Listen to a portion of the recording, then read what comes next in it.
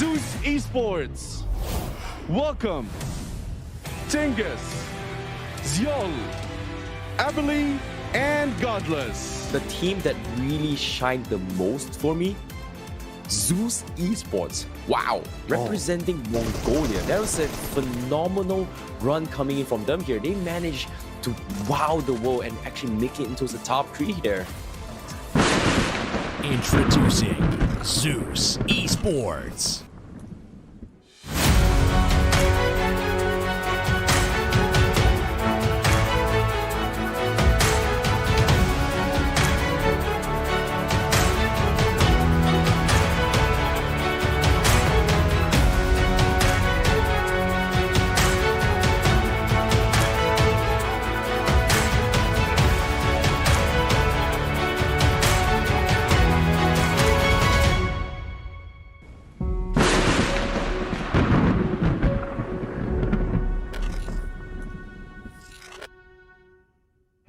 Мөрөөдлийнхаа яг энэ үзүүрээс атгацсан ч гэсэндээ яг Дубай явах болсон ч бидэрт маш олон тийм саад бэрхшээлүүд тулгарсан.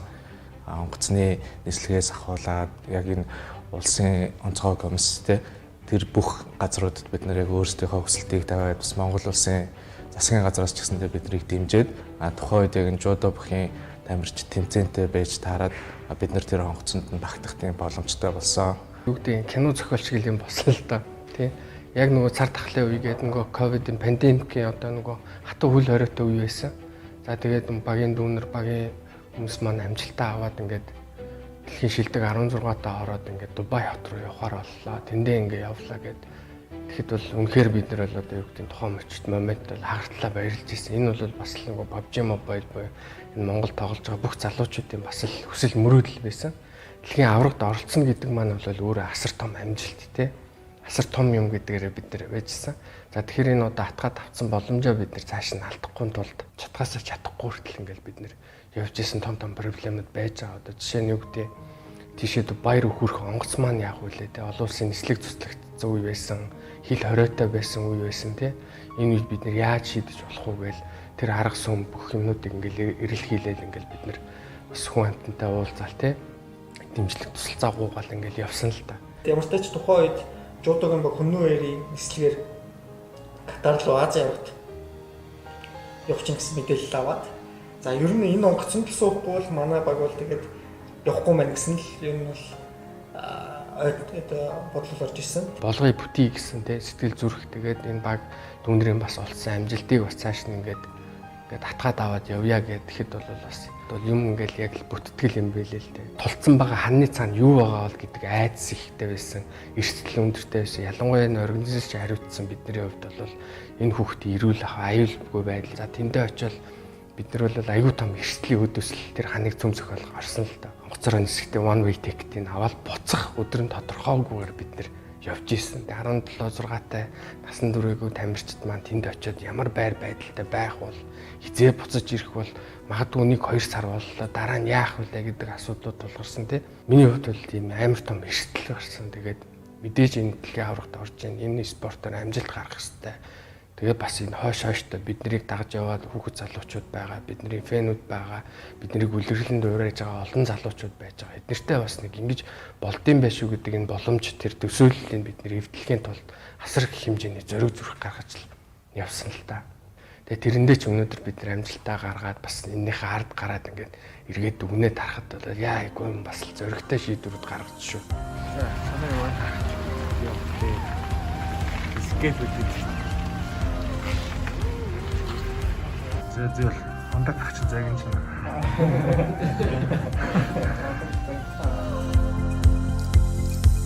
Зайгаа тогтцоо бол хийлээч.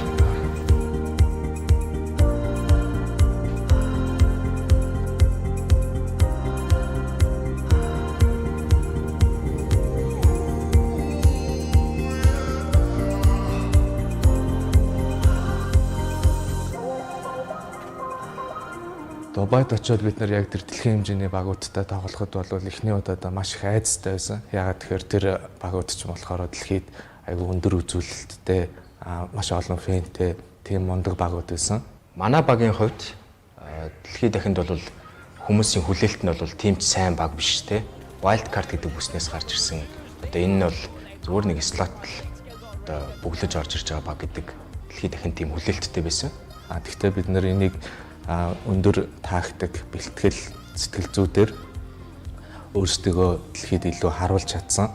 Манай багийн тоглогчид тулах чадвар сайтай, нэг эсрэг нэг хийхтэй. Тэгээд дээрэс нь болохоор тактикийн хувьд ротейшн хийж явж байгаа байдал, нөгөө багуудаа хаана бууж байгаа, эдгээр тэдийн хугацаанд одоо тийшээ очдог, зоон татхад нөгөө талдаа ийм баг одоо очсон байх боломжтой гэдэг юмнуудаа маш сайн мэдчихсний үндсэн дээрээс одоо багуудтайгаа бас сайн байлдаж чаддаг. 3-4 дахь өдрөөс бид нар яг энэ багуудтай адилхан төвшөнд тоглоод ийм амжилт гаргах боломжтой юм байна гэдгийг өөрснөө тухайд манай тамирчид ч гэсэндээ мэдэрсэн.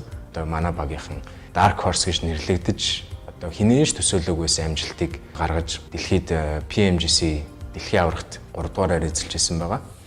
Esport just got their second chicken dinner at the grand final with a lot of skills, a good prediction of the place itself, and the winner chicken dinner really amazing. За PUBG Mobile нь бол одоо дэлхийд хүч түрэн гарч ирж байгаа тренд болж байгаа mobile e-sport гэхээр илүү онцлогтой.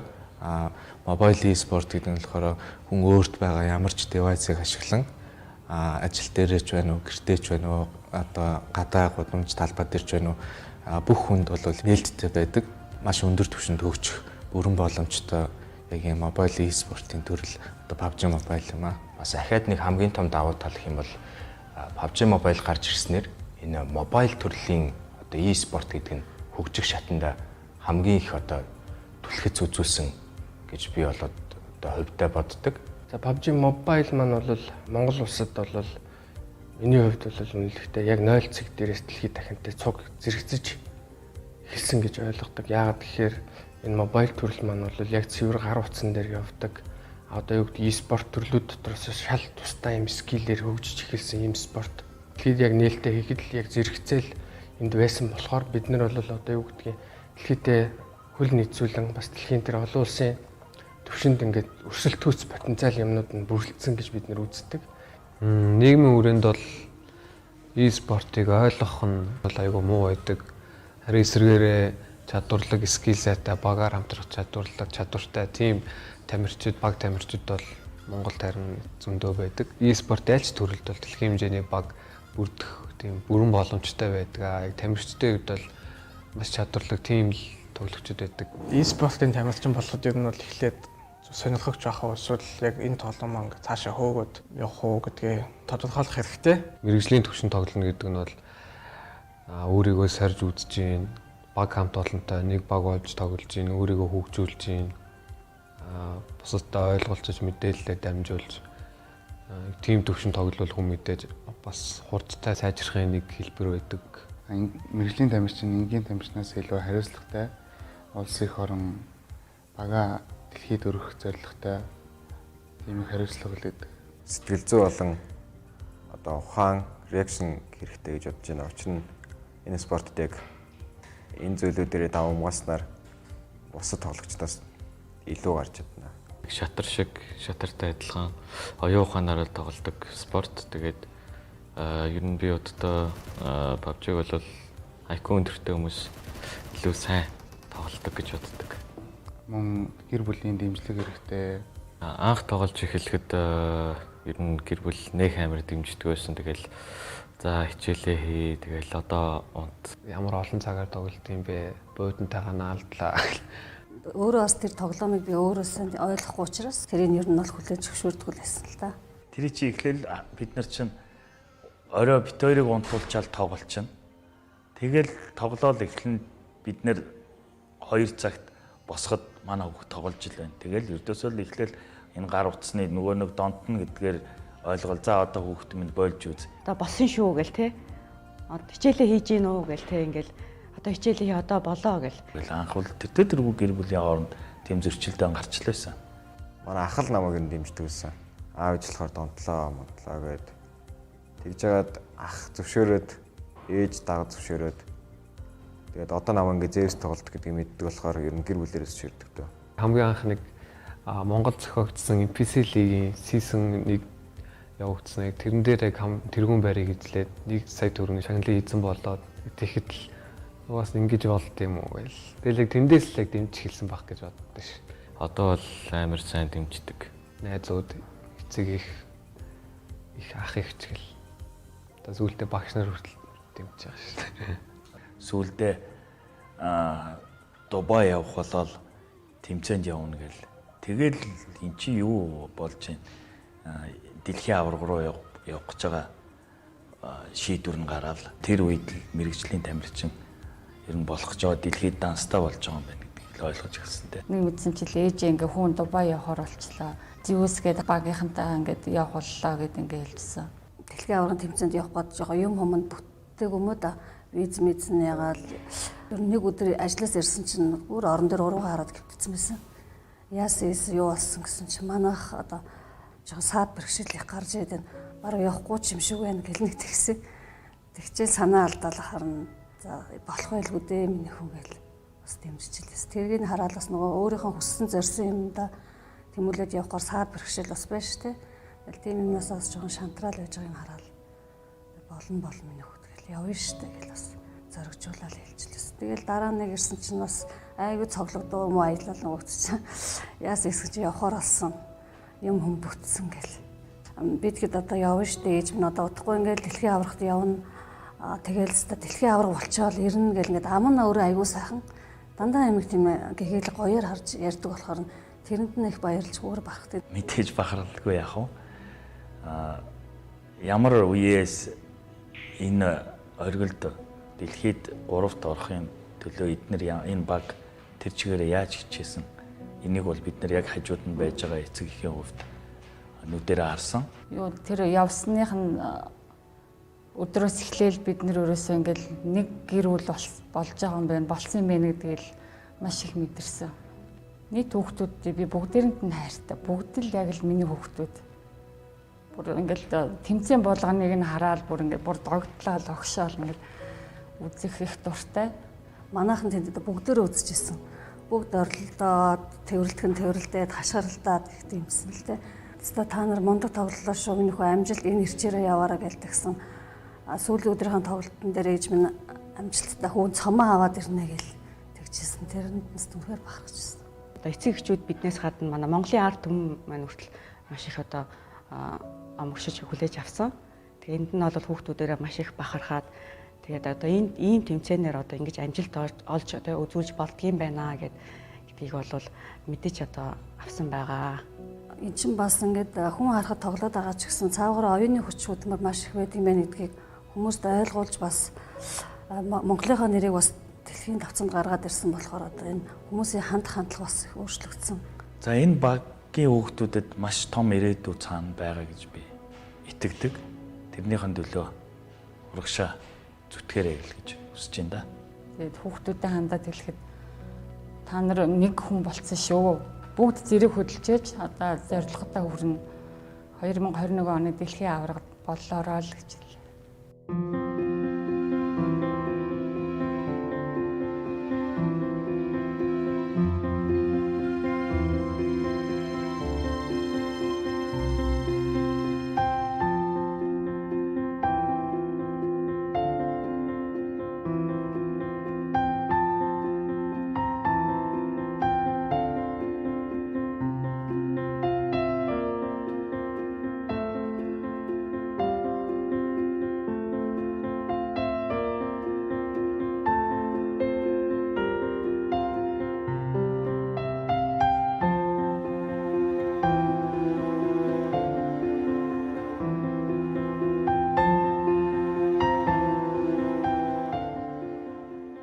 PUBG тоглоом нь өөрөө багийн спорт. Zeus кланы хүүхдүүд ингээд хоорондоо тоглохтой амар хөөрхөн эвтэй найртай тэгээд альва асуудлыг ингээд зөв гаргалгаагаа гаргаад шийдээд ингээд явж байгаа нь амьдралд маш хэрэгтэй бас зан төлөв болов гэж боддог. Манай баг бол одоо миний бас нэг гэр бүл юм да.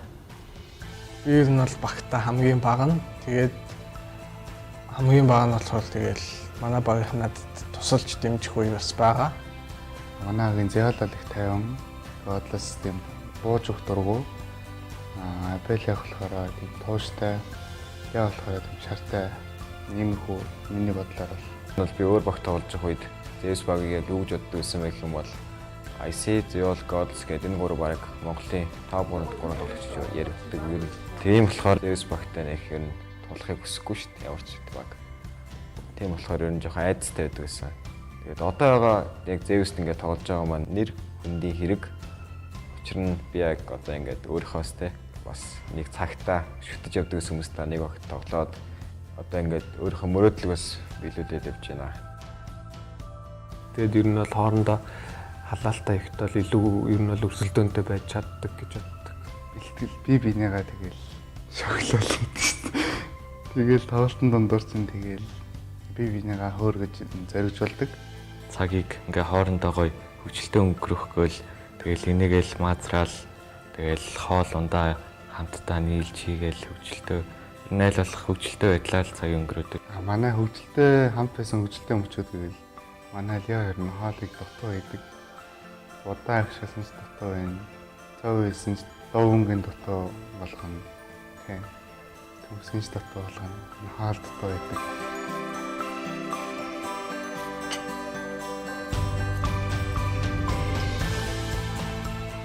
Манай багийн үүсгэн байгуулагч, менежер болон коуч бүгд манай ах нар тэгээд яг л бид нэг гэр бүл шиг байдаг. Би эндээ тусалж дэмждэг. Тоглоомн дээр ч амьдрал дээр ч багийн хувьд гэвэл ирч хүч тесрэлт мэдрэгддэг. Dark horse л да. Zeus are unstoppable. They are just completely unstoppable. Absolute beasts. That's it. And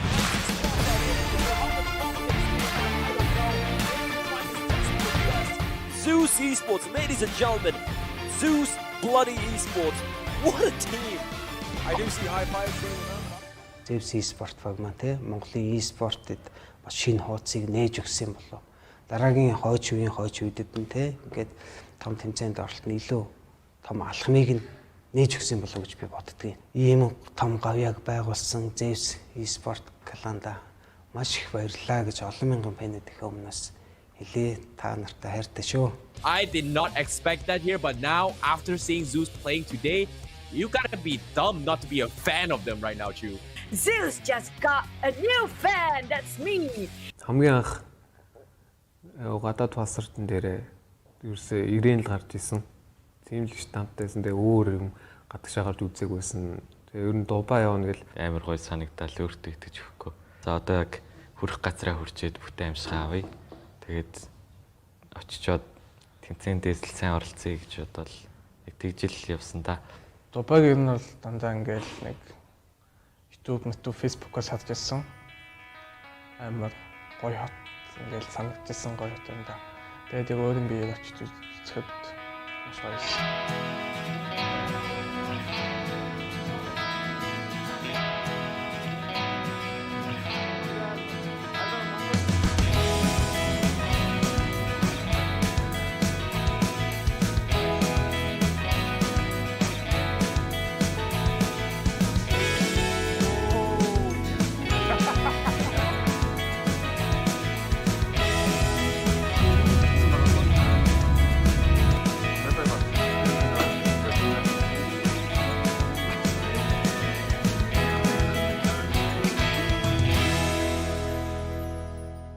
Хагас жилийн өмнө Zeus-ийн маань PUBG MOBILE дэлхийн аваргын финалд оролцох эрхээ авах тэмцээнд оролцож байсан. Энэ үеэс би тэдний тэмцээн мөрийг үзэж дэмжигддэг болсон юм аа. Манай монголчууд тэр үед ярьж ирсэнд манай Zeus-ийн Дубайн тэнгэрт аянганд дуулгадаа гэж үнэхээр аянг болсон. Энэ ялалт бол манай Zeus спортынхны авиасаа өөрсдийнхөө овсгоог, өөрсдийнхөө оюуныг сахим спорт зориулсны үр дүн байсан. Өөртөө зүтгэж, өөртөө итгэж явсны үр дүн байсан. Монголд энэ сахим спорт хөгжих, монгол залуучууд сахим спортоор амжилт хүрэх боломжтой гэдгийг дэлхийд дахинд харуулчлаа, тийм ээ.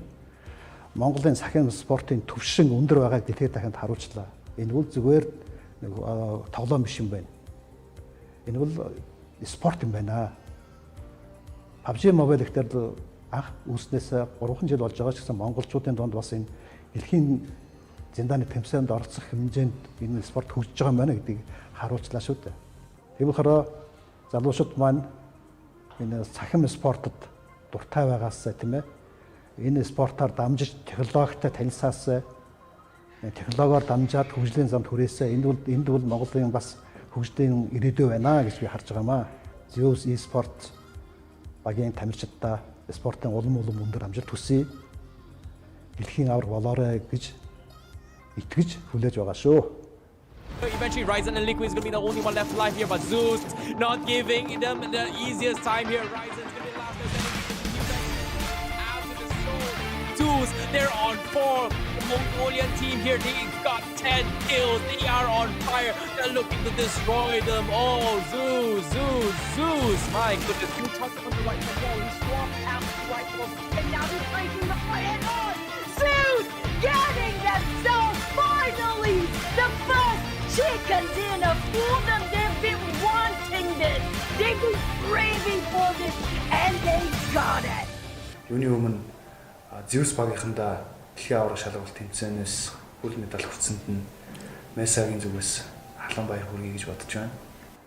Одоо үндэстнэрээ нэгдэн гэж ярьдаг шүү дээ. Яг спортын хамгийн олон давуу талт чинь тэр байгаа. Яг үндэстнэрээ нэгдээд нэг одоо зүйлийг хамгаалж байгаа тэр зүйл нэг багийг нэгдээд дэмжиж байгаа тэр хэсэг байсан тийм. Тэр хүчит бол ерөөсөө яг ганцхан зүгээр энэ e-sport ч юм уу гейминг индустрид байдаг залуучууд баярлахаас гадна баг ер нь бол баг Монголд байгаа залуучууд бүр залуучууд гэлтгүү энэ спортыг яг энэ төрлийг ойлгохгүй хүмүүс хүртэл ингээд хайп аваа бүгдээрээ их баяртай байсан. Яг энэ бол анхны хамгийн том бас хамгийн үн цэнтэй шагнал болов гэж бас бодогдоод байдгийн. Тэгэхээр Монгол залуучууд бол аюу таалантай. Бас магадгүй яг энүүгээр энэ спортоор ингээд өшөө ингээд цаашаа удаан хугацаанд явах юм бол энэ байтугай амжилтыг үзүүлэх байх гэж бодож байгаа. Zeus-ийн бас яг энэ эхлэлийг нь үнэхээр яг тавьж чадлаа гэж бид нар дүгнэдэг. Энэ бол дахин давтагдчихгүй. Үнэхээр бахархмаар үйл явдал болсон шүү. Тэгээд дахин баяр хүргэе Zeus-ийнхандаа өшөө олон өндөр амжилт үзүүлнэ гэдэгт бол тун итгэлтэй байна. Тэгээд энэ бол дөнгөж эхлэх шүү л гэж одоо хэлье да.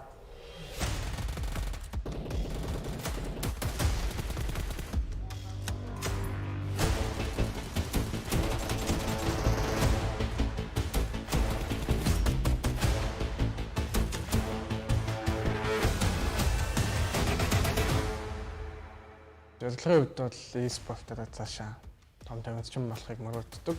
Миний мөрөөдөл бол мэдээж бүр том дэлхийн тамирчин болохыг мөрөөддөг. Мөрөөдлөө тэгэл яг Монголд бол яг ингээд PUBG MOBILE гэж тэгэхээр яг хүмүүс ер нь бүх насныханд яг ингээд Zeus Esports л гэж нүдэнд нь харагддаг. Яг team ирээдүйн төлөө энэ үний хэмжээнд очихлоо тоглолдог team мэрэгжлийн тоглогч болно доо гэж мөрөөдж байна.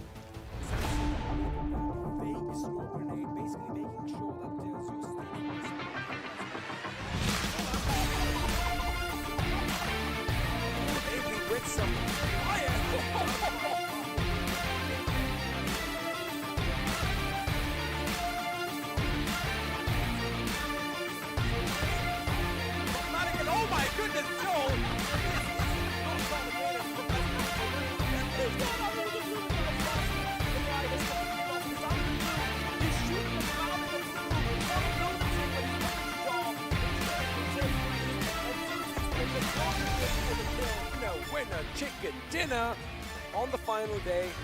Is that a statement? Is that a statement? Zol is a lunatic. He's a madman. Someone take away his license because that was just obscene. We were talking about Mad Max Fury Road. That was it. That was PUBG Mobile meets Mad Max Fury Road, and an amazing job over there. Манай багийн 2021 онд одоо 6 сард мэдээж South Asia-гийн чемпион болно гэсэн зорилготой байгаа. Хамгийн ойрын зорилго нь. Тэгээд дараа нь World League-д орж бас л чемпионы төлөө үүснэ гэсэн том зорилготой. 2021 оны эцсээр болох PMGC Season 1 дээр авралах зорилготой байгаа да. За энэ жилийн зорилго тэгэл угсаа ойлгомжтой дэлхийн аврах болох шил байна да. Тэрнээс гаднаас Монголын спортыг дэлхийн дахинд таниулж ер нь авьяастай хүмүүс байдаг шүү гэдэг мэдгэдгийг хүсдэг. Энэ жилийн зорилго бол бид дэлхийн аврах болох болно. Тоглогчдод ер нь яг энийг мэрэгжлийн төвшөнд тоглохын тулд мэдээж тууштай байх хэрэгтэй. Өөртөө итгэх хэрэгтэй. Аливаа саад бэрхшээлийг давж туулах бас хувийн чадамжтай байх хэрэгтэй. Ер нь бол хамгийн гол зүйл нь өөртөө итгэх хэрэгтэй л гэж хэлэндээ. Тэгэхээр энэс цаашдаа бид нэр амжилтаа ахиулъя. Энийг урт хугацаанд доктортой барьж авч явъя гэх юм бол яалтчгүй бид нэр нарийн зохион байгуулалттай организашн буюу менежментийг хэрэгжүүлэх зүйтэй юм аа гэдэг талаасаа бид нэр түлхүүн энэ жилд эндээ төвлөрөөд бид нэр ингээд цаашдаа арга хэмжээ зорилт юмнуудаа тавиад ингээд ажиллаж байгаа. Бид нарыг бас энэ төрөөс бодлогоор дэмжих нь бас хамгийн нэгдүгээр асуудал. Тэгчиж энэ e-спорт гэдэг чинь өөрөө хөгждөг. Хүүхд залуучууд нь цаг цагаа өрсөн шинжин мэрэгжлийн тамирчин болох те төрийн бодлогоор бас дэмжиж өгвөл Монгол залуучууд дэлхийн шилдэг тамирчид, шилдэг баг үүсэх өрн боломжтой гэж боддог юм байна. Монголын PUBG MOBILE Esport бол дэлхийд дахинд ингээд цахиур хагалж үргэлж энэ ноён хоёр хэрэглийг эзэлж байхаасай л гэж одоо хувийнхаа хувьд бол мөрөөддөг. Тамирчин хүний хувьд одоо бас нэг зорилго байдаг шүү дээ. Энэ далбаага тий цэжиндээ барай төрийн дугаар явж байдаг. Энэ мэдрэмжийг олон тамирчид аваасай л гэж би дотроо боддог. Энэ төлөөч бид нэр ажиллах болно. Тэгээд удахгүй бас дэлхийд дахинда олон жил Монголынхаа төрийн талбайг мандуулах бахаа гэдэг цаг ойрхон байна гэдэг дээр бол би итгэлтэй байна.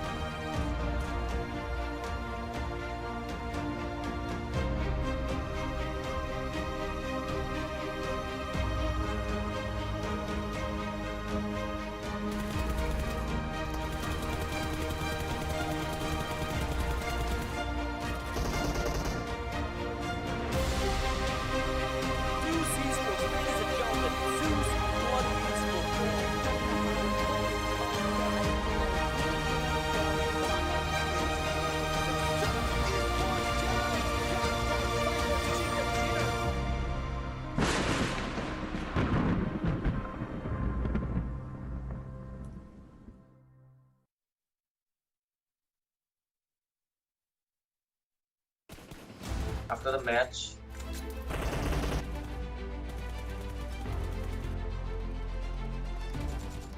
everybody called us in the Discord server. We were celebrating. At that time, I was scrolling to Facebook. There are thousands of Instagram mentions. We were happy. There were a lot of posts about us that we qualified for PMPL South Asia Championship. Hi guys, my name is Sharpex and I'm the asserter of 1952. My day in the life is really simple. I just wake up, then I seek for practice. I have to spend some time in the training ground, and as well as as a student, I have to study too. I have to give time to my parents, and sometimes I may go out with my friends, may not. And then we have to play scrims, we have to play tournaments. All these things are actually a day in the life. In the final match of PMPL final, yeah, we got the chicken dinner. We were very happy, but in the match, I actually remember that Magnet told that when they were like, we became top 3 and top 4, we just guessed we became top 3 and top 4. We actually understand that yes, we will be going for South Asian Championship, so why don't end it with the chicken dinner? And Magnet told that come on, let's do a chicken dinner last match. So at that time, our players are like laughing. We were serious before the match, but our players are like laughing, and our entry told, yeah, let's do this. Tofik told, yeah, let's do this. So these kind of things were going through my mind, but at the beginning of the match, we were kind of in a pressure because that was a deciding match for us, if we will be going for South Asia Championship or not. So yeah, these are the things. In this stage, there are a lot of good teams, a lot of experienced teams, a lot of strong teams. But the most crucial thing that we learned from these teams is that our situation can be very worse. We may not have the game in our hand. We may think that, yeah, we'll get wiped out right now. But a single call or a single small action can actually turn the gameplay to our hands. So this is actually the most crucial thing we have learned from the teams in PMPL. So yeah, obviously Tofik, Magnet and Envy are the key in our team. And in every matches, we try to remain as calm as possible and pick kills in different angles, because we actually don't play together at one compound or two compound. We actually split up. We actually play solo, and we try to pick some kills from the long distance, mid range, close range, anything. If we need help, we just give call. If we are not in a situation of picking kills, we actually give the calls to our teammates that, yeah, you can pick kills from there, you pick kills from here. So yeah, in this way we were able to pick some good amount of kills. So it's actually a long story for 1952. At first, when we formed the team and then I joined the team, we actually didn't get that much support from the fans. But our only main goal is to earn that support, is to earn what we deserve. So after that, we just focused on our performance. We performed in PMPL final, we performed in PMPL final, we qualified for the South Asian Championship. And through this whole process, we actually saw that yes, our supporters are increasing, our fans are increasing. In this way, we were able to influence our fans and actually get the support. Actually, the thing is, we are actually the only thing in our mind is about the South Asian Championship, to perform better in that, and we'll look forward to do better in the upcoming days. But now our main concern is South Asian Championship.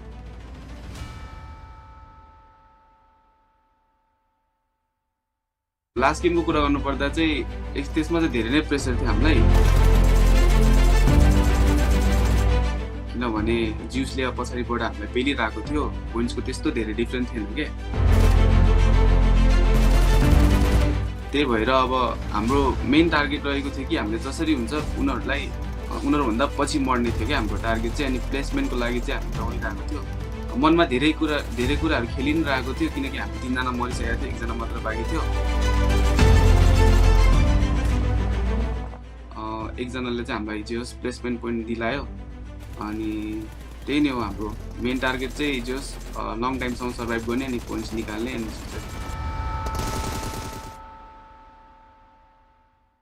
Hello, my name is Ajay Shrestha, I am a support player for DEADEYES।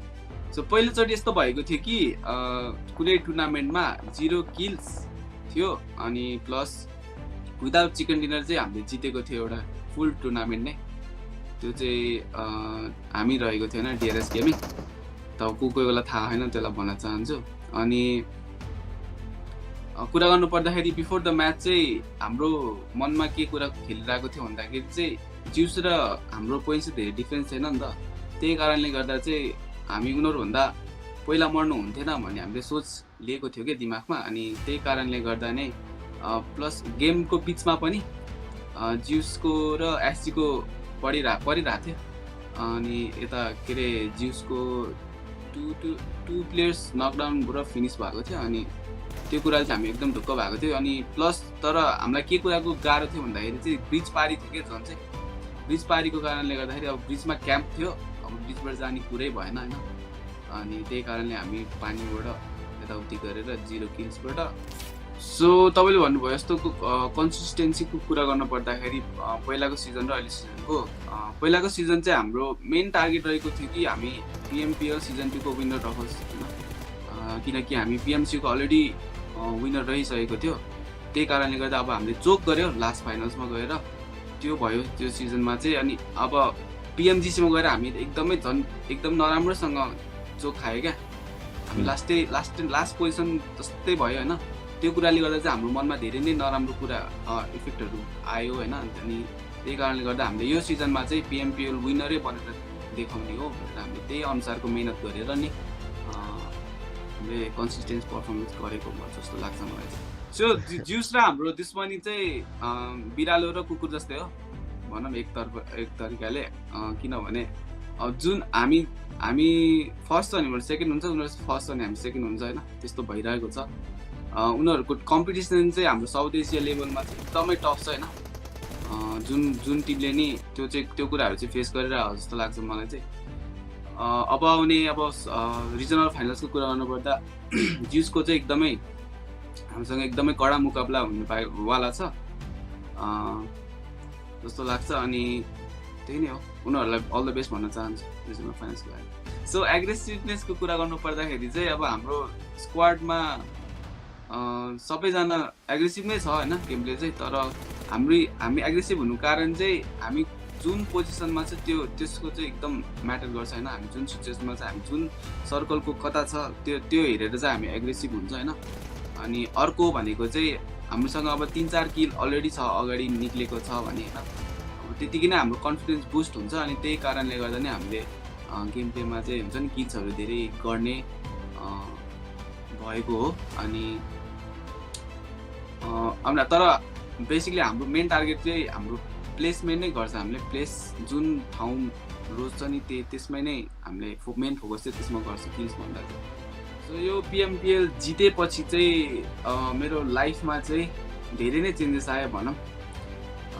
एकतर्फबाट फ्यामिलीबाट धेरै अहिलेको पहिला गर्ने भन्दा धेरै नै support आयो।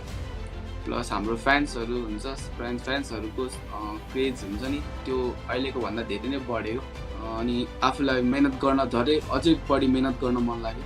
सो नेपालमा स्पोर्ट्सको कुरा गर्नु पर्दाखेरि चाहिँ अहिले हालको समयमा पहिलाको भन्दा म्याक्सिमम नम्बरमा चाहिँ ग्रोथ भएको छ होइन स्पोर्ट्सको नेपालमा चाहिँ। अब एक्जाम्पल लिउँ कि अब हाम्रो जुन स्पोन्सरसिप छ उहाँहरूले चाहिँ फर्स्ट इन नेपाल हो होइन, कुनै अर्गनाइजेसन इस्टाब्लिस गर्नमा हाम्रो फर्स्ट हो। अनि उहाँहरूले चाहिँ हामीलाई स्पोन्सर गरिराख्नु भएको छ, त्यो भयो एउटा मेन इक्जाम्पल। अनि अरूहरू हुन्छ नि, अरूहरू पनि त्यसरी नै ग्रोथ हुनुभएको छ, त्यसरी नै डेभलप गर्नुभएको छ। डिफ्रेन्ट अब अर्गनाइजेसन फर्म हुँदैछ बिस्तारै।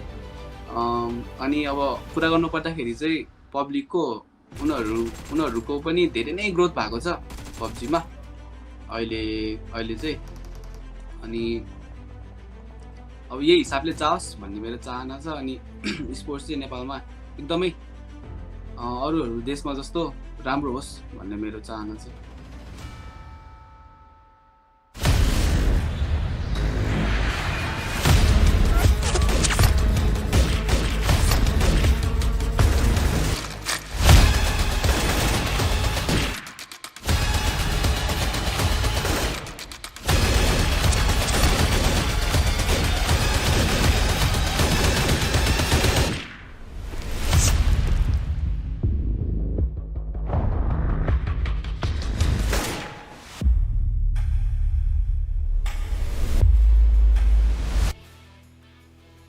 Hello and welcome to the final day of PUBG Mobile Pro League South Asia Championship. This was a 4-day affair that has brought itself down to today, the final day where 6 games are going to be played, and at the end we will know which team is going to be bringing down the glorious moment for themselves. Alongside all of this, it is a big thanks to OPPO F9 Pro for making it all happen. Hashtag hook up your fun. I'm your host Proto. Joining us on the analyst desk again are going to be none other than the two duo that you do know by now. It is I Super Johnny and Ocean Sharma. Yeah, thank you for the warm welcome. And as you said, 4-day affair. We are going to begin the last day of our journey. And finally, we're going to know who is the champion of South Asia. It's going to be a close finish though. Few hours. Yeah. Few more hours left. 6 games, few more hours, and then we'll just, crowning that one team that has been, will be, might change the day. Something's gonna change today. And just like yesterday, right? Zeus just coming up on the second position. Well, it's coming up slowly and steadily. It certainly is, dude. But along with that, another thing to talk about is going to be the special guest joining us once again. It is a lad who's joining us all the way from Mongolia. None other than Raznova is here once again. Hope you're doing great, dude, because yes, when it came down to the team that you're supporting, they are finally climbing the ladder. Yeah, hello guys and greetings from Mongolia. Thank you so much for having me. Well, what are your expectations for today? Just, as we just talked about ours, what are your expectations for today's day? Yeah, the competition is getting really fierce. For the first and second, the Mongolian teams were playing really aggressive. On the day 3, we have seen really aggressive gameplay from Esport and the APES. Yeah. I hope they will need this mentality for today's performance as well. Well, with you joining us on stage, yesterday was a complete different annihilating play coming in from the Mongolian teams. And again, today, fingers crossed, will be the same. Exactly. I mean, Raz was there supporting the teams, cheering for Zeus as well. And Zeus Esports now sitting on the 2nd position. Apes is there on the 4th. And, well, things are looking really good for the lads.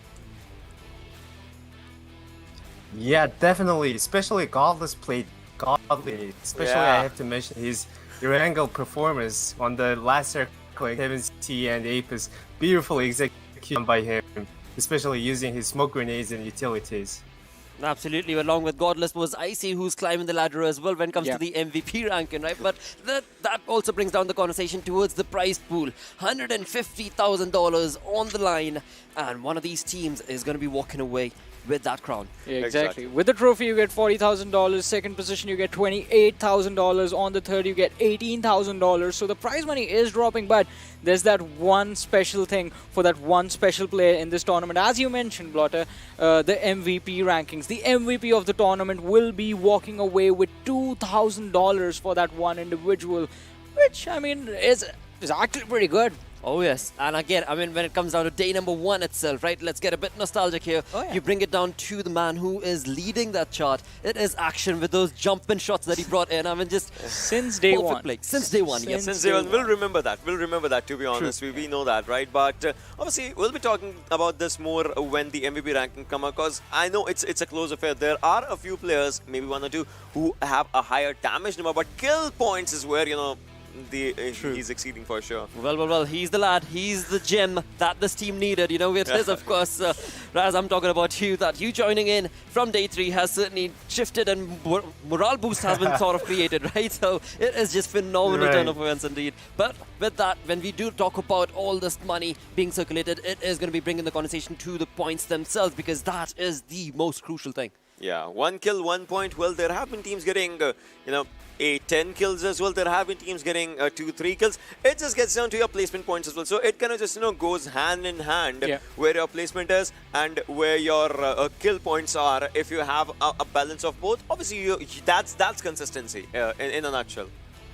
Absolutely, mate. Absolutely. Because, again, I do believe, Johnny, you were to add something to that. I mean, I'm just going to say, I mean, Braz has also pointed out the aggressive stance that the Mongolian teams have taken. I mean, it is incredible, because Ocean mentioned, the balance needs to be there between placement points and kill points. But if you can walk away every single game with 6 to 7 kills to your name, that is guaranteed for you. What more do you want? I mean, even if you are having a game with an early exit, you still get those 7-8 kills. You're still getting those extra points. Yeah. Absolutely. Now, Raz, I've got one question for you, dude.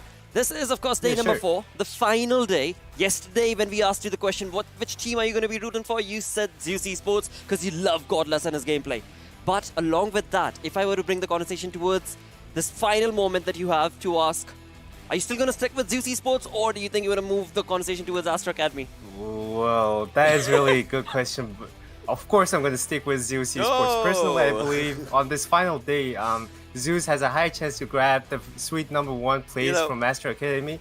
Also, if APES could get 1 more chicken, who knows? The top 3 teams could be Mongolian. I love this guy. I'm telling you, I love this guy. The way, he is firing up the competition with those words, trust me. That is so very true. But alongside these Mongolian teams that we've been talking about, there are 16 teams in total that will be jumping into the battleground. So let's quickly run through them all. DE Lit is, these 2 teams is where we can have our conversations as well, because Lit is kind of that 8-9 position for themselves, but DE, well, they are doing good. He's definitely doing a wonderful job, just keeping themselves in a really, really close tie-up with the third spot. So they will look to challenge that third position, and they will try their best to take it away from DRS that have dropped to the third position. Earlier on in the tournament, day 1, day 2, it was a different competition between Astra and DRS. Then Zeus chimed in yesterday, taking DRS down. Now they are sitting on the second. But as we move forward, we have Astra Academy and APES, that is a team that is sitting on the 4th position. Astra Academy destroying lobbies match after match after match. And then let's not forget 1952. We just saw an interview with the lads earlier. I don't think they need to prove anything else. They have proven they have what it takes to go toe-to-toe with the best in the region of South Asia. And Stalwart's here, they have been looking really good alongside 1952. Yes. But if you're talking about a team, 1 or 2 teams that have shined 1 or 2 games, it's T2K and Skylight. So today it's going to be an important day for these teams as well, because hey, the prize pool, we always focus on the top 3, but there's a prize pool for everyone out there. Exactly, and all these teams that we just mentioned are genuinely phenomenal in terms of their plays, but when it comes to the storyline as of now, it is the overall ranking that I'm talking about, and that is showcasing a different affair altogether, where when you talk about lead, Astra Academy created a massive lead with those 5 chicken dinners and 228 points to this team. Exactly, Astra sitting comfortably on the 1st position, and then we have Raz's favorite team, Zeus Esports. So again, there's a difference, Raz, right here between Zeus and Astra. We had this conversation. We had this conversation yesterday after the last game. Which team's gonna go to the triple-digit marker in the kill point department? That's first thing. Zeus, will they go for the triple-digit in the placement point department in the first game? Like, how are they gonna play? Because if Astra Academy would not have been there, it kind of just reminds me of the league final. Zeus, DRS, Zeus, DRS, but there's no. It's a triple threat right now. With APES as well just coming in. Like, we want a piece of that top 3 spot. I believe like two good games and APES can actually take the 3rd position away. That's what they need. DRS Gaming, there has been a fall in the momentum that the team had, so I'm going to hope they try and recover it today and be the same team that we were looking at during the first 2 days of the tournament. But 9-16 is where the situations are different, right? T2K, they had their share of good games. They went down. Skylight, well, they have started having their share of good games. Let's see where does it take them. I mean, talking about this one, Skylight, T2K, they have the similar placement points for themselves. Skill points is something that's differentiating them. Most certainly, Ocean, because this is the storyboard as it's looking at the final day start. Things are going to get Herculean, because some teams that are on this final page will have to, well, stick their neck out and jump into those battleground moments and convert those into situations that they walk away with some really good points. But along with that, we also do have the MVP ranking to talk about. There, as we just had a conversation with Raz, Icy's right there, slowly closing the gap. I mean, he is, but you know, there's that formula for MVP ranking. The 40% to the damage, the 40% to the survival, and 20% to the kills. So I guess like the conversation might just, you know, wrap up around this one. Yeah, exactly. I want to ask Raz. Raz, what do you think needs to happen in order for IC or either Godless to take away the crown from Action? They just have 6 matches. Yeah, sure, definitely. And if you observe really closely, IC has more damage than Action. And if you continue this domination with longer survival time, he has more than a chance to take the MVP title from Action, I think. Yeah, that's true. I mean, he actually needs 9 more kills with kind of similar survival time. Like, that's where the percentage actually goes down. I mean, the quick maths. But so, 6 matches to go. You know what that man has done. The man sitting on top. He got 23 kills, I believe, in 6 matches. So, best case scenario, as Raz mentioned, for IC would be to dish out more damage consistently and be the one with the higher survival time. Since those are the things that carry more weightage in the calculation of the MVP rankings. Yeah, exactly. And I'm sure IC will have the support of Raz, you know, because it certainly is looking like a dominating play that Zeus started off yesterday, and today again, fingers crossed, will be the same. Now, Raz, with that, thank you so much for chiming in along, but few words that you would want to say to the viewers as well as the team that you're rooting for? Yeah, definitely, and thank you so much, guys, for having me, and best of luck, Zeus on top. That would be my slogan. Well, thank you once again, Raz, for tuning into the conversation and sharing the stage with us. It is absolutely going to be an incredible day. 6 games, as Johnny, you did just mention. anything can happen. I mean, from first day itself, from those jump-in shots to the way Astra Academy played, yes, it was really, really phenomenal. But that was just day one story. You move that along to the other days. Zeus Esports has been climbing the ladder slowly and steadily and are closing the gap. That is where the storyline can very well shake the ground of a team that is on that pole position for now. Exactly, and it was an interesting start to Zeus's journey as well. After the first 3 games, they were outside the top 10, so we were all wondering like what happened. And then Ocean was like, wait, just hold your horses. This team is just... Let them. Yeah. They needed just those 3 games. They needed 3 games and they bounced to the top 8. And today now they've got the opportunity to utilize all 6 games, continued along with the momentum that they created yesterday. It is looking like a really, really close battle. See, anything is possible till, I would say, the top 7. Right. Having number of good games can actually change a lot of things. But let's not forget DRS as well. Ocean said top 7. I said let's not forget DRS. Right top on the 4. toes of Zeus. Top 4. Yeah, APES as well. Because it's going to be an interesting journey. We know what happened during the South Asia finals, PMPL South Asia Season 3, right? It was a close call, and then it came down to that photo finish in that last game. Just 2 points. Again, it's those 2 points, but we still have the last game. We have 6 matches to go. Talking about points and talking about teams that are really, really close. We've got 1952, a team that is joining in all by themselves from the region that they are from, along with Stalwart Flex and Stalwart Esports. But boy, oh boy, these teams are going to again showcase a different stage today. Yeah.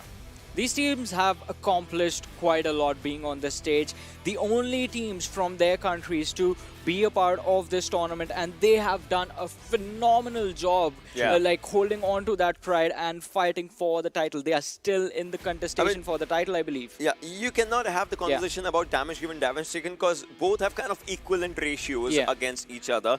But this comes down to one thing. Even if damage given, damage taken is similar, look at how many kills Stalwart has accumulated. That means, if you talk about the total points, 1952 is going for the placement points. So this is a perfect comparison. One team going for the placement points alongside kills, the other team going for the kill points alongside placement, and that's what they are doing in sheer brilliance. I mean, Stalwart, really remember, they were trying to root out for the chicken dinner, but they were getting kills and kills and kills. But 1952 from the first game, they have been brilliant. I have said this before as well. I said this during PMPL Season 3, and I'm going to say this now. Stalwart Flex is one of those teams that can go toe-to-toe with Zeus Esports in terms of raw aggression. Raw aggression is what I'm talking about. The ability to not be scared and pick any fight that comes their way. That is what this team does. Yeah, I mean, talking about the performance of both these teams, that's what I was saying. The first game of 1952, they had really good. They've had their higher peaks as compared to Stalwart. So Stalwart, they are focusing not much on the placement points. I would say today they should, because they have a brilliant kill-hungry lineup with the likes of Crypto. I mean, the guy is second on the top kill leaders. He has 30 kills. So, that is brilliant. So, along with that, if you talk about getting those placements, I mean, with the lineup and with the coordination that they have with Uzum and those players, Johnny reviews, those players are amazing. So today, I believe these two lineups, I won't say dark horses because we know what they are capable of, but I would say they're gonna dish out some amazing games which no one might be expecting. Perfectly put. Because again, man, you talk about the momentum steamrolling across. We spoke about Zeus Esports. We can very well bring the conversation to Stalwart as well, because they started off that perfect, steamrolling from yesterday, and that of course could move on for today's play as well. But alongside that, a few more other teams to talk about are certainly going to be the ones that are leading the chart as of now. The competition between them is just going toe to toe, which is of course Zeus Esports, Astra Academy, as well as the Real Soldiers. Now imagine where Zeus popped up yesterday's last match. Both of the teams had a bad match for that one. So if Zeus actually finds up a match today as well, that's kind of in the similar fashion as the previous day's last match. I mean, if Astra Academy falters down, if DRS falters down, that's going to be a really good advantage for Zeus. If DRS, DRS is a really composed lineup as of now. If you talk about one and a half years back when we saw them starting up their pace, they have learned a lot. That shows in their gameplay. So I would love to see what DRS actually does today. Exactly, but there's the thing that is going on with DRS that you might have noticed as well.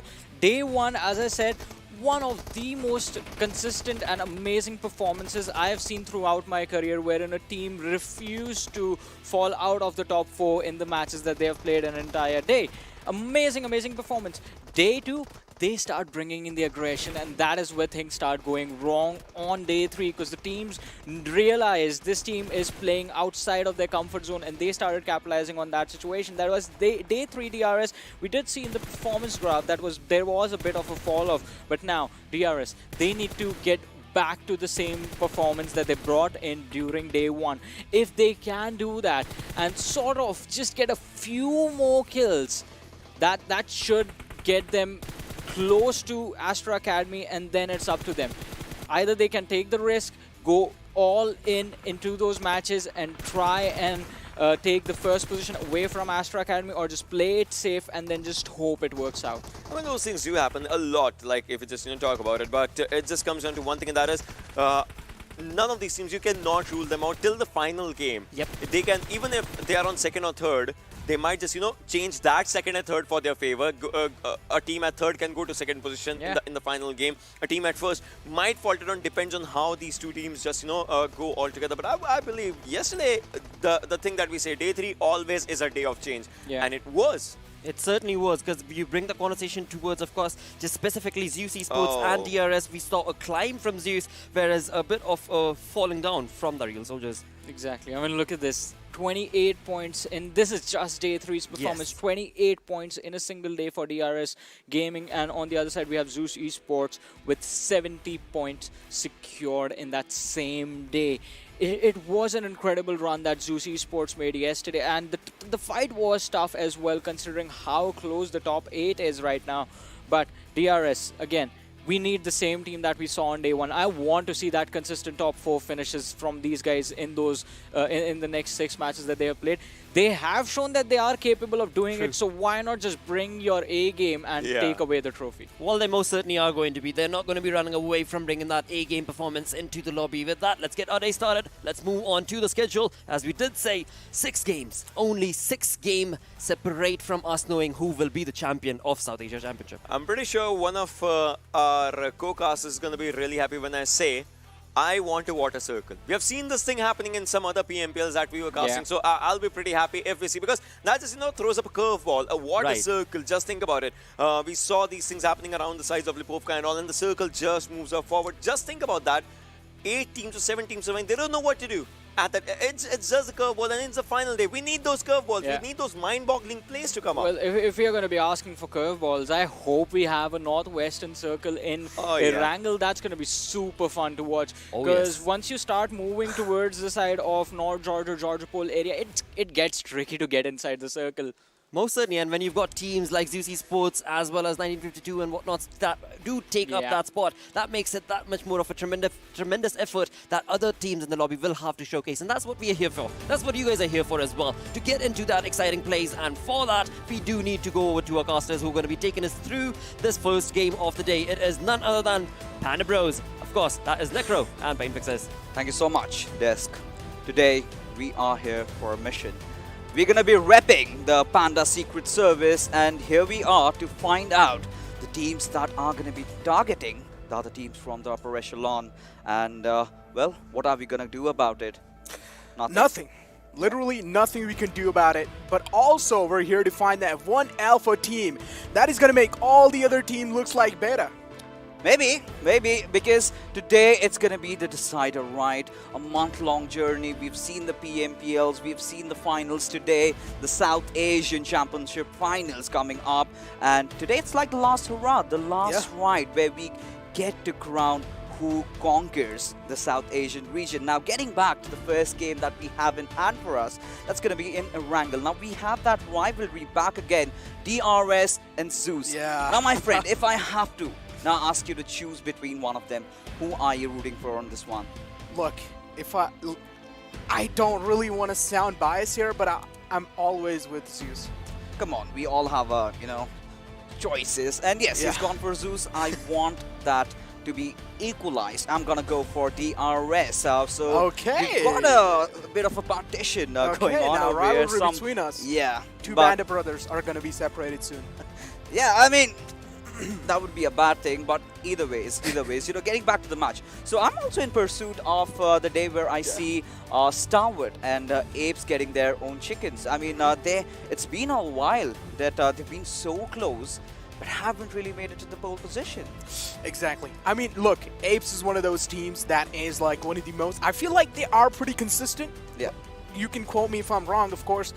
But on the other hand, Stalwart is a team that likes aggression quite a lot. See, take a look at Crypto, man. This man is on the second top fragger position with 30 kills. I mean, is that a joke? He's a madman. He is Yeah. insane the way he approaches every single time, every single game. We've seen him pull off some ludicrous plays. And but at the same time, you know, this is where I would want his other teammates to sort of chime in and also contribute. Because, yeah, kills are fine, but you need to maintain that perfect balance between your position points as well. Now, we've been talking about the circles right now. Ocean did, however, mention that he wanted something happening around the eastern side, you know, the water circle. But mind you, I really did not want that to be happening today because, you know, then it's going to be absolutely preposterous for all the teams that are going to be playing because then again, everyone would just be thrown off. But then again, the first game is definitely going to set the day in motion. It's going to define how or how many points that you're supposed to be collecting. And now, towards those final few games, we will have those teams from the bottom of the table to try, you know, and target the big ones, you know, the big fishes and the big sharks. And we've been privy to that in the previous renditions. But now, without any further ado, let's just head inside the portal and find for ourselves as to who is going to get the first chicken. Here we go, baby. Final day. First game opening over here. This is going to be really exciting. In the map of Erangel, playing fly pass starting from Georgia Pool, ending towards Milta Power Fixes. This is just going to be a war to end all wars. Maybe. It certainly can. Now, taking a look at the flight path trajectory, we have it heading all the way towards Milta Power, sort of dissecting the map into two halves. So all the teams, they're not going to have a lot of trouble unless you are 1952, as in a case where you have to take those vehicles. So we've seen a lot of Carmageddons happening lately, you know, a lot of teams being picked off. And this is something no one inside the lobby would be hoping for. Exactly. I mean, look. Final day, I feel like I'm expecting some new kind of strategies out as well, especially the teams that are in the bottom echelon. If we talk about the HTM region, without a doubt. I mean, this whole tournament, you know, 3 teams, they haven't really had their kind of like time of life. For example, INV, SD, and Nightmare Gaming. I mean, look, unfortunate moments do happen, but if you're going to be unfortunate for the entire tournament, then there's something wrong going on in the team, and this is your duty to actually find that out and try and fill up those you know, little holes and little cracks. But I'm pretty sure a little bit of time with these teams more, they can work on it. I mean, now they're getting like the SA Championship, you know, in their backpack. They have the experience as well. They know how teams play, how they think.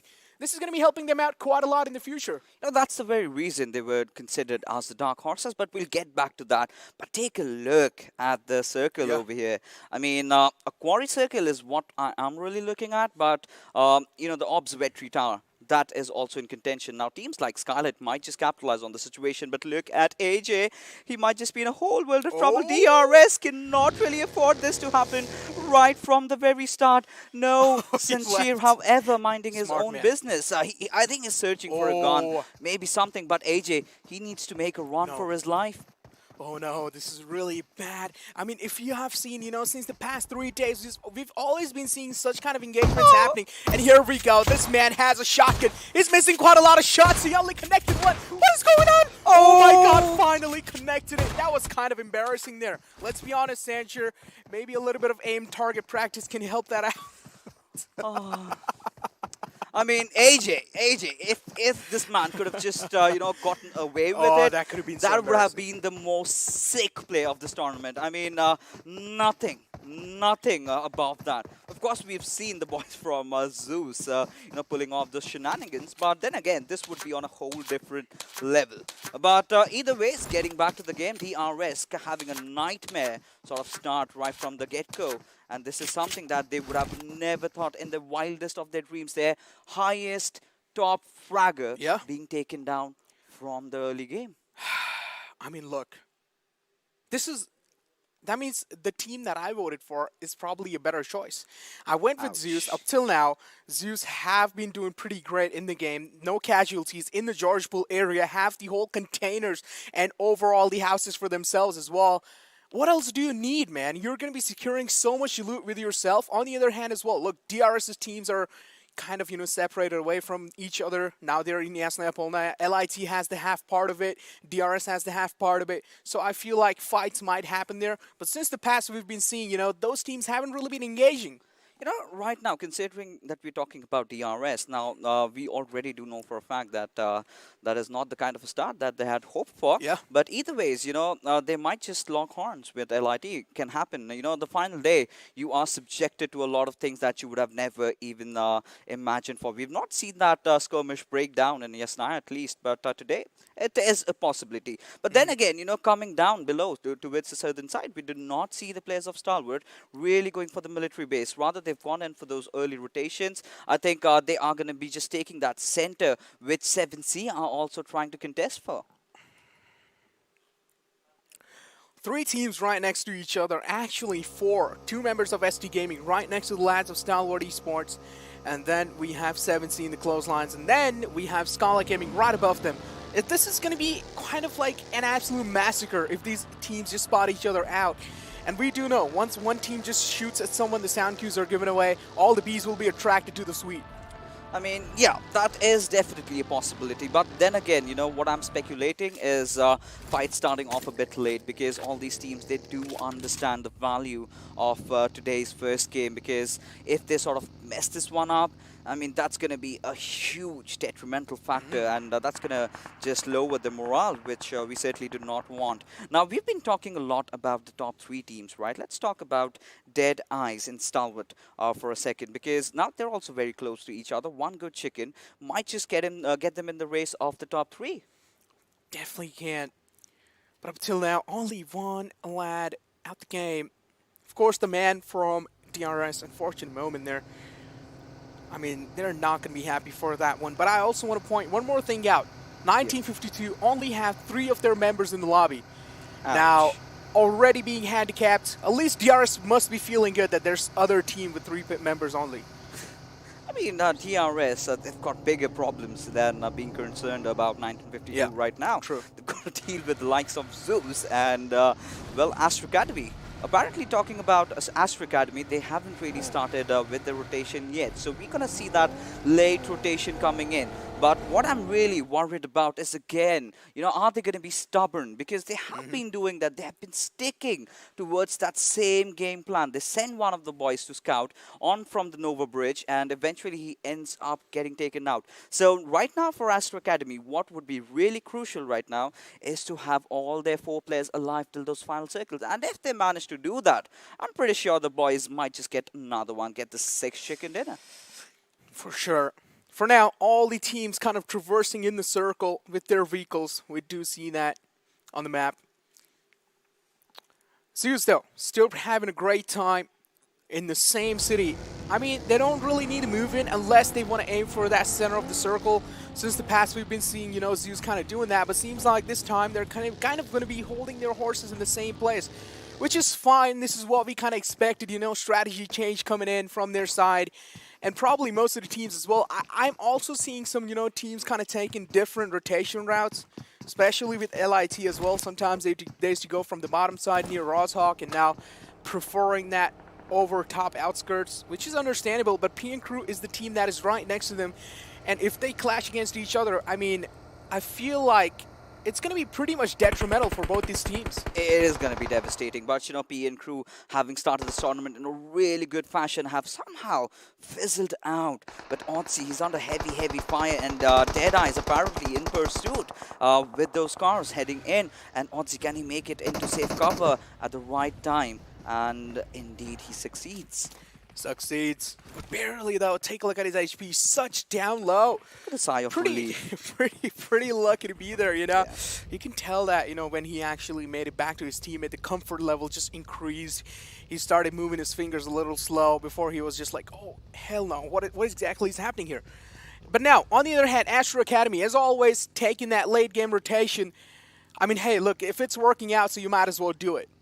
Yeah, of course. I mean, as long as things don't need fixing, you might not really go for it. But right now, we've got NM getting really close and personal to APES, but 1952's entry, he's certainly making an entry over there, but Godless is going to be fending off his remainder of teammates. Now, Entry needs to get back to his flank angle, and if he can find Icy and Godless in a very precarious spot and take them down, that would be amazing. But here we have White already making a push onto its Ryan, having him knocked out. The stun grenade goes out, and Coco, I believe he's not flashed yet. As Connect, he also is going to close in from the left-hand side, and Connect will get that kill confirmed. But right now, White, he's just going to back off a bit, try to get himself in a better position. The nades are being lobbed onto their direction, and Nightmare apparently are living up to their name. They are having nightmares considering how the day has started right now.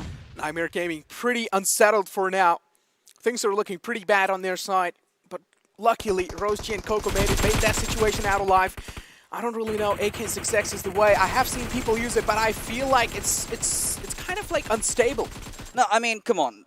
It's been a while. The game has been released for a lot of years right now. We've seen a lot of ridiculous things. I mean, I've seen 6 times barrel spray, so I'm not really going to be surprised, you know, if players are really proficient with that 6 times on AK. Of course, you recalibrate it to 3 times, and it sort of gets stable. If you've got that comp along with it, it is a really good gun. But taking a look at how the circle is shrinking, we're sort of heading towards those quarry areas. Now, we haven't really seen a lot of quarry circles lately, but you know, I'm really keen to see as to what these teams are going to be putting on the table, considering everyone sort of is traversing around. And Otzi, oh my goodness, he's a poor man right out in the open, has nobody to save him. Is someone at least going to go for him? On the other hand, though, jokes apart, DRS, I feel like I'm also going to be having my eyes on them because they are in the top 3 and they won that first place. So Astra Academy, I feel like they are going to be in danger as well. They're going to be having that, you know, pressure. Now they say, you know, maintaining is okay, but, you know, keeping that top position is the most toughest thing to do. Yeah. And Astra Academy is going to be feeling the pressure for now because they're the king of the hill. That also means they're the center of attraction. On the other hand, SDGaming taking a lot of damage. His teammates are there in the back lines. And Ken, what a heroic entry. Yeah, indeed, but you know, after that heroic entry, he falls down instantly to Otzi as the fight breaks down. Jimmy goes down as well. It all comes down to Bay and Kaye as he's going to try to spray down onto its assassin, but is going to be heavily pounded by those bullets as he also falls down, leaving the last player, Kaye, to be alive. He's going to do a lot, but can he just, you know, making those movements around those warehouses as he's been spotted? We've got to see if at least the players of High Voltage are going to be ending this day on a good note, because the way they've started, they're looking promising. They are actually committing in for the kills. Now, had they done that, you know, right from the very start, we would have certainly seen them in the top 5. If Kaye didn't run away, this could have been a flawless squad wipe without a doubt. But Kaye has been spotted out, so still the chances are there. And look at Kuni, man. This beautiful positioning coming out from this lad. He wants to find himself that sneaky angle, that cheeky angle onto Kaye. But there's no way he's going to, because now he smoked himself out. He has been shrouded by the smoke. And Kaye kind of repositioning himself on that rock, getting on top of it, trying to get a little bit of elevation, that high ground advantage. We do know what it is capable of. And this is going to be a flawless squad wipe from the lads of High Voltage. No, High Voltage were really prepared for this. And SD, well, they just came in here to, you know, find a safe haven. But instead, they were just thrown out from the lobby. But either way, that being said, we still have High Voltage sort of holding the center along with 7C. I'm really keen as to see where the next shrink is going to come down to. But now we've got 1952 in a whole world of trouble as Team LIT just ramming on towards their compound, as Hoshan has taken a lot of damage, but Zivi is going to be providing that quintessential cover fire just to try and delay things a bit and make sure that he gets the heals up. But this is where Zivi had a chance to take him down, but rather just holding on. C Minor, he needs to heal himself up. How on earth is he going to do that in the right nick of time? As Tawfiq, he's completely helpless, cannot really save his teammate. As Hoshwan finally finding the body of C Minor will, however, get the knock and will convert into a kill. Hoshwan found his toes and hit them right away. Unfortunate stuff there. Tawfiq kind of in the back lines there, alive. His position is anonymous. It's kind of a secret being kept from the lads of Future Station 1952. For how long? I mean, sometime or the other, LIT maybe will check that, kind of that corner behind that rock. But here we have the airdrop 2 on the way. And it's going to be the AWM on board, finally gracing the water with its presence. I mean, it's too far. And though, of course, it's too appealing. I barely think that teams are going to be going for it. But look at Tawfiq. He is one with the natures, trying to put up a fight, go against Shashin. But that is not going to happen today, as we see the Gods of Thunder making the rotation. Look at Mr. Boro. All right, his vehicle has already bursted. Now, if Zuyol sort of capitalizes on that situation, then DRS will find themselves in a whole new world of trouble. That black McLaren, though, just looks beautiful in those rye fields. Kind of stands out. That's the irony there. Who would drive a McLaren on the rice fields? But Mr. Boro has been taken down. Well, here we go. Unfortunately, serious start here. Suyo getting caught off guard. Beautiful sprays. Those beaming sprays from such a far distance, and did on top as well. What exactly is going on? The vehicle blew up on top, went down with it. At least he's lucky that he was not in the vehicle. I mean, either ways, Astra Academy are actually committing for it. Look at Scurvy. He's closed in on the gap and will find on top. And he was bleeding right on his knees, and no mercy being shown over here by the boys from Astra Academy. And we're talking about the Mongolians. They do know how to start the day. And with the way they are playing DRS, look at them. Mafia Ninja, the solo survivor for the squad. A lot of burden on his shoulders. Can he pull off a miracle? Certainly he can. He has the caliber, but he cannot solo wipe all the squads. He will have to kind of play like one of those snakes in the game and try and wait out till those fights happening, which is fine. It is also one of those strategies that is in the game. Camping is a part of game. If you want to win, you have to camp. Without that, you cannot do it. But on the other hand, if you're Zeus, then things are pretty different. But this game, we are seeing Zeus, kind of holding their ground, which is understandable. Final day, you want to make your mark on the top leaderboards on the #1. And this was the replay that Zol this was how completely DRS just got decimated. And that buggy, though, I mean, out of control a little bit there. I mean, a lot of teams are facing issues with their, driving skills. I mean, that's one of those most important skills that you need to master, because in certain situations like this, had you been a good driver, you would certainly have gotten away with it. But taking a look at this airdrop right now, I mean, the AWM, a weapon that certainly the players of Zeus would be wanting to get their hands on. But, if we take a look at the circle right now, it's gone a bit towards the western side. Now, look at Stalwart. Now, this is the perfect game that they could have asked for, but look at Zeus at the same time playing from the shorelines. Now, this is one of those very peculiar circles that we are witnessing. We've seen those shoreline circles,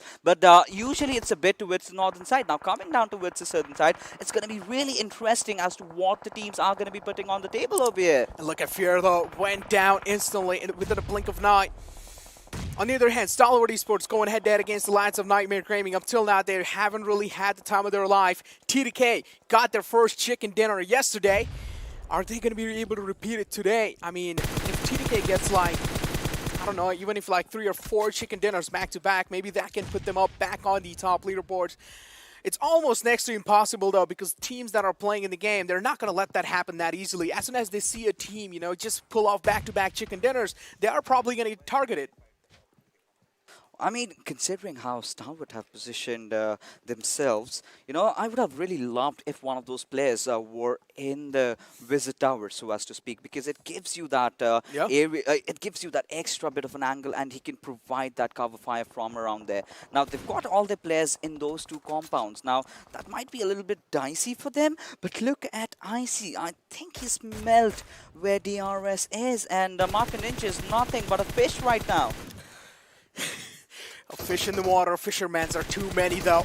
That one fish, everyone wants it, I'm pretty sure. It's a rare breed as well. And look at that blade, catching a bullet right in his skull, or right in his chest, though. Made a hole right in his lungs there. And here we have Skylightz Gaming, kind of facing a bad side there. Unfortunate moment, getting caught off guard in the open, and Mini 14 is going to show a lot of work. On the other hand, look at this. area vicinity, I mean, Nightmare Gaming do have this kind of pump for themselves, but Stalwart Esports, I still feel like they have a little advantage. You know, this is where I was really emphasizing on that visit down, right? I mean, had they had their players, they could have actually contested Nightmare in that certain condition, because they would have 2 angles to cover, and if they find that one knock, you know, the remainder could have just pushed on towards them. But that would have been a risky play, because now Stalwart, they are eyeing for that chicken. We know that they're good on that kill department, but what they can really work out is on those positions, right? But now Astra Academy in a bit of a pickle, as one of their players, Top, has fallen down. INV applying that extra bit of pressure, but look at Shari right out in the open. Yesterday they did end their game with a banger, but INV, they're not going to be sparing Top over there, as they're going to be knocking him out. Not the kind of a start that Astra Academy would be wanting for themselves, considering they've got Zeus and the likes of DRS right on their tails. Skylightz Gaming, Demon, still alive in the game. Good looking though. One last man alive. Things not looking good, just like DRS and Future Station. Future Station was kind of handicapped from the start. Only 3 players in their squad there. And look at INV as well. Winter, the last man alive. He wants to hold his team off alive there. Actually, Winter is not the last man alive, unfortunately. And now here we have the circle forming right in front of us. And take a look at this circle shift, you know, kind of dividing between those road lines. Now, this next circle shift, though, is going to be kind of like the decider of the game. Yeah, absolutely love how the circle is taking those shifts, you know. All these teams are into their thought process as to where to go, because this is one of those uncharted territories that where you usually do not really see the circle forming out. So it really comes down to how well versed they are with the topography of the map, how well versed you are with the greener pastures. You need to find the right covers, as Curry has also been taken down. The smokes definitely have been deployed, but is it going to be there in time for him to get the res back on? Action has to do a lot of job over here, and I think they successfully have managed to, you know, sort of keep up the teammate alive. INV is finally showing their presence, finally showing the marks of professional level gameplay here, and seems like they did take off one player from APES. It was Hustler, and look at that confidence, proning right in the open, spraying this man down. Legend did had quite a clear shot onto it. Winter down to such low HP, still making that bold rotation out in the open, not scared of anyone. LIT on the other hand, on that rotation as well, smoke wall being built up. Johnny is right in the front lines. If Wanu just walks out right in the open, this is going to be dangerous, but it doesn't matter. Wanu's nade's perfection is on point today. He's not going to be missing a single nade. So many fights happening at the same time. The lads of 7C challenging fight against the lads of Zeus. And things are looking so dangerous. They're looking so dicey, as Zeus, they know they've got to do something, as Godless has been taken down from the picture over here. The nade's being tossed, and right now Zyol needs to do something. He needs to get to it. Godless, get that revive, as heavily he also is going to be falling down, but Memo getting traded off. How are Zeus going to survive this one? Zyol and Icy, it's all going to rest down to them, and they've got to do something, man. Zyol, however, will be trying to stick the revive onto its Godless, while Icy is going to be providing that cover fire. But look at their backlines. They've got APES over there. You've got Stalwart. You've got LIT. One wrong move, and Zeus might just be goners. Zeus is now 3-man strong squad again. True Love still alive, barely though. And Nemo as well knocked out. Smokey, the last man alive, made the right decision to back off from this fight. You are challenging the gods of Thunder indeed, and you do not want to challenge them with just like the odds in their favor, because they will steal it away easily, just like a thief in the night. On the other hand, TDK taking down the lad of High Voltage. Aussie going down in the process. And take a look at that. Rotations being made from the lads of 7C. Nades being lobbed in as well. I think so Zeus are pretty well aware of what exactly is happening. That nade is going to be closing that out. 2 kills confirmed. Smokey barely surviving. I mean, Godless is angry right now. He's raging. He's furious at what happened with him just a couple of minutes ago. Now, once he's back on, he's going to do some devastating damage onto the players of 7C, having taken 2 down with that 1 grenade. Now, which leaves Smokey in a very, very precarious position out there. I mean, how long is he going to survive, though? Now, they are going to be just, scavenging whatever they can get, as finally they do have a slight idea of where Smokey can really be. But no, he's going to play with their hearts. I think Icy is going to be checking that angle, and he knows it, and will find the final kill. And with that being said, Zeus, 5 kills already. They've lost ably though, but it's fine considering how the RS have been doing.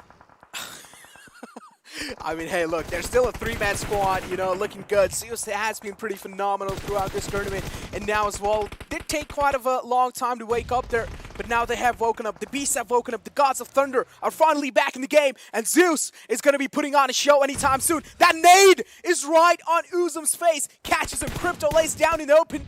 He doesn't really have any other choice. Crypto's position has been given away. Blade trying his best to fight back.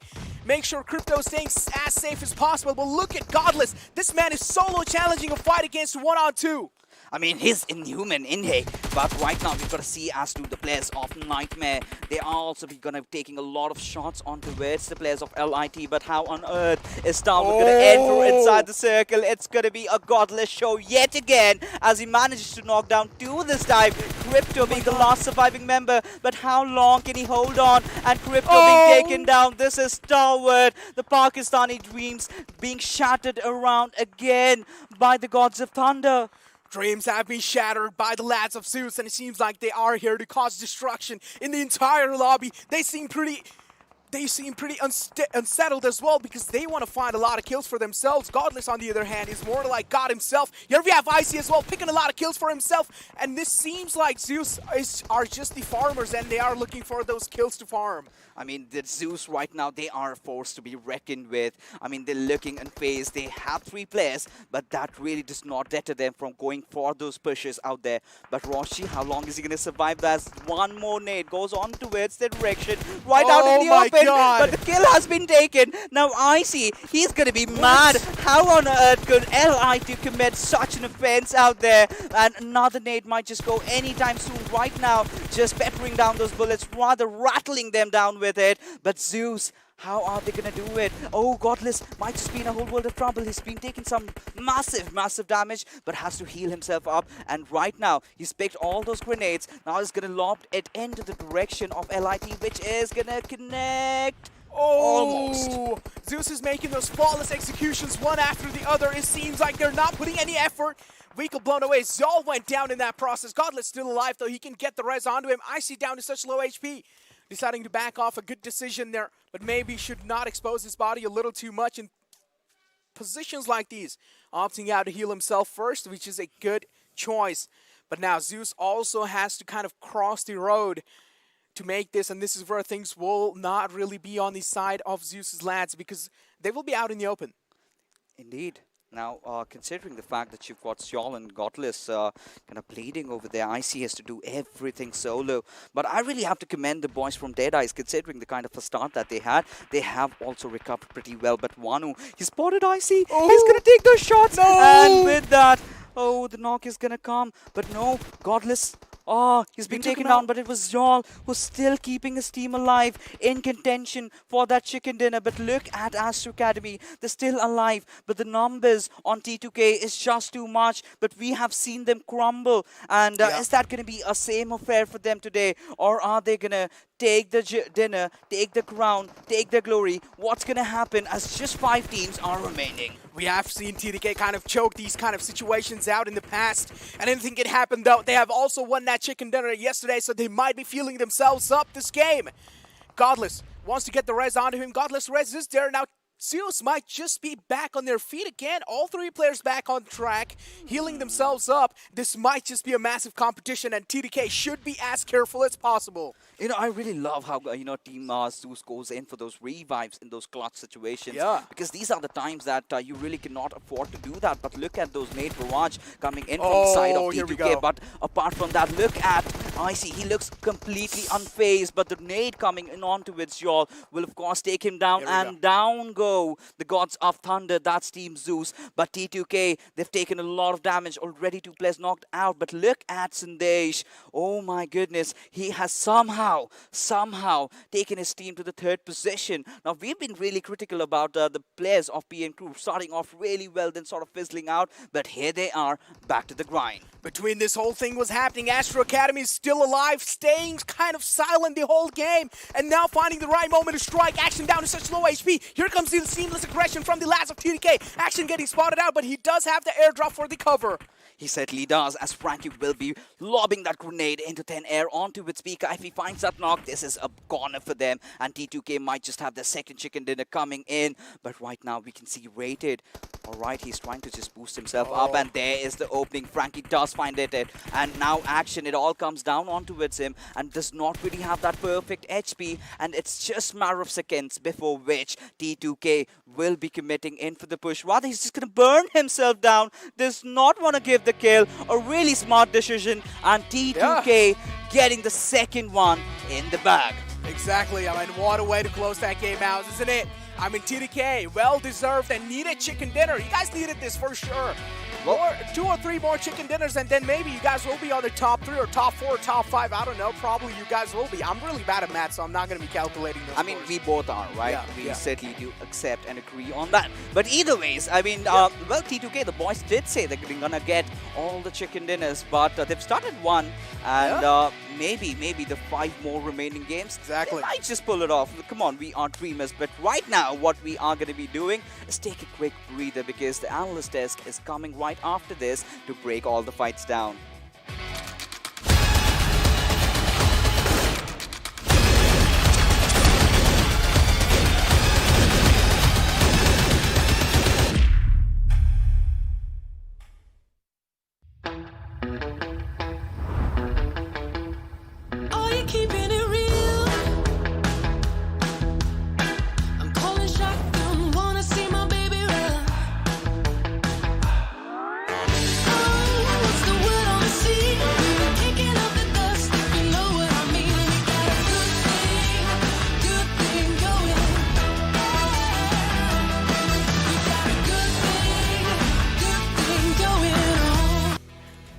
Welcome to PUBG Mobile Pro League South Asia Championship. We are on the final day, day number 4, and just got done with 1 game. 5 games still do remain, but what an aggressive start this was for the day. Of course, it is a huge thanks alongside this to OPPO F19 Pro for making it all happen. Hashtag book up your fun. Let's move on to the analysts and ask them, well, we did talk about Zeus is going to be changing the play, you know, but I love one thing. He did not say hello because Zeus was saying hello to everyone out there.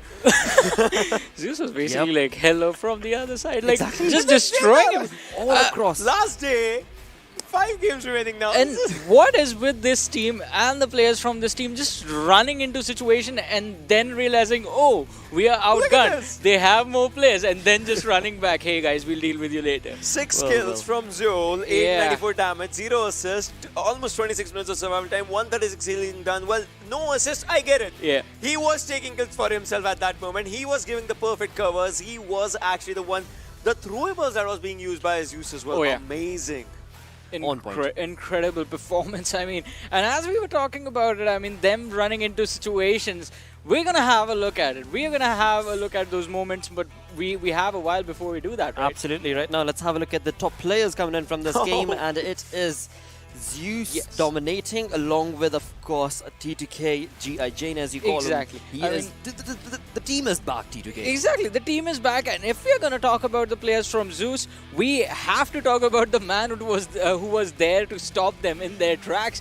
I mean, Rated was there, taking down the players with his guns, and Godless took Rated down, but Jane was there with the instant trade, the nade precisely thrown on towards the lad, just blowing him up to smithereens and just making sure that his team was there. All 4 lads were there to secure the comfortable chicken dinner. Talking about the match summary, I mean, given the fact the circle was a lot open, I mean, I would have thought about it, right? Look at Sandesh's damage, right? Obviously taking up a lot of fights, but it still comes down to one thing, and that is, given the fact circle was a lot open, I thought maybe Jane or maybe someone from T2K or Astra Academy or Zeus would be the one with most utilities, but it's Bourgeois from Lit, given the fact they were needed a lot in the final circles, but they used it a bit before. See, PN crew, I have to say, even if the circle is not their friend, this team has to be really, really lucky. I mean, with the way they end up somehow making it into the standings high enough. Because it's like anytime someone starts shooting at them, they get taken out of nowhere. It's like the fate, destiny is their friend, pushing them forward. And they do a wonderful job. But look at this. 8 placement points, 13 kills. That's Zeus, man. That's Zeus Esports. But here's the storyline. 2nd and 3rd position, the gap is increasing. Oh, yeah. Most certainly. Most and certainly gonna be. APES is also coming up slowly and steadily, and it's a thing, right? Once they actually reach at a perfect point, they like to just rush in. And APES, with those points, DRS had no points. APES is getting those 5 points. They are coming up. I mean, it is going to be a photo finish again, I guess. It certainly is going to be really close, and that's what we were talking about earlier as well, because that does make it that much more exhilarating, so that the conversation goes all the way till the final game to really know who is the champion. Also, I mean, the little sort of a shotgun fiasco that we had as soon as the game started. That was really entertaining to watch. It certainly was. I mean, sad state of affair for the Real Soldiers.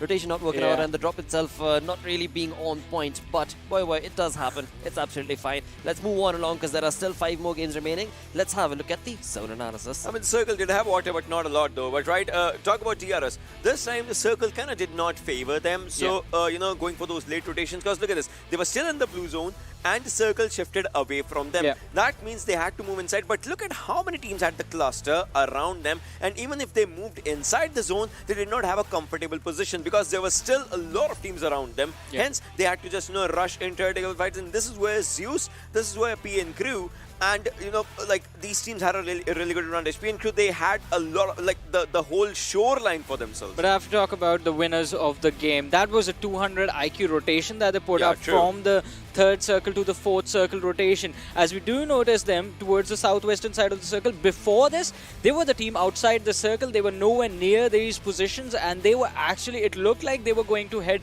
straight from the western end and enter the circle from the west. But no, they decided to take the risk. They're like, all right, we're going to go wide. We are going to move south and enter from the southwestern side. And that worked out so nicely for this team. It was a risk worth taking, and well, for them, it turned out really nicely. But as you mentioned, I mean, talking about the teams losing out on players earlier on in the match, it is definitely going to put up a really bad situation as you move to the later stage of the game. And this is when we were talking about, this is the moment where we talked about Zeus running into fights, not knowing how many players were there. Godless first went on to destroy the players of Stalwart Esports. Then we saw IC running towards the players of, I believe it was Nightmare Gaming that they had taken out. And it was just then going into those 1v2s, 1v3s, and realizing, oh, it's 3 players falling back, teammate coming in. They had every team in their radar at that moment, right? Exactly. And wherever they could find the fight, they would love to go for the fights. This is the Zeus that we knew. This is the Zeus that we kind of missed, but we knew it was coming. It's here. It is here. There's nothing stopping them now. Alongside which, let's also summarize the fights that did take place throughout the game via the OPPO F19 Pro moments. One more thing I would like to add is, this is the fiasco. Is it trying to steal or to get away with Sanchi's buggy right there? But as I was saying, one more thing I would like to add is, Ocean just mentioned, I mean, this is the Zeus that we all know, and this is the team that we want to see always. It's the same I want to say for T2K. This is the team that we wanted from day one, that has been missing for a long time. But today, I guess, again, off to a good start. Yeah, they have a good start for themselves, but you know, we'll have to see how much more can they go for, because DRS, well, one bad game actually, and on this day, they would love to just, you know, have those numbers up again, and as soon as they can. And the upcoming maps, well, they're going to be a strong suit for them. Not only we're going to be seeing those bold action shots as well and all those things, but every map, every match kind of brings up a different story, and this time DRS would not want to repeat any mistake that there was. But T2K, well, I mean, you said, right, it's a good start, but I hope it's not too late. Yeah, same. I hope it's not too late. Final 6 games, we were having this sort of trying to calculate the best case scenario for the teams at the bottom to make the climb. And our calculations were, if you are able to get 10 kills in every single game and somehow secure the chicken dinner, that's like 25 points every single match, 150 points by the end of the day. See, this is where we saw the fight starting up. This is where, you know, we saw Zeus just moving up forward with everything. Exactly. And also, you have to give props to the players of INV as well. They also put up a decent performance in this game. Yeah, they did. I mean, they always had, you know, we talk about aggressive and passive mode, but there's one more, kind of a defensive mode that you have to just, you know, play, like try to not take the bad fights on you. That's what INV was doing. They were not engaging in a lot of bad fights. Well, there were a few here and there, but talk about this one, Zeus moving up forward, taking those kills, moving up backward, taking those kills, moving up forward. Like, this is where IC was really angry. Yeah, IC got mad at that point, like, how dare you? Those are my points, Lit Esports. I spotted them. Yeah, and then he totally forgot about them, got distracted with the players of T2K and died. Well, that did happen, but T2K, I mean, this is where, T2K got the advantage for themselves, and then the Molly and everything. Well, T2K had this game, so this was the second one for them. Let's see, what holds for this team. Absolutely, but again, talking about the kind of damage that was dished out in this game, you do know that Zeus were part of that. I mean, in 2-minute time, you're bringing down 4 teams pretty much, almost 4 teams. I mean, let final players remain. And so, of course, Zeus has to be there, but alongside, there is also the chicken dinner winners, T2K. Yeah, but talk about this one, right? We had this conversation. Stalwart and 1952. Both the teams did try to give up their best, but they failed to execute. No, not talking about Stalwart, right? The circle was onto the southern-ish side. They did get a good hold of the zone, inside the zone for themselves. They did move inside the circle. 1952, well, these are the teams that not just we, but their entire regions have their eyes on. These two teams is what the region has the faith with. So we'll have to see what these two teams just bring up in the next games. Absolutely, because again, I mean, we do know that when it came to this game, it was only a 3-man squad that 1952 chimed in along with, and that too was slowly and steadily knocked out, and only entry remained. So, I mean, yes, it was a tough start, but when it comes to the storyboard is going to get moving on along at a faster pace every single game. So that is where we move on down to the overall rankings itself, and that showcases what sort of a leap are we talking about from Zeus Esports? Get in closer. Yeah, and they have crossed the three-digit kill marker by quite a lot now. Now, go for the placement points. Come on, Zeus. Come on. So. I don't think they are thinking that way. They're like, again. Yeah, but we are. we want a lot of things. We wanted a water circle, a northwestern circle. Well, we had a western circle, but that's all we got. So this is where it is, right? APES 159, and then so in this format, you saw DRS has 60 plus kills. Like they need to go for those kill points. T2K. It's not too late. It's not too late for T2K. They can make the climb up to top 5. They'll have to have good games. That's the condition. That's the most important condition. See, and not let the game get to your head, honestly. And not let the top 8 get to your head as well with the competition. Because even if they have those points, things might falter down. Because see, they might be getting a second place, third place finish. But what if Zeus is getting a chicken? What if DRS is getting a chicken? What if Astra Academy is they're still getting those points for themselves? Exactly, and at the end of the day, it is about getting those points one way or the other. The team has proven they have proven it time and time again. The lineup is well known amongst the region. They are some of the best skilled players in their country, and over here, again, the opportunity is there. 5 matches more. 5 matches remain for them, and if they can get, I would say, 2 more matches like this, that's it. They are in the top 5. They are even in the top 4. Absolutely. Based on how the top 4 performs. Absolutely, that is where the journey has taken us till now. Let's get the day moving on along and bring up the schedule. There, we just got done with game number 1 for the day. Now we jump into the territory of Miramar. This is going to be an interesting one because obviously we have 2 Miramars today, and it's pretty sure this is, so we call it like this, second last Miramar to change up anything. Then obviously it's going to be last Sanhok for the tournament. So in the second last Miramar, I would want to see one thing again, just like we talked about yesterday's Erangel, the day started. Which team is going to change their drop location? There were a few teams that changed their drop locations yesterday. I would love to see this happening on Miramar, or maybe teams at 13, 14, 15, 16. What's your YOLO strategy to just, go with the flow of the game? Are you going to drop on some other team now to break their game maybe? Or are you, because 13 to 16 gets you a set of prize pool. Then moving up forward, every team wants to be onto a better spot. Exactly. I mean, you want to maximize your winnings from the tournament. That has to be the play right here.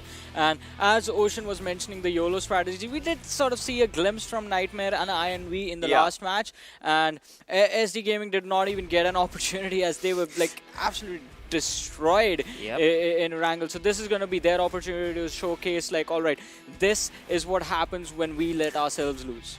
Exactly, and I mean, again, so the conversation for now, as we're talking about, these aggressive horses in the lobby, we do have a few of those teams that are in the top 5 itself. But then, on the other side is where the conversation can very well just lead down to what Ocean was mentioning. Get into those fights, never mind good fight or bad fight. The best you can walk out with are some kills, are some points. And with that, let's move on to the casters, the boys who are joining us virtually. It is none other than XP and Blay.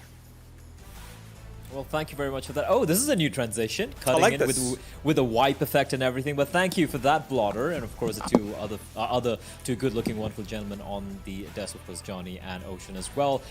Grand final today, XP. I decided to put in a little bit of effort as well. I decided to wear clothes for a change, a bit of a tie as well. I like your tie. It's very polka dotty, very shiny, just the way you are. Just the way. Wow. Oh my goodness, that was a genuine compliment coming in from Blay. I mean, you made me speechless. But again, I love the fact that you put in the effort. You have that red tie right over there. It's nice. How does it feel like actually dressing up for a change, Blay? I feel a little choked, I won't lie. I'm not a big formals guy, as a lot of people might have known, but you know what, and especially when I'm sitting on my gaming chair, I'm in my bedroom, and I'm wearing a tie. It is a little contrasting, but you know, it is the final day of the PMPL Championship, right? I mean, this is something that I believe deserves a little bit of extra coming in, not just from the players, not just from the production crew, but also us as well, because we are the ones who are trying to narrate the action and do our very best. And one thing we've seen so far in the past 3 days has been some teams performing to the level we expected, some teams kind of failing to deliver, but also the story of a few teams who have defied all expectations and have managed to claw their way to a top 8, a potential top 5, maybe even a top 3 finish. And we're going to be finding out how everything's going to play out here, XP. Miramar is where we're going to be finding ourselves here in the second game of day number 4, the final day about to, well, it's already started out with the first game here, and here we are in the studio, and there is a plane path. It's going to be starting right on top of prison and ending all the way to Astoria Ahumada. Now, I like the fact, Ahumada, there you go. And I like the fact that, you know, we are pretty much splitting the map in half, so all those distant drop locations are not going to be so distant after all. But again, I like the fact that, you know, I'm kind of upset that this journey is coming to an end, because 5 more games remaining, including this one, and I have a big question that I'm sure a lot of viewers have on their minds as well. Is it going to be a Mongolian 1, 2, and 3? Now, DRS Gaming, they are in the 3rd position with 182 points. However, Blay, the fact that they pretty much ended the last game sans any points, 0 points for them, and APES, although they just had 5 points, they're going to be slowly creeping up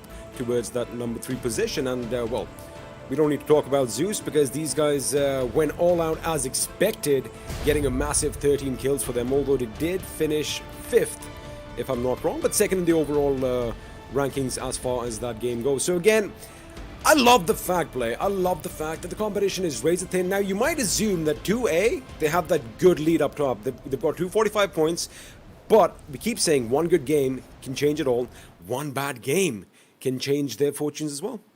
It does. It definitely can. And you can take a look at the kill leaders as well. And you have to give credit, right, to our man Action. 43 kills is nothing to scoff at. However, what impresses me so much, again, Zeus Esports, they had a slow start, they had some ups and downs. 2nd and 3rd and 4th kill leaders in the tournament so far are the members of Zeus Esports, and we might have an early skirmish taking place here. And it is Skylightz Gaming. Hong. Why is it always Hong? Why is Hong the first guy every single time to be involved? But it's not going to be Hong. Instead, it's going to be his teammate. And Jimmy, good night, sweet prince. You didn't last much that long on this map.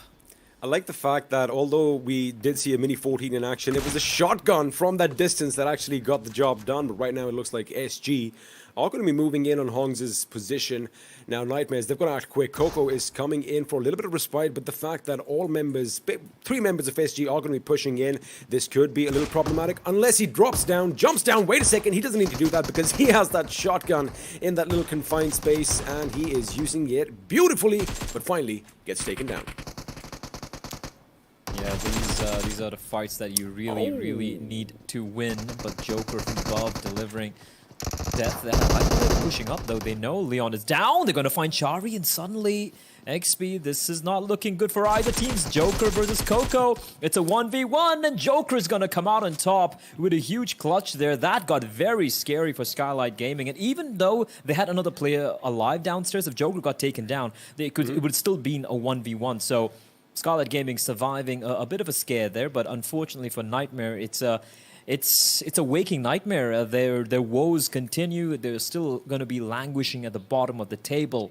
But 2 teams who are definitely not at the bottom of the table, are of course 1952 and DEADEYES. Guys, now 1952 XP, they had a meteoric rise in the second and third day. However, yesterday, the final few games, they didn't really have that great an outing, meaning right now they are in the 8th place in the overall leaderboards with 2 chicken dinners to their name. And of course, DEADEYES guys in the 5th place who also have 2 chicken dinners. Again, every single game here today, XP, it is going to count. And it's not just about pride. It's not just about getting a top 3, top 5 placing. It's also about the money on the line. That's a lot of cash on the line, baby. $40,000, baby. That is a lot of moolah. And, just talking about these two teams on our screens, Blair, although they are at the 5th and the 8th position, well, for DEADEYES guys and 1952 respectively, only 7 points separate the two teams. And, well, we've seen the fact that we've kind of called it out that, the competition is getting razor thin and thinner by each passing game. However, I still have hopes for both these teams. They can still catapult themselves to those to the top 3 finish, but only if they have those wits about them and if they keep calm. Again, DEADEYES guys over here on our screens, they are going to make sure they get as much information as they can, because have a look at their teammates. They are going to spread a little thin. And, when push comes to shove, if one of them does go down, losing that one man could be all the difference, especially in a map like Miramar. We do have that RNG factor when you talk about ranged gunplay. So the more you have, the merrier, right? But again, the circle right now is a little something different than what we are used to. It is going to be a bit towards the northwest with the Crater Fields pretty much coming down in the center. But what worries me is INVE's position. Now, again, I'm pretty sure you're going to mention the Western Expressway or the highway over there, passing through Landriera. However, the fact that, you already have teams kind of hunkering down in towns, it could be problematic. But again, it's Miramar. You have a lot of options. You can sit on top of a hill, or you can bury yourselves, well, in one of these houses like SD is doing right now. And a team who's not hunkering down in any particular position, but rather looking to catapult themselves to the top has been T2K, right? Like, they're a team who, at the middle of yesterday, I really thought like they were out of it, right? They're going to be in a bottom 8 placing, but they had a fantastic couple of games yesterday, and then, of course, getting chicken dinner in the first game of the day. Now, if you look at the points they have, 9th place, you look at the 9th position, you're like, they're still in the bottom 8, but 143 points. APES are 159.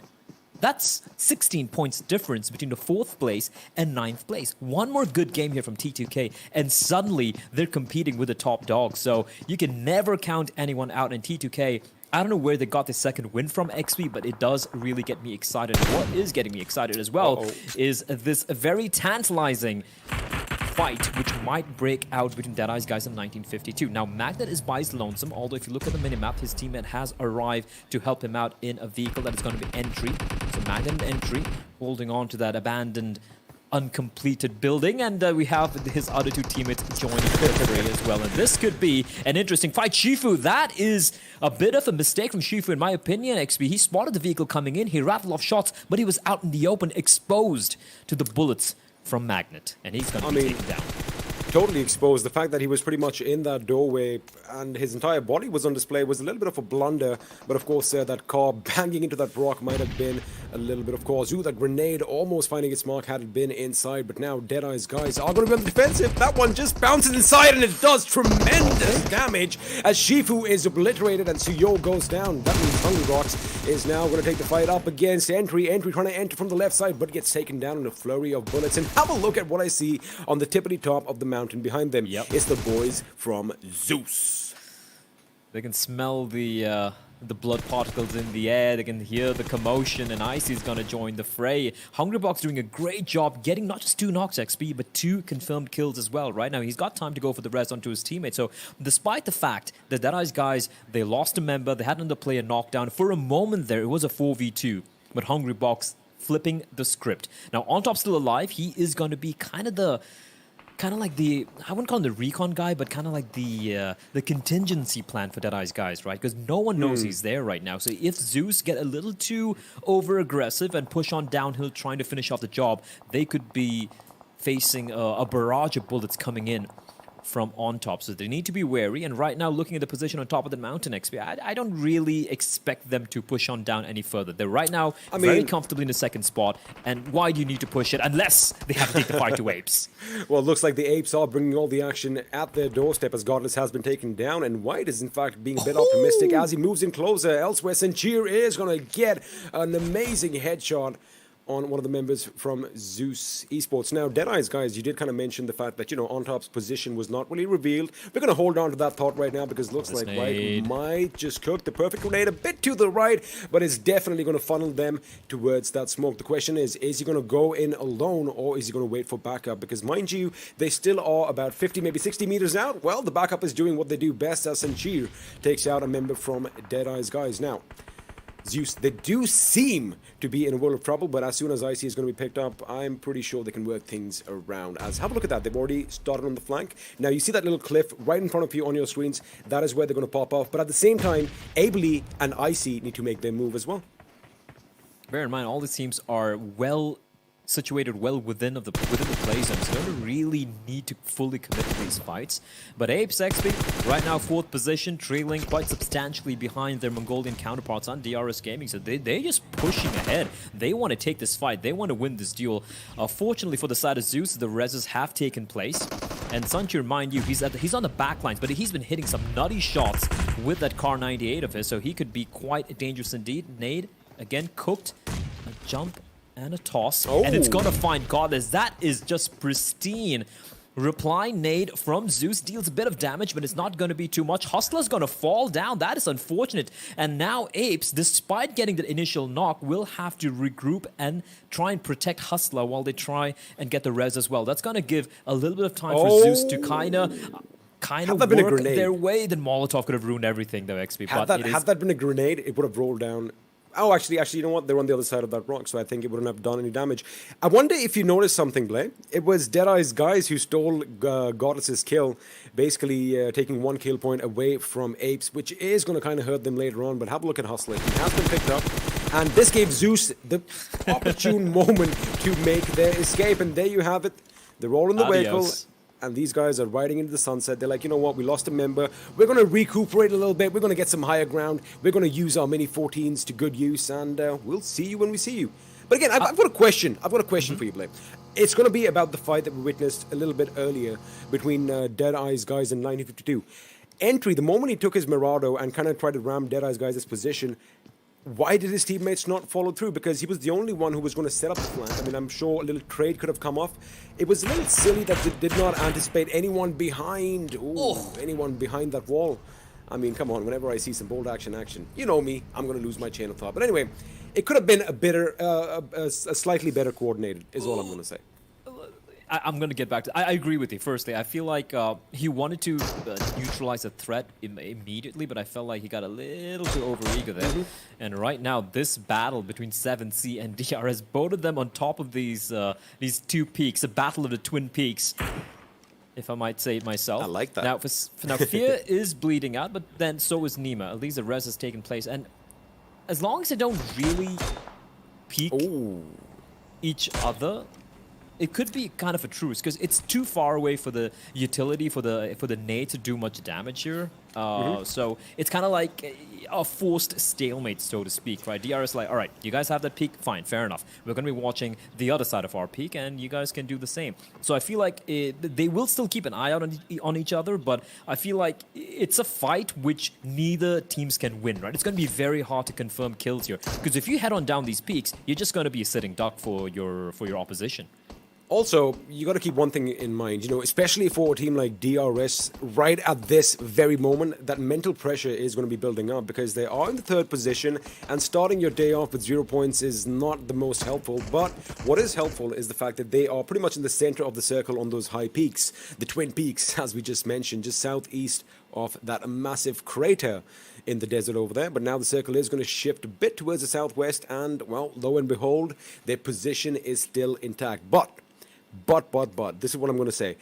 If the zone shifts further down south, I've said this before, it's going to be a tough time coming down that hill because there's only one way to go, and chances are, even if you do drop down straight away, someone is going to see those vehicles from distance, and it could be a little tricky. But again, I do believe DRS, they need to get back to their aggressive ways because if they kind of just go for the placement points, they might just change their entire game plan as an M249 is lying in that airdrop without anyone picking it up. This is interesting with 7C though. They've relinquished the peak because we pointed out, XP, that they were well within the play zone, and that's True Love. Unfortunately, there's no chance of a pickup possible. This is not looking good. Whoa. This is not looking good. 7Cs are getting annihilated by Zeus. That's 3 kills. That 4 alive XP.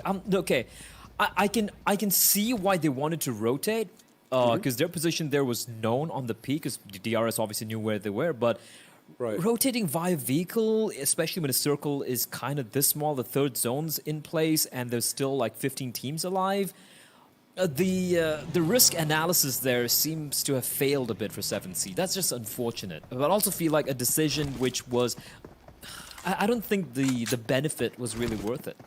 I mean, they did kind of try to take a chance over here, but again, look at the slow-mo action. I love it. Ably rattling off those M4 shots. All are going to be pristine, all are going to be accurate, and that vehicle goes boom, and with that, 2 bodies hit the floor. But again, it was the right decision to move away from their position, especially since, yes, they were on a mountain, but it was at the periphery of the zone. And, well, like I said, you know, when you are trying to escape from the mountain, you are basically a massive target, because everyone is going to be keeping their eyes out towards the open, making sure that the backs are secure. But right now, looks like everyone is going to try and move a bit closer to the center. And if I have a look at DRS's position, I do believe AJ is still going to be on that little peak where we left him last, but his teammates are moving further inland, which actually makes sense, because, you know, you want to play for those positions.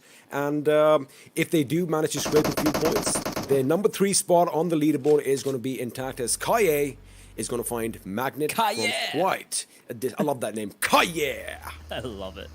And bear in mind, SD were out in the blue for what felt like forever. They finally found their way inside the play. Well, not really inside the play zone yet, but they are at least inside of the safety region, and they're making their way into the play zone. 3 players still very much alive, as APES are going to unleash onto 1952. That's Magnet getting knocked down. And bear in mind, 1952 only have 2 members here, Sharpex and Magnet. And Magnet getting down here is a good sign from 1952, who have started to slip down the rankings. They're in their top 3, top 4 position yesterday. And this is not exactly a good start. Magnet getting taken care of by the play zone. Kaye will also fall. And action should finish off the job here. But Astra Academy, all 4 members, they were able to... there we go, White finishing off with the M4. But APES, though... sorry, Astra Academy, taking control of this hill from Zeus Esports earlier. And it looks like it's going to pan out for them. It's going to be working out for them, because they do have complete control of the region, although they will have to eventually make a move. And that's an opportunity for On Top to strike. Question is it worth it? I mean, he's definitely hearing all those vehicles drive past him. I think he might just want to wait for the last one. There are still a couple more behind him, as all those vehicles have just 1 member from APES Incorporated driving them now. Cooley has spotted Sandesh, and looks like, talking about vehicles, Sanchir is going to be spotted, and it's going to be Zeus from his high ground, laying down some lead, as White barely makes his escape with his life, making sure he goes prone in the nick of time, as Zeol rattles off a few shots now. That is a long grenade. The question is it going to be good enough? It does seem to be lobbed to perfection, just a bit off to the left. Otherwise, White would have been in trouble. Now, Sanchir and Kanik are trying to give some cover, but again, Kanik does spot Hungry Box. We did kind of talk about the fact that, you know, they are going to maybe let loose a few shots at the end, and wait a second, what is this? I mean, you don't usually see this bike being used, but... Sharp? Desperate times call for desperate measures. Again, 1952 survived because Kaye was coming up behind them, Blay, and in that little commotion, well, oh no. I mean, he survived till this point. Yeah, but it's On Top who took him down. But that's given away his position, and now Kanik is very well aware of where a member is. What is going on? It's a shooting gallery. What? Everyone just running past him, and On Top tapping away, bursting away with the UMP. Unfortunately, not able to find a second kill.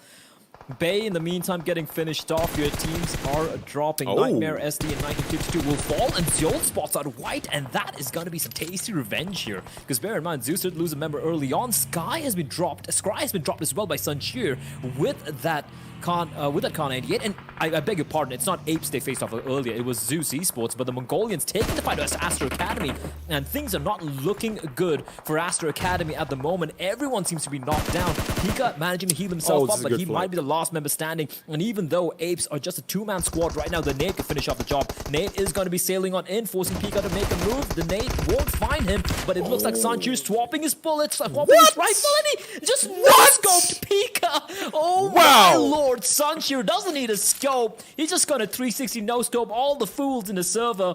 And Apes have just toppled Astra Academy, who I believe have just one member standing and is nowhere in the vicinity.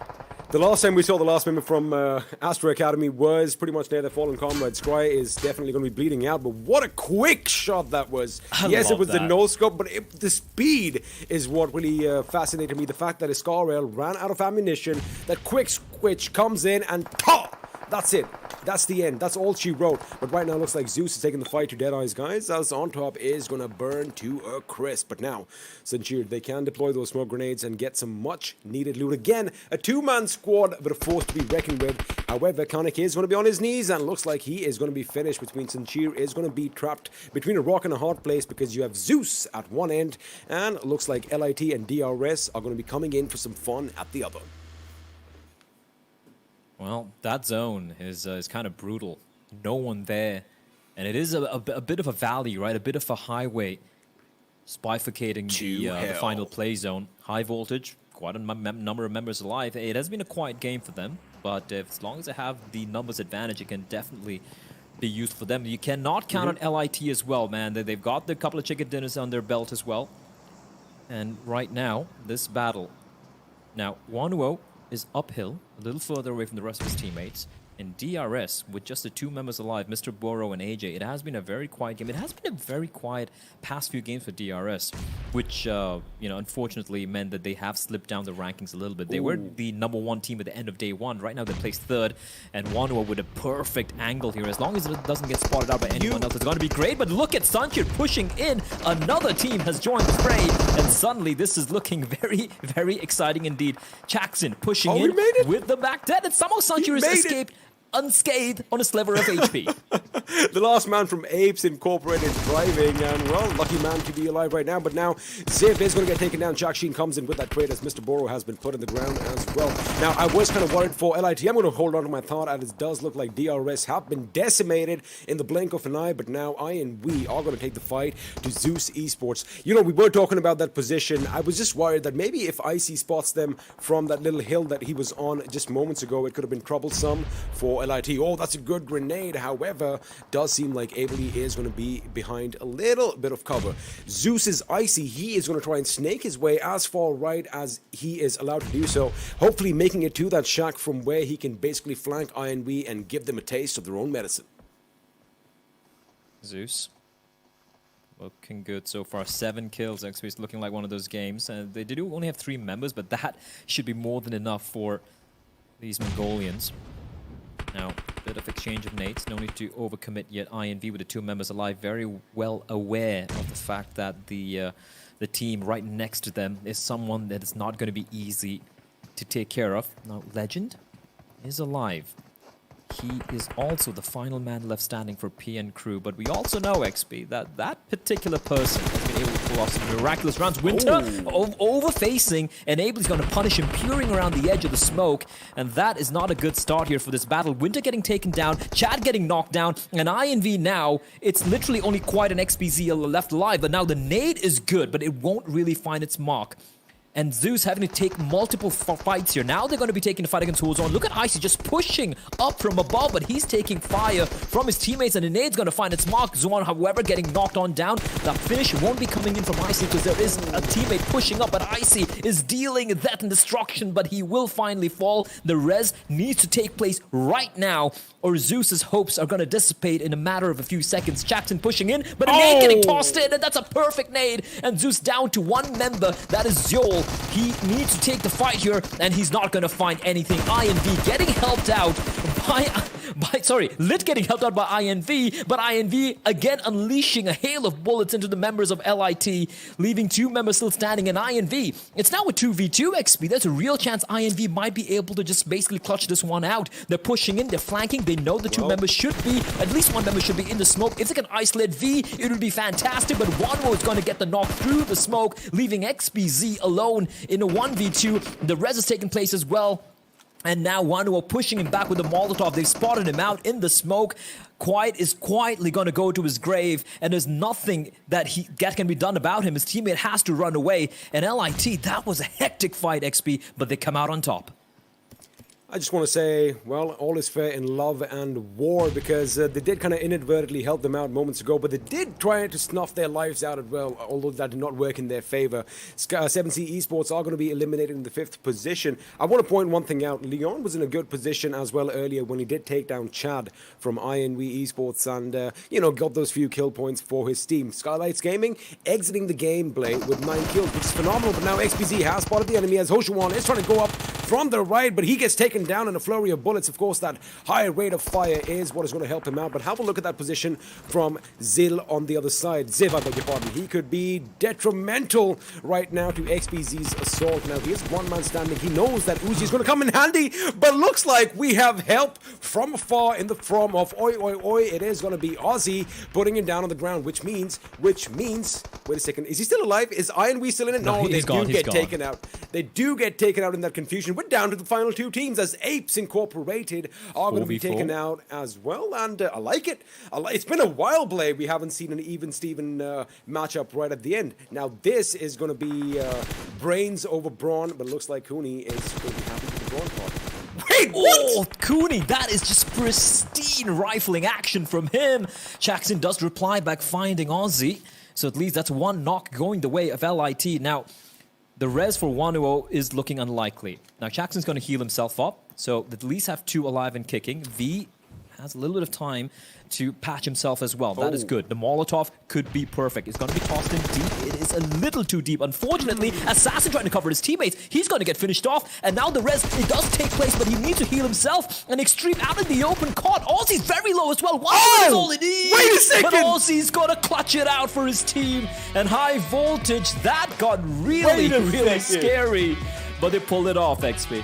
Wait a minute. That came down to the final HP, the final sliver of HP, and High Voltage getting the job done in pristine fashion over here, winning the game in Miramar. But let me tell you one thing. You did kind of brush up on the fact that, you know, LIT are really emerging the way we kind of expected them to. Now, it may be a bit too late, but boy, oh boy, did they put up quite a show. Again, a phenomenal ending to this round. It could have actually gone either way, to be honest with you, because, you know, Zeus was still in the game, APES was still in the game, but it is what it is. And again, that was amazing. I thought LIT might have done it, but looks like it did come down to the wire though, but a very fitting end there. And it's not a job to break this one down. We have the desk coming up after a very short break.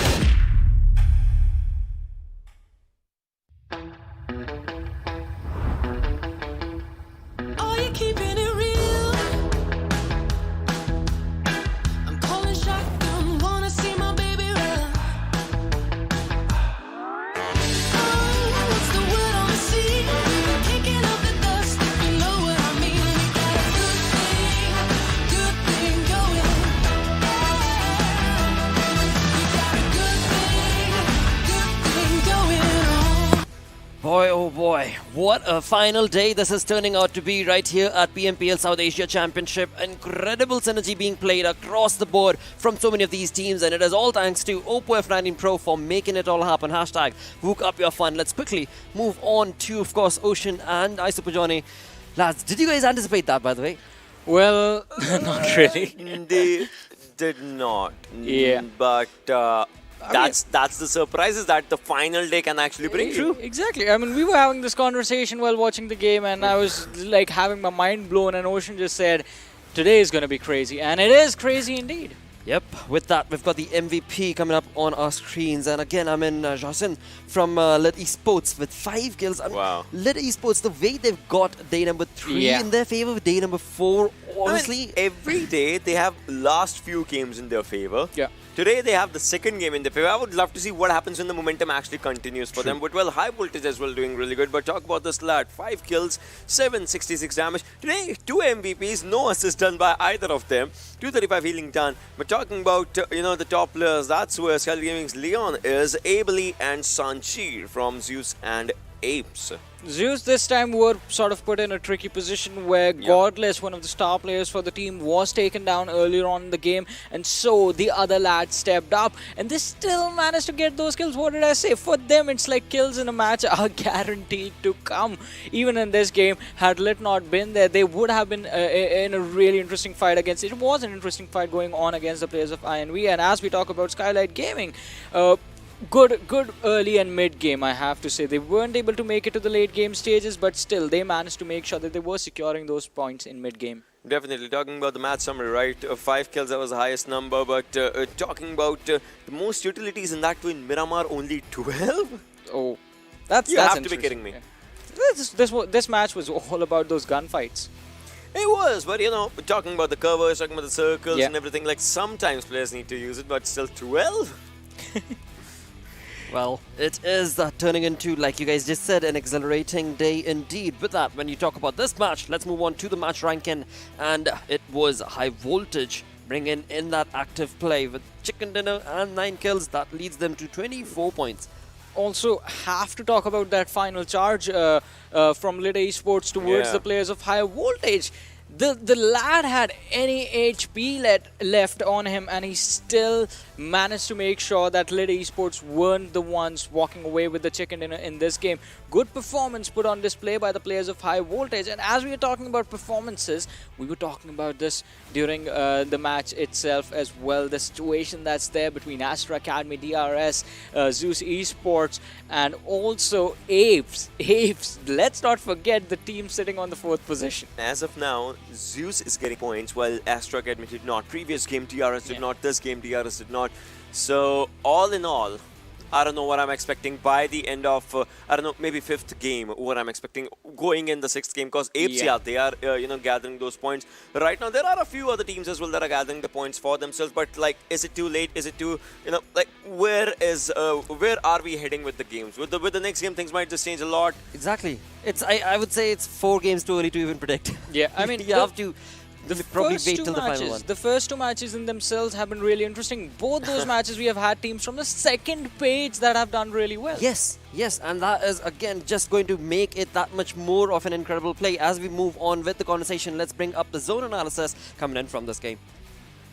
I mean, towards the northwestern side of the map, already in the early game stages, we see the cluster forming towards the crater fields area. Yeah. And it is a really interesting place to be in, because if the circle keeps on moving with these standard shifts, then, I mean, you will have to absorb a lot of pressure in the city in the center, but that did not happen. We did have the circle sort of moving in towards the south, towards the El Pozo situation, and that is where, I mean, at one point, not this circle, but after this one, we see the death trap forming towards the western side of the circle. I mean, there was a thing, right? SDGaming, lots of zones, they were only in the blue circle. I know what happened with the team. I know what was the communication going on with the players, but as the zone just moved from crater fields to El Pozo, the teams did start forming up the clusters. This is where I said, you know, Zeus will have a really comfortable spot in the center of the zones, and after the next zone, you know, they even started moving up. Look at this. Zeus, they just start moving up. They do go in because they have a proper open area. So does SG, so does INV. So any team that actually gets the vehicles first and move in. But the only mistake that Zeus did is moving pretty close to Lit and INV also just coming up from the backside. So this is where this team was caught off. But High Voltage, look at this. On to the other side, away from the fights, plus the cluster of their own players that they had. Apes, Sanchir was the last one remaining, Legend was the last one, Memo was the last one. So all those 4 players had a proper breathing space. Also, I mean, if we look at this particular situation, like the circle before this and this one right here, you do not want to move in the center unless you are forced to move there, because it's like a bowl, right? You have these mountains surrounding that road, and it's going to get really tricky if you are the one inside earlier on. You are the one getting spotted, or you will get shot at from every single direction. Everyone will try to pick up those easy kills that are there right in front of you. That's why everyone was trying to fight on the edge, and as fate would have it, High Voltage would be the ones on the least clustered part of the circle. I mean, don't get me wrong, they still had to fight their own fights, but it wasn't as chaotic as Zeus, INV, DRS, SG, Lit being present on the western edge. Absolutely. I mean, Astra being there, Apes being there, that was just a wonderful turnover wins. It was like that blood triangle that was being created amongst them when it came down to that position. But with that, let's bring on all these moments together through the OPPO F90 Pro moments. Yeah, and right from that, the fights did start happening. Stalwart, they are getting those points. But this one was amazing. I mean, shotguns being used from both the sides. One side S1897, the other side DBS. Well, I mean, it's a good start. Whatever you can take. Yeah, you have to take whatever fights you can take, and with whatever you have in your hands. And then there was this entire fiasco with the players from 7C Esports taking up a fight against DRS. And that was also a really interesting situation, but as we move forward in the game, this Miramar, usually we expect players to be fighting long distance like this, where we have those bold actions, those DMRs being put to display. But it looked like this time, I mean, most of the fights did actually come up to a closing point with those close range combats. Yeah, but this is where, Miramar gets its own beauty. There might be players around those rich areas, but if they spot you, they will take you down. And if you're onto the rotations, because in Miramar, after third, fourth circle, rotations are most important if you're not inside the circle. So your opponents would love to, gather those points, and you become vulnerable in those situations. Again, this is the fourth, fifth kill that we are seeing with the players moving. Lot of mid-rotation pickups this time. Lot of mid-rotation pickups. Oh, what's this? Yeah, I mean, and that's Miramar for you, right? All these things just combined. That was a blind bolt action tap right there, and well, if it hits, right?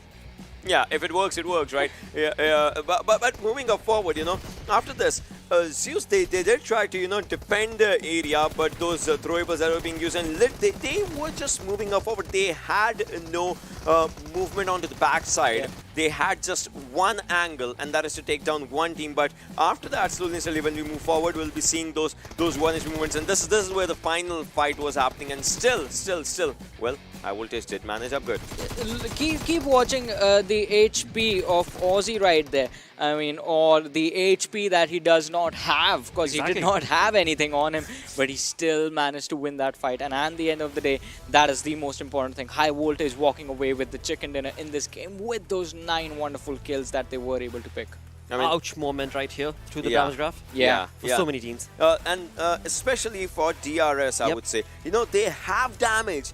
Kill conversion was something that was missing in this game, and it's important now. It's the second game that has went down like this for this team. Talk about Zeus, talk about Skylightz Gaming 9 and 7 with 12, 38, 14, 61 damage. Talk about HIGHVOLTAGE 9 kills, 1, 222. Like those numbers are good, but the teams that had a high damage and no conversion, well, the upcoming games. It's not just that the games are moving on. It's also the top 3, the position that they were in, the comfort zone that's just being snatched away from them. Absolutely. I mean, 4 games remaining. 4 games remain for the day, and the storyboard couldn't have gotten that much more exciting. With that, let's bring on the overall standings, which is the storyboard as I like to call it. And in that, we do have Astra Academy, of course, 30 keeping points. that lead. 30 points. 30 points. 30 points, 30 points. Zeus, 30 points. It's closing in. Yeah. They are closing in real quick. And not just them, not just Zeus closing in on Astra Academy. APES is closing in on DRS. That's a 9-point difference right there between the two teams. And not just APES, DEADEYES guys closing in on APES from the behind. It's 164 to 174, 10 points separating the teams. PN Crew is so close, 160 points. The teams are catching up. I have a vision in my mind. Imagine if a top 3 is with Mongolian teams. I would want to see what sort of a gameplay do they bring after that. Like, suppose, maybe, I don't know, DRS is here on 3rd, but what if APES goes to the 3rd? What sort of a mental change will be there in their own gameplay? What sort of a comfort zone will they bring? And DRS, well, next game should be theirs in order to, catch up Zeus once again, because Zeus is not the only team that we are seeing right out here. Astra Academy, and less number of games, well, it will be a tricky affair. But here's the thing. From DRS's perspective, catching up to Zeus is a realistic goal. For APES to do that, they have to play phenomenally in the next 4 matches. They can't mess up a single game if they want to take the 2nd position away. APES is so balanced. Look at this placement points. Like, they are, but HIGHVOLTAGE, this was a decent game. T2K had a decent game. Yeah. Now, I don't know which team from here is going to be just, jumping up forward, because as of now, you remember the day started 1952 was on the first half of the table. They have been taken down, but Now moving up forward, 7C, INV, SDGaming, Nightmare. Well, if it's coming down to YOLO strats, we might see a chicken dinner from these teams if it's going down to the YOLO strats. Fair enough, yeah, absolutely fair enough. But I mean, when you talk about that first page, I do want to believe that APES should be the one that could maybe take a chicken dinner. That team is looking good, but again, it is based on where exactly will they be positioned into the game. And the circle and who's surrounding them. That is what kind of worked in High Voltage's favor this time around, to be absolutely fair. If they do, it's going to be top 3 teams, top 3 Mongolian teams out there. And then I would love to see what the later half, like the 4th, 5th and 6th game goes down for. But I have hopes from DRS as well, because we know this team, they love the challenge. I've been saying this since yesterday, I know, but they do like the challenge, and I would love to see what they do in this, because no doubt they are in top 3. It still is a high pressure situation. Talking about pressure and challenges, Stalwart Esports were brought to the 8th again, so I want them to take the next game so that they can at least get away from the 8th position again. Whoa, I see this close. guy. Look at Raznova is going to be really happy right now, mate. I mean, there are top 6. 6 people from Mongolia. 8 in top 10. 8 in top 10. But I see he's going to reach 10,000 for sure. Survival time is with action. Kills are with action. Zol is out there with the kill department. What is happening? What is happening? I mean, yeah, but it is that consistent high survival time, as we mentioned, that is keeping action in the fight, along with obviously those 43 kills that he has in his hands. But that survival time, that is going to be the key to the situation of the MVP ranking. Let's see what is going to happen after the next game and at the end of the day. Absolutely. With that, let's get the day moving on along. Let's move on to the schedule. That is going to be bringing up Sanhok, the final Sanhok of South Asia Championship. What do you guys want to predict? I said it. I mean, I want Stalwart to perform like get off the 8th, move up the ladder. That is something that they have to avoid. Otherwise, we know what happens once they reach the 8th spot. They're like there for at least 2-3 matches. I'm not predicting, but I would love to see the 3rd and 4th place skirmish, DRS and APES, all in all. Maybe APES get it, maybe DRS get it, but all in all, it's going to change the structure in the upcoming game for sure. Yeah, most certainly will, because again, when you talk about that structure change, well, the structure is falling a little bit for so many of these teams, because after all, there are only 4 games remaining. We're going to be jumping into the 3rd one for the day, and that is where we shall see at the middle ground. After the game is where we'll be. At the middle ground, where exactly is that storyboard going to be leading towards the end of the day. With that, enough banter. Let's move on to the Panda Bros, who are going to be taking you through this game. It is none other than, of course, Necro and Pain Fixers. Well, thank you so much, Lakshay. And here we are.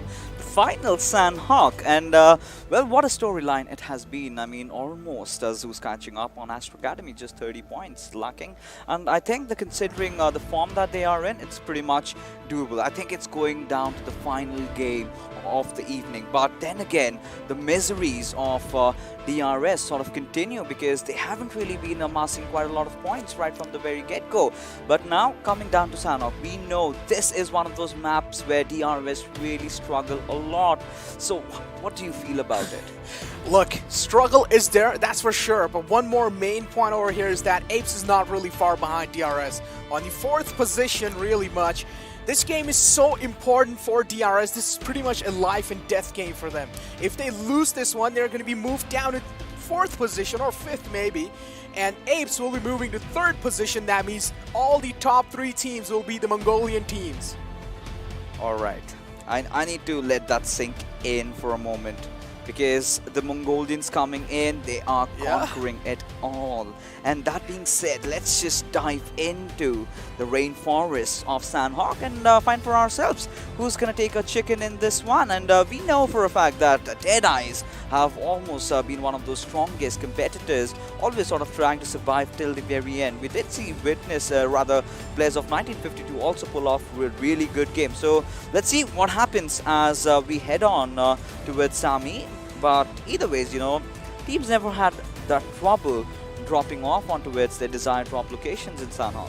Exactly. I mean, usually in a pretty small map, you can probably stretch your parachute away till those ranges, so you don't really have that much of problems going on to your located positions. So all the teams are pretty much chilling, but now in a map like Sanhok, it's pretty much like more kind of zone dependent. You need to be in the circle, in the time, in those late game circles. We have seen, you know, sometimes you do get caught off guard in those rotations and stuff.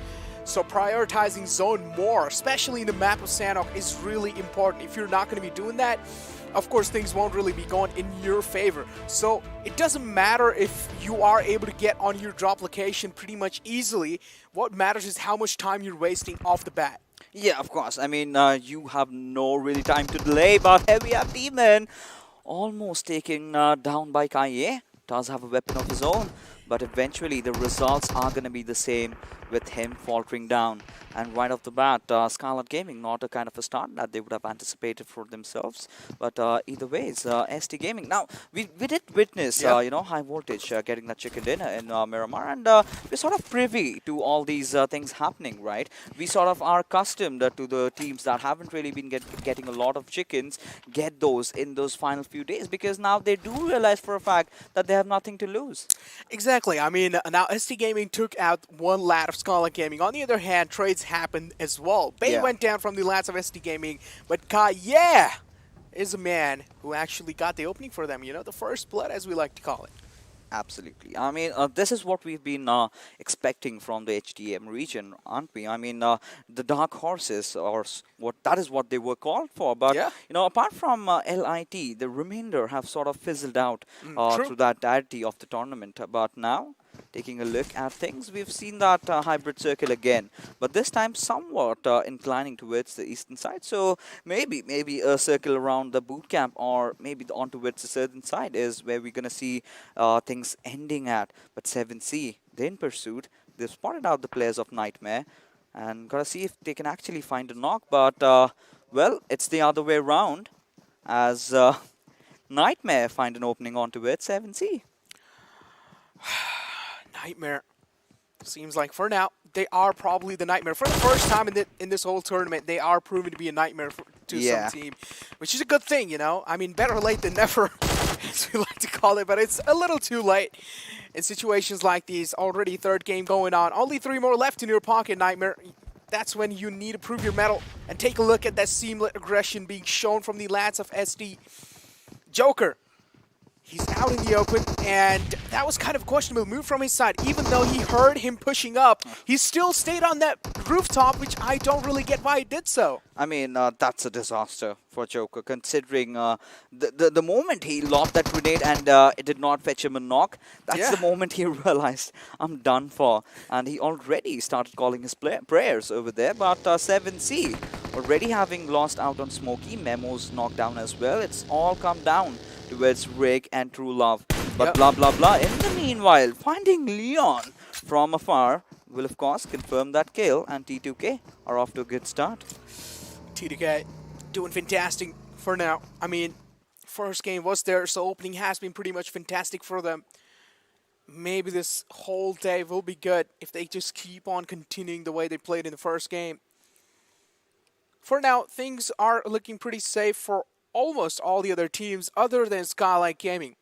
One man is pretty close to the rest of the lads of SD there, so he is definitely not enjoying his stay in overall pond. Yeah, absolutely.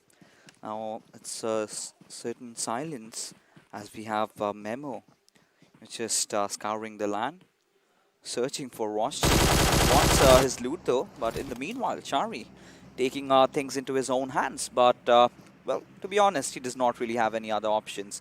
But Kaye and Ken BB, what are they up to? Can they wipe him out? Chari, having spotted Ken BB, but from the sidelines, did not really see this one coming. And that being said, Skylightz Gaming taken really, really early exit on the 16th spot. Fantastic stuff from the lads of SD. But I kind of feel bad for the Skylightz Gaming there. 13th position in the overall boards. If things are not really looking good again for their side, this can be pretty much unfortunate for them. On the other hand, look at this Nightmare Hong, pretty close to the lad of Godless there.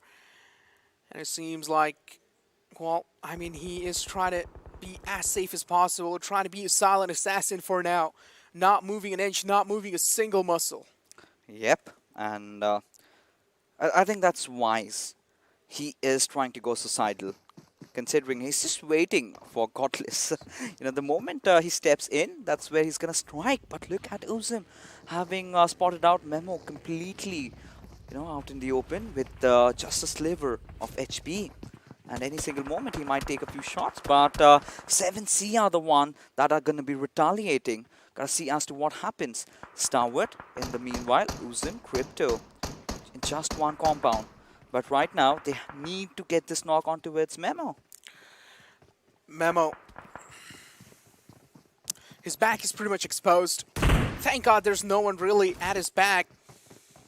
So he's pretty much safe for now. But again, the only man there if the backup fire is there from the back lines, but it doesn't matter. He's way too close to the enemy territory. And Stalwart Esports pretty much has the entire control of this area. So Memo, I feel like he should back off to that rock.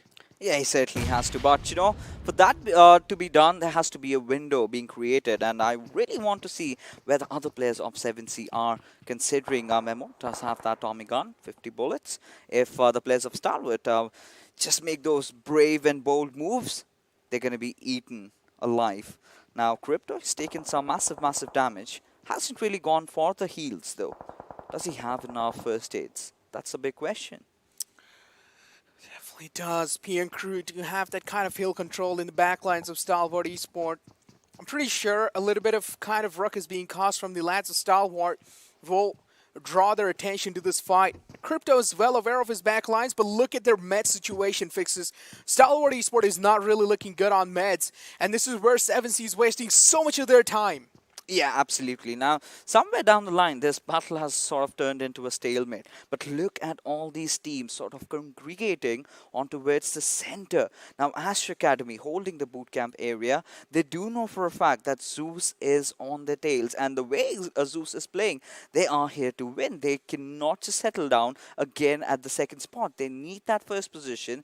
They need that crown. And I think they are already in pursuit of that, because staying right beside Astra Academy, just waiting for them to be in a very sticky spot, and then maybe rattle them down with bullets and end their misery. Oh. They're still in the same position.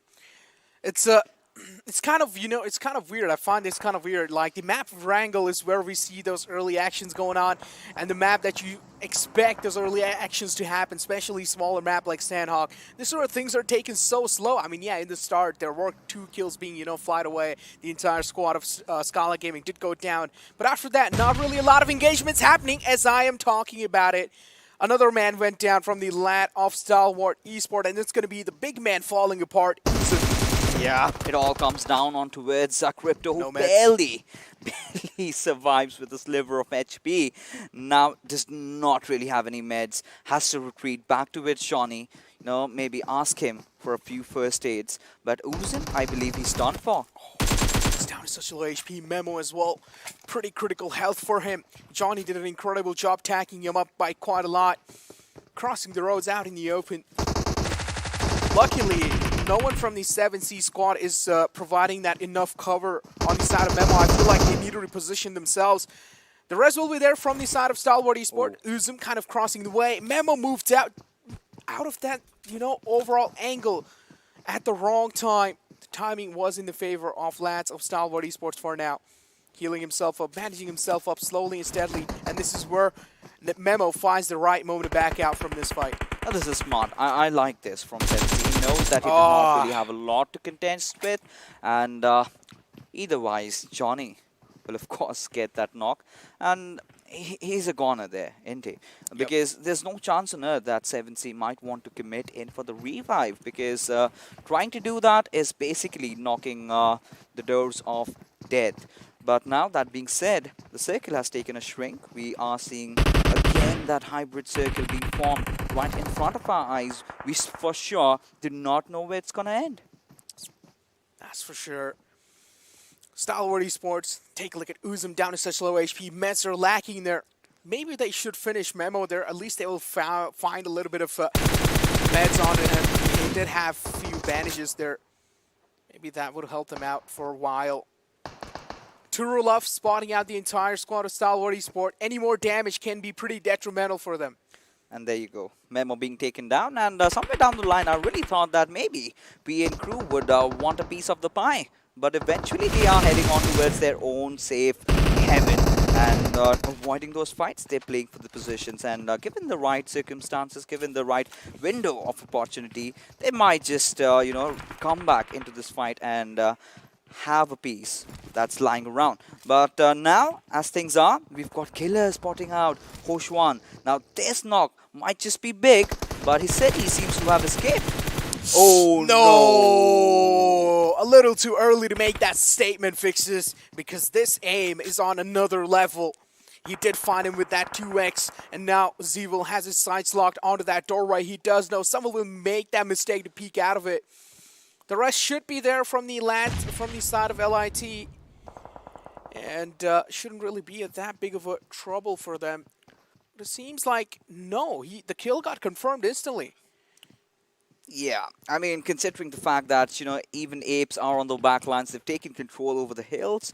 And, yeah, the boys over here from PN crew, certainly, I mean, you give them that opening and they're bound to strike. And I really felt for once that, yes, he sort of has messed up on his shots, but the next time he shows up, he does connect it absolutely right. And in a turn, he gets that knock. But right now, taking a look at DRS, they finally managed to, make a quick rotation, getting inside the circle safely for now. But, it all comes down to when we get to see that next shift, the curveball that we've always been talking about. Now, Wanu, he's given up his position. He's on the outpost. Now, you're really exposed when you're up here. You get a lot of vision. But apart from that, it does come up with that trade-off. And look at this. It's like a trench war going on here. Both these teams in their own houses, peeking out those windows, shooting a couple of shots, getting back in. Bullets being kind of exchanged from the both sides, but don't really seem like any of them are finding any connections. So both these teams are looking pretty safe. Airdrop 3 on the way, and this is what my friend Ocean likes to call it as the demon of a weapon. I mean, forged by the devil himself. And right now, Astra Academy, if they get their hands on it, I mean, they've almost gotten an upper edge over all the other teams. Wanu spotting out Rick right out in the open, still waiting for him to expose himself just a little bit. Okay, there you Seems go. like action is going for it. Oh, now you do not want a man like him to get that airdrop, do you? Well, it seems like, yep, he realizes. He needs to drop it down, though. No, he realizes that it's a little too out in the open, and... No, that's a good way. Oh, yeah, okay. He threw that nade to actually drop it down. Now he can loot it peacefully, get that for himself. Oh, ghillie suit as well. I mean, maybe we'll see a snaky action this time. Considering you're in boot camp right now, this ghillie suit sort of makes you even more visible. I mean, imagine in the concrete jungle, you've someone having a ghillie suit and roaming around. He's ought to get punished. But right now, that's for another day, considering how the zone is really favoring the boys from Astra Academy. But we have seen circles like this, right? It eventually tends to shift towards where Zeus is, or maybe towards the backlines where 7C are. Zeus, though, look pretty close to the lad of Nightmare Gaming. Still in that same position. Imagine he doesn't really have a lot of loot fixes for the late game. And this is what you really need to out-survive those later kind of fights and later kind of zones. You need that kind of comfortable loot for yourself. If you're not going to be having those, then we do know what can happen. Hong, of course, the last man alive from that squad. I feel like he's not going to be staying alive for a longer time, though. Yeah, I mean, let's be honest and be brutal about it. Nightmare had their fair share of games, they had their moments, but in terms of overall standings, they haven't really been doing good, to be honest. And, now that is one of the teams that we can really rule out of having a chance to enter the top 8, considering the circumstances, 58 points. But now what we really need to focus is on APES. Can they take that third spot away from DRS? I mean, considering the kind of plays that Sanchiv did with that bolt action, getting those far knocks and that one no-scope over there in that really, really sticky situation, that sort of proves how good this player is in terms of his mechanical gameplay. Exactly. But also one thing, keep this in mind. DRS is still alive with all 4 members, so this might be one of those consistent games for DRS. On the other hand, if APES want to actually overtake them, they will have to get a kill-heavy game for themselves, including that chicken dinner, or at least 2nd or 3rd place. That would give them a decent amount of placement points. Yeah, I mean, APES have been a team that has been really prioritizing on those positionings. They have been getting those consistent spots and a decent amount of kills, nevertheless. But one thing they've not really gotten is their chicken dinner. But look at Sharp. Oh, Extreme moving right in front of him as High Voltage have decided to make this the safe heaven as Tofik gets spotted down. But the trades are going to be coming in as Magnet will get one for himself as he will be shooting another player down. But no, does not really connect as Cooney, he does prone down in the grasses and somehow he finds the knock over there. He did find the knock. Sharp wants to confirm the kill. He did there. But Extreme is there in the back lines, instantly providing that cover, taking him down within a blink of an eye. A little bit too greedy to confirm that kill, I would say. You know, I really could not understand how on earth could 1952 mess this one up. Because, you know, you've got a squad pushing right on towards you. You were the one supposed to be aggressing. You are the one supposed to be applying that extra bit of pressure. How on earth could you just let them down? You know, somewhere down the line, trigger discipline, it's good. But sometimes you need to be aggressive. I mean, High Voltage was not supposed to be alive in this fight. They should have been eaten. But seems like it was the other way around. But that being said, we are looking at the circle taking the shrink again. Now, DEADEYES, they've got Shifu Sir knocked out. And I'm starting to ponder as to how they're going to get inside the other side of the island. I mean, it's going to be kind of a tough task for them to do so. SDGaming right next to the lands of TDK. Things are getting pretty heated up, and this next circle favoring the area of boot camp, and you all know what that means. Astra Academy domination is on the way. I mean, it is, but you know, I'm still gonna be, you know, keeping my money on that curveball that I'm about to witness. Oh, here Might we just go. Towards the warehouse. But Hong, how did just blown into smithereens, and that's what Zeus do, right? That's what they're known for. And Nightmare Gaming take an exit on the 14th spot with just 1 kill. Just 1 kill. Well, 4 nades lopped in 1 little shack. Imagine what just happened to Hong there. That's a pretty brutal death, not gonna lie. It's kind of a fatality. On the other hand, here we have Nima. Oh, he has to be spotted out. Shots being taken.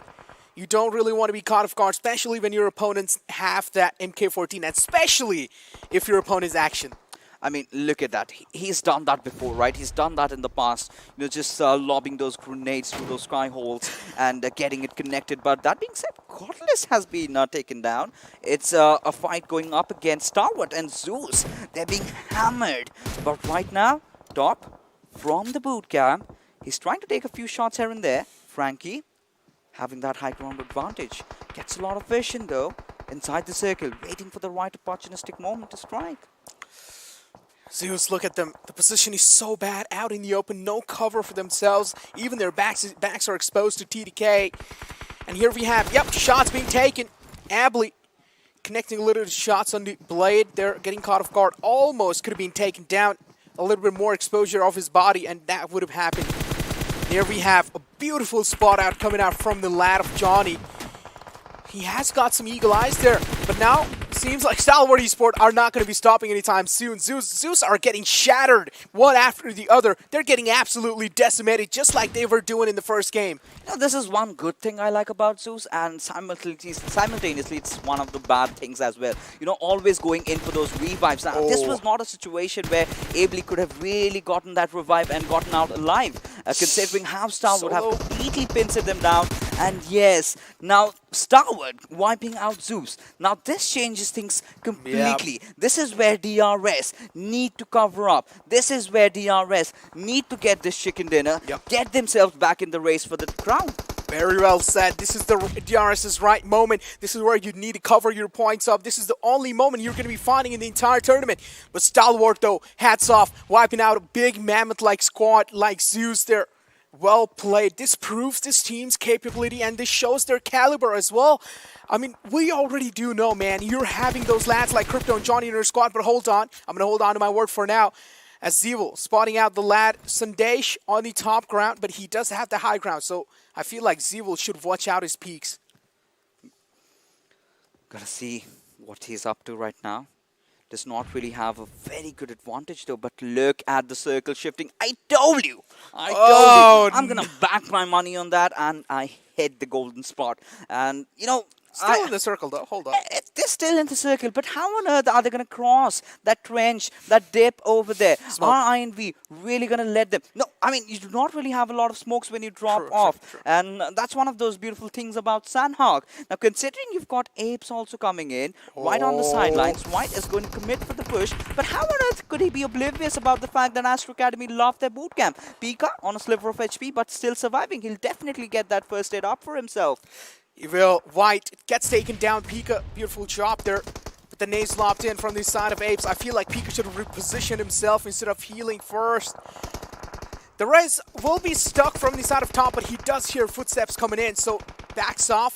Tries to go in a defensive stance. Nades lopped in from both sides. There is kind of backup fire or backup cover being provided from the lands of Astra Academy. Scree is there in the back lines. Kill being confirmed from the side of APES as well. Two Mongolian teams going up against each other. Head to head, and APES, they're not shying away from a fight, are they? And they're bringing it right onto with their faces. Now Pika being out of the picture. Now this is going to completely change how Astra Academy are going to approach this entire fight. But you know one thing, they're sort of constricted to that one compound, which can be sort of devastating for them. But Stalwart, they're under heavy fire, already lost out on one of the players. And DRS! This was their moment to prove. This was their moment to shine, and they screw it up again. Got taken down by Stalwart Esports. Beautiful job there. Taking down the team like them. Backstabbed in the perfect moment, in the perfect time. And DRS did not really kind of predict that. But only one kill as well. They haven't secured any points for themselves. Just 1 point. That's not really a lot. DRS isn't really having their day since yesterday. I mean, DRS, their woes continue. This was their right opportunistic time, but they completely shat their pants. Right now, Hustler, he's going to be lobbing that grenade on towards Astra Academy. If one connects, they're all going inside. Look at that nade barrage coming in, one after the other. The nades are being cooked out. Now, this fight, it's going to get a conclusion right over here as Astra Academy, they also have to get inside the circle. Now, this is very, very critical as to how these teams are going to be doing, considering Stalwart have already rotated pretty early on. Now Crypto, he is going to be dishing all those bullets onto the players as Hustler. He's also in a whole world of trouble. This is a do-or-die fight for both these teams, Astra Academy and APES. This is pretty much a do-or-die situation. Sanctuary left back in the blue zone. Stalwart Esports for now are looking pretty good. It seems like they're guarding the zone lines and they're not going to let APES cross away that easily. Sanctuary, though, still holding off in the back. Stalwart Esports, I'm pretty sure they have no clue. Are there any teams in the back lines? And I feel like Astra Academy or even the lads from APES will try to grief their game. That might happen, you know. Top, look at him. He's got 3 players in front of this, but I think he's going for that healing battle. Look, he only has one last first hit. How can he go for that? Now he's going to be finding his right moment, and this is where he strikes. Finds one. Pretty much the game has been griefed. Finds another kill as well. He wants to confirm this kill before he goes down. And yes, he does! Found those 2 points for himself and those 2 kills in the last nick of time. And right now, it's all upon Uzum, who's apparently been spotted out. He's just waiting to meet his makers. And there you go. INV doing the job over there. Now look at this, you know. We're down to the last 3 teams. When did that happen, to be honest? I have no clue as to what's going on. But right now, T2K have again found themselves in the top 3. Have one of their players knocked out, but the zone sort of favors them. Now, INV really need to make a rotation inside. Now, talking about the last final player of APES, Sanchi, he is in for a heal battle. We've got to see as to how long can he survive, though. TDK's luck is shining bright today. Even the third game zone is in their favor. This is where TDK can pull off an insane clutch, but they don't really have that much of manpower. Now it seems like it's only Frankie and blah blah blah left, and it's pretty much done for Sanctuary. He does know that, so might as well just put on a overall emote and just dance and have a great time. Yeah, the dance of death. But right now, INV, they're going to be enjoying themselves the chicken dinner. Or maybe Frankie has different plans, but not this time. As Chad will find that knock. And it all comes down to blah, blah, blah. Who eventually gets taken down. And Team INV get their first chicken dinner home. And, they've been waiting for it. They deserve to dance like this. I mean, I like it. The moves they're making. Great time. Come on. Yeah, let's go. You're almost, done with the tournament. And might just want to end it on a lighter note. And we are sort of privy to all these kind of teams coming up and getting those chicken dinners. Now, they're playing fearlessly. They've got 3 more games remaining. And what do you think is going to happen? 3 more games left in your pockets. I mean, DRS, if you keep on playing the way you're playing right now, or in the future games, I mean, I pretty much know it's going to be a slipped away position from your hands. Yeah, so close yet so far as DRS mess it up again. But that being said, we are going to be taking a quick little break, and coming right after is the Des going to break the fights down.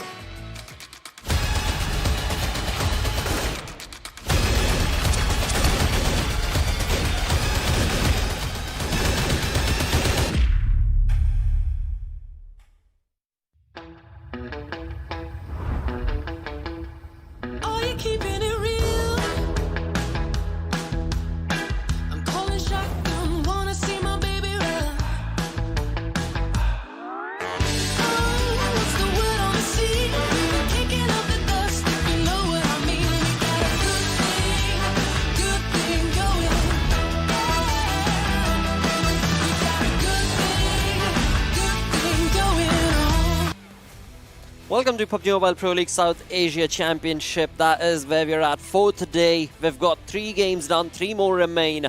But when it comes to the standings, it is looking really all over the place. But it is looking real good for some of them. Well, again, we shall see how this day pans out to be. With that, a huge thanks to OPPO F19 Pro for making it all happen. Hashtag woke up your fun. Let's move on to the analysts. Hi, Super Johnny. Yeah. Ocean Sharma. YOLO strats. YOLO strats being applied. YOLO strats are coming up. Yeah. And working out. Working perfectly. They definitely are, but it should not be just 1 or 2 game affair. Obviously, we'll have to see what more they can do. But talking about the MVP, 72 Love right now, 3 kills, 2 assists, 26 healing done, 796 damage. Looking good. I mean, definitely a wonderful performance being put to display by the lad, and he has always been there for his team. I mean, it has always been, we've seen in the last few days True Love live up to his true potential when we saw him in the early days with the team, and this match again bringing in the numbers for the team in terms of those skills, those survival points as well. But again, YOLO strats working out. As Ocean said, it can't be just 1 game, it has to be all the matches that are left. So at least you move up a little bit on the leaderboard and you increase your prize money by something.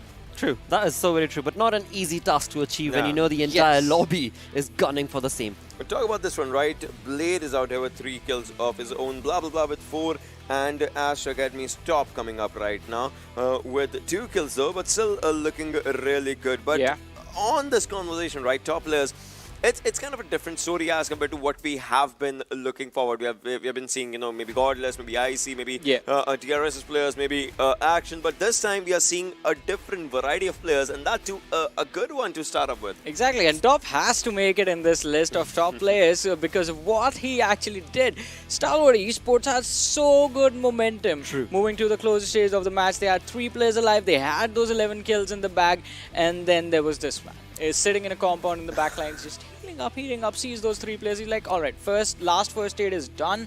Now need to start taking out those kills, and was able to pick up a few extra points before taking an exit. Yeah, that's true. But talk about Blade, right? 5 assists coming up from that lad. Blah, blah, blah with 13 utilities. But Crypto, well, Crypto is coming up as well. I mean, in the upcoming few games, you wanted Stalwart to have a good game, and they did. They delivered, but I want them to at least get 1 more game like this, 1 or 2 more matches if they can perform like this. Alright, finishing top 5 in a game is good, but if you can get those 11 kills with the top 5 finish, that is going to make up for the points that you lost in terms of the chicken dinner, and that is something that this team can focus on. They have the ability to do that, and they are doing it wonderfully. They most certainly are. I mean, when we were talking about those positions, we were looking at very close points, 155, 154. So 19 points coming in from this game for Stalwart Esports is certainly going to be helping them in terms of that boost. But INVEsports walking away with 9 kills, 24 points, and their chicken dinner. I'm sure they are going to be motivated. Yeah, not just INV. On this page, let's see, we have INV, we have SD, and High Voltage from the second page of the standings doing really, really well for themselves. Definitely, definitely. You know, this is how it is. Apes did decent, as we were talking about this team, right? Astra Academy, well, they want to maintain this lead, and this kind of just helps them, as we'll be looking on to the next page when we talk about it. DRS is here, Zeus is here. Zeus did get those 2 points, DRS did get those 2 points, but a lead is a lead. Now the 30-point lead has grown just by a little bit more. Challenge for Zeus, and it is going to be a tough job to cover up the difference in the next 3 matches. I mean, this is something that this team can definitely do, but again, there are a lot of factors that you have to account for, like how their opponents are going to play. If Zeus has a phenomenal game and Astra Academy is on the second, it's not going to work out. The only way things work out for Zeus Esports, if they have top 3 finishes consistently and Astra Academy is finishing in the bottom 3 in every single game. And we know Astra Academy is not known to do that. This game was, even this they might consider a bad game. Definitely, definitely. But, you know, yeah. Just to carry out the conversation, I was just going to bring up the zone analysis because after all, the rotations that we saw from a few of these teams did not fall in place. Water rotations last Sanhok, well. I mean, that's where we did not see that happening and a team getting caught. Of course, till yesterday, I would say damage was done. Now every team knew that whatever they had to do, it was supposed to happen on this areas only. But look at the circle as the zone was moving to the right-hand side, I went to the northern side of boot camp, the triple warehouses. So the team started forming up their clusters around boot camp. You could see Zeus on the back lines, Astra Academy onto the proper boot camp area. Whilst DRS T2K, they still have to move in. Once they move in, they have to be ready for the fights, and so does High Voltage. And bootcamp is really interesting in the sense either you get in early or you have to be gods with the fights that you pick up and finish off the players that are hiding in those buildings. Otherwise, there is no way you get inside those buildings. And as we know, the game did actually, in fact, take us to the bootcamp area. That is where everything almost came to an end. It was a really, really difficult challenge for a lot of these teams to build up, live up to, and to actually overcome. Also, another interesting thing that we saw was the fight that was there between Astra Academy and Apes on one side, and then you had DRS and 7Cs going at it on the other. Right here, exactly what I'm talking about. After this, we see Astra Academy take on Apes as they move towards the northern side, quite close to the second rotation working up perfectly for them, because obviously bootcamp is also divided into 3 different rotations. One's the main building, then there's the first rotation where Astra Academy's Shri is, then Apes coming up for the third rotation to the second rotation. That kind of actually helped them in their own favor. But this one where 7C went down, after that Stalwart, they just had to move forward, and that's where they got caught off here and there. Exactly, they were caught off guard by the players of Astra Academy, and as I was just about to say that, I mean, even in that entire sort of a scuffle that was there between those 4 teams, the one who took the most advantage of the situation was Stalwart Esports. They came in, they were able to pick up those kills, and then they moved out. Missed out on that one player left behind, and that man destroyed the entire game for them. But hey, still getting those kills, still getting those points. And that is what matters, because eventually that is what these teams are working towards. Get those points, get yourself the lead that you do deserve, and after all, eventually, you only have these select few games remaining. With that, let's combine these wonderful moments through the OPPO F19 Pro. This is where it all started, right? But I'm happy, again, I'm happy that no team got the area of water lines for themselves. Otherwise, every fight, you know, this is where we'll be seeing that every team got a bit of a damage for themselves, if not the kill points, because that's important. And 7C taking up Stalwart in the early stage. Well, Stalwart did fall down, but they did not stop. They moved again and again and again. And this is where the cluster of teams, once it started forming up onto the bootcamp area, it became an important area to hold on to till the end. Yeah, exactly. It was really, really important. You get there early, you take control of the compounds that you can, and then just hold on till the end of the game. But oh my god, I mean, the utility usage from this team is always incredible. But this time, they did not expect to someone catch them off guard like this. Out in the open, nowhere to run for cover, and Stalwart Esports, they made them pay for what happened on the map of Erangel. This is revenge for 2 games earlier.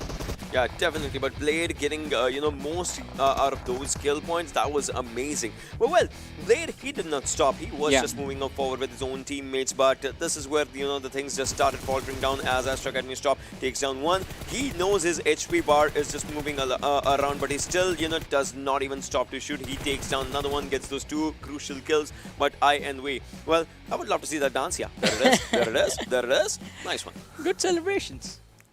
It was needed. But moving on forward, this is what I was saying, right? Every team has at least one kill point and damage point for themselves. This is a good thing. This is kind of what would you call it? A wholesome Sanhok match that we would have wanted to see. Every team gets something out of these fights. But talking about Stalwart, well, this was a brilliant one for them. 17-15 with 11 kill points. Nicely done. Yeah, an amazing performance by Stalwart Esports, and as you said, a wholesome game of Sanhok, I have to say. I mean, everyone was picking up those fights, getting those kills one way or the other. But in the end, another team that we have to talk about, it's going to be the team that was second in this game, that is T2K. Because T2K, this is their second game that they have had a good finish, and we saw after the first one how close they were to entering the top 8. I want to see the overall. I want to see where does this match bring this team. Well, you bring it up. Let's move on along and have a look at, of course, the storyboard that is going to be showcasing what bigger lead have these teams made for themselves. They make it. Whoa! Third position for APES. DRS needs to go. 5th for Stalwart. Yep. T2K on 7th. Oh my god. This is amazing. Today is absolutely bonkers. I mean, Ocean was right to say it. And I mean, DRS Gaming, I believe there is going to be a little bit pressure on the team, since now it is just a 1 point difference, but still, let's see if they can. Another prediction comes right. I'm happy. I mean, top 3, we talked about, right? Mongolian teams come to top 3. Let's see what do they perform with the next upcoming 3 games. But still, all right. So for APES, it is that big of a lead. Yeah, exactly. There is no safety question. Absolutely none. Because if not DRS, Stalwart is quite close to them. DEADEYES guys is quite close to them. Train to Kill is quite close to them. And I mean, it's going to take 1 or 2 games for either Train to Kill or PN Crew to 1 or 2 good games to these guys, and they can actually take away the 3rd position from APES. And for the others, DRS, Stalwart, and DEADEYES, it's just 1 match. Well, after this one, Stalwart has become the 3rd team to reach to triple-digit kill markers. Look at how kill-hungry that team is. And the competition is Astra Academy, like pretty close with the kill department, I would say. 102, 101, 119 is with Zeus. They still need to get that 1 placement point to get them to the triple-digit marker. But talking about the other teams, 9 to 16, that's where we have been seeing a lot of ups and downs happening, as T2K came up from the 9 to 16 marker to the 7th marker. So that's one thing. But Elite Esports, they did go down 1952. Well. This is not what we expected from this team, to be honest. We would have wanted to see a better game from them, maybe in the upcoming games. I mean, they're still not far away from the competition, so maybe 1 good game can boost their morale, get them the confidence boost that they need to move up the standings again. But still, from yesterday to today, there has been a fall-off from 1952, which is quite unfortunate. I mean, we are rooting for this team to perform, the only team from the region of Bangladesh to be here in this tournament. They were doing so well on day 1, really amazing on day 2, and on day 3 and day 4, now they are sitting on the 10th position. That's definitely right. But again, this is where INV is right now with 1 chicken dinner at 14th. Still, they'll have to get more of them. 7C needs to get 1 for themselves as well. So all in all, I would say we'll have to see what happens in the upcoming games. Well, again, we've got 3 games remaining. Only 3 games remaining. And the competition couldn't have gotten any more closer or fiercer, because every single game, the way the fluctuations are happening in terms of those points that these teams walk away with, I mean, it's just phenomenal. Yesterday, Panda Bros were talking about T2K bringing their lead up, and here we are talking about the same thing into the reality that has happened. So it is a very interesting conversation to be had when it comes down to the 3 games remaining. The speculation is all over the place. Oh my god, look at this. 186, 185, 89, 69, like the kill points, the total points. But this is where it just gets interesting. 17,000 damage given, 16,000 damage taken, 23,000 damage given, and like around 20,000. Let's just keep it there. Damage taken. So I would say APES has a good ratio of that, but somehow those placement points that are coming up in the favor of DRS are actually helping them right now. But still, 1 point, that 1 point, it can change like just in the next game. Exactly. I mean, today also has sort of been an unfortunate day for DRS Gaming. If you notice in all the 3 games that we've had so far, it has always been the case of them getting caught off guard, them getting caught completely off guard, not realizing where exactly they are going to take a fight from, and that is something that you can never account for. But on the other side, I mean, APES have been pretty consistent and have taken an opportunity to utilize the fall off of DRS to their own advantage. Well, taking the conversation away from the top 5, let's move on to the team that is on the 6th position as of now. That is DEADEYES, guys, and we do have an interview lined up wherein I believe we're going to be joined in with HungryBox, and he should be right here. Certainly hope you're doing great and are in the right synergy and energy for the next 3 games, HungryBox. Hi everyone. Yep. Right now we are on the 6th position, but we can hope that any good game can change the table. Actually. Absolutely, because you guys are so close. I mean, 171 points is where they sit at. You guys need 1 game to break into the top 3. That's it. Yeah. 1 game. I want to know from you, are you planning to still play it safe and hope that game arrives, or are you going to be like, all right, time to go YOLO, we're going to get that game, we're going to force it to come our way, force those points to come our way?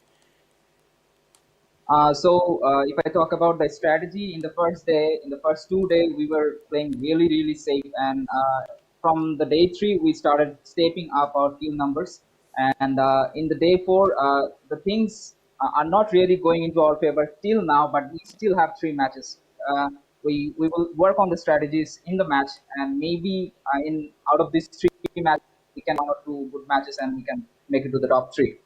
Most certainly, that's going to be the energy that the stage is going to be sharing with you. Well, my question is going to be about the addition of the new teams that is in this competition, right? We talk about Astra Academy. Right from the start, they are dominating a lot. So what do you think is something different that they might be doing against the lobby that's actually helping out? And what can we see from your team in these games? Like, obviously, Johnny did ask that, but is there something else that we might just see from DEADEYES guys in the upcoming games? I would like to secret. I mean, the strategy that are coming into the game in next 3 games. I would like to keep it secret. But obviously, the teams that are coming from outside region, they are really good. Especially talking about Astra Academy and teams like APES, and obviously HIGHVOLTAGE. And recently, we have been seeing INVEsports have been doing. They have been also doing a really great. So a lot of companies region, and I think, I mean, we'll have to give our 100% in the remaining 3 games to be in the top 3. Most certainly. And of course, that is what I'm hoping that works out in your favor. Because again, you guys are on point. The synergy is working in the favor. The kills slowly and steadily are now finally coming up on board, HungryBox. So certainly, best of luck from the stage and all the fans as well. If at all you would want to say something to your fans. Yeah, definitely. The main reason we have been called as the comeback king because of what we have been doing from the first PMPL to the 3rd PMPL right now.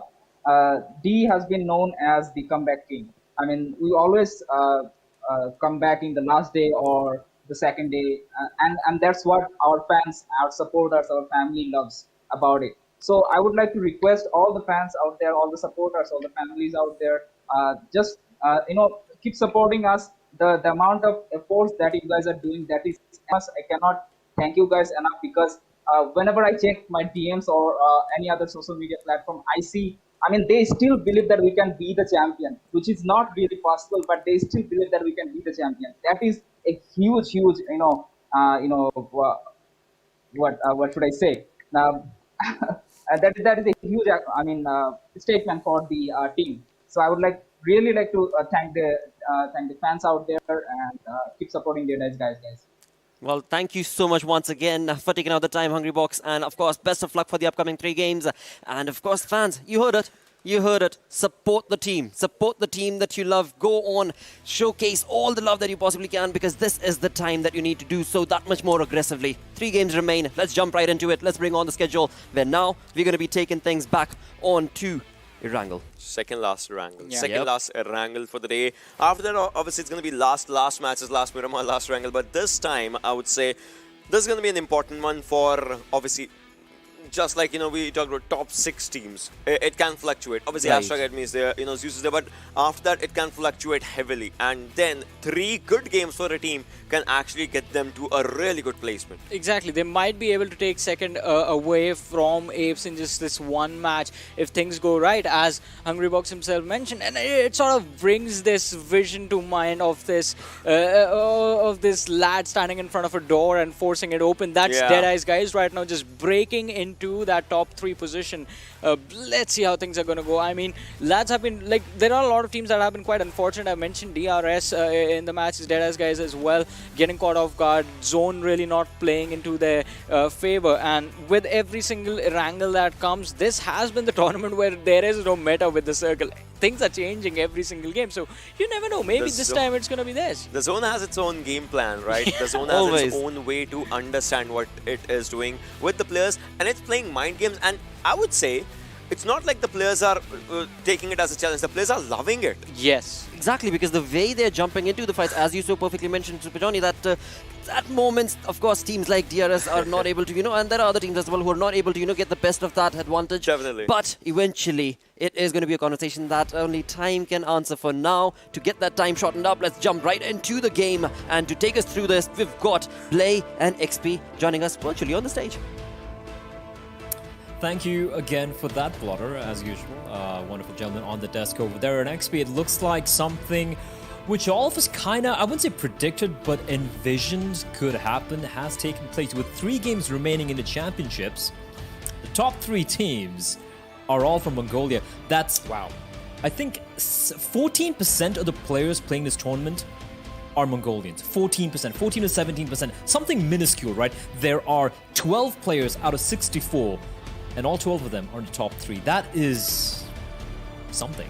That is something amazing, because if you think about individually, if you talk about the players, the MVP standings, 8 out of the top 10 players in this tournament right now are Mongolian. So again, if history teaches us everything, man, these guys are going to be taking over real soon in the world of PUBG Mobile. However, the fact that, alright, you did kind of bring up that it is a Mongolian 1, 2, 3.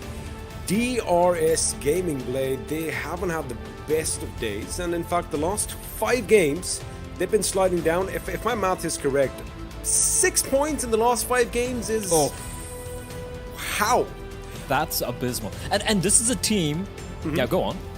Again, the thing we started off today with was the fact that it's that mental pressure, because they know that they have a lot of work to do to make sure that they hold on to that 3rd position. But boy, oh boy, buddy, it can really weigh you down from time to time.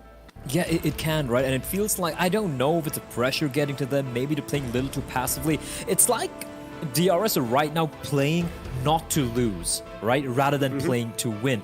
And that could be the difference in the mentality here between themselves and the 3 Mongolian teams. That seems to be the difference maker. Then again, you can never count DRS out. They could suddenly get 2nd win and just start to dominate all over again. But then Stalwart Esports XP, 5th position without a single chicken dinner. That's also very commendable. APES cracking a top 3 without 1 chicken dinner either. That is shocking as well. So you got to give credit to a few of the other teams as well. T2K climbing to the 7th position, and again, while we have these the total points on the left-hand side, take a very quick look at the 3rd position, 186 points, and then you look at the 8th position at 163. That's 23 points difference between the 6 teams. So anything can happen, but we aren't going to be wasting any more time, ladies and gentlemen. XP, you can see the plane path right there. It is kind of between Primorsk and the military base. It's going to be heading and ending just east of Yasnaya. Do you expect to see anything drastic when it comes to the play zones, considering it is the final, 3 final games remaining here in the championship?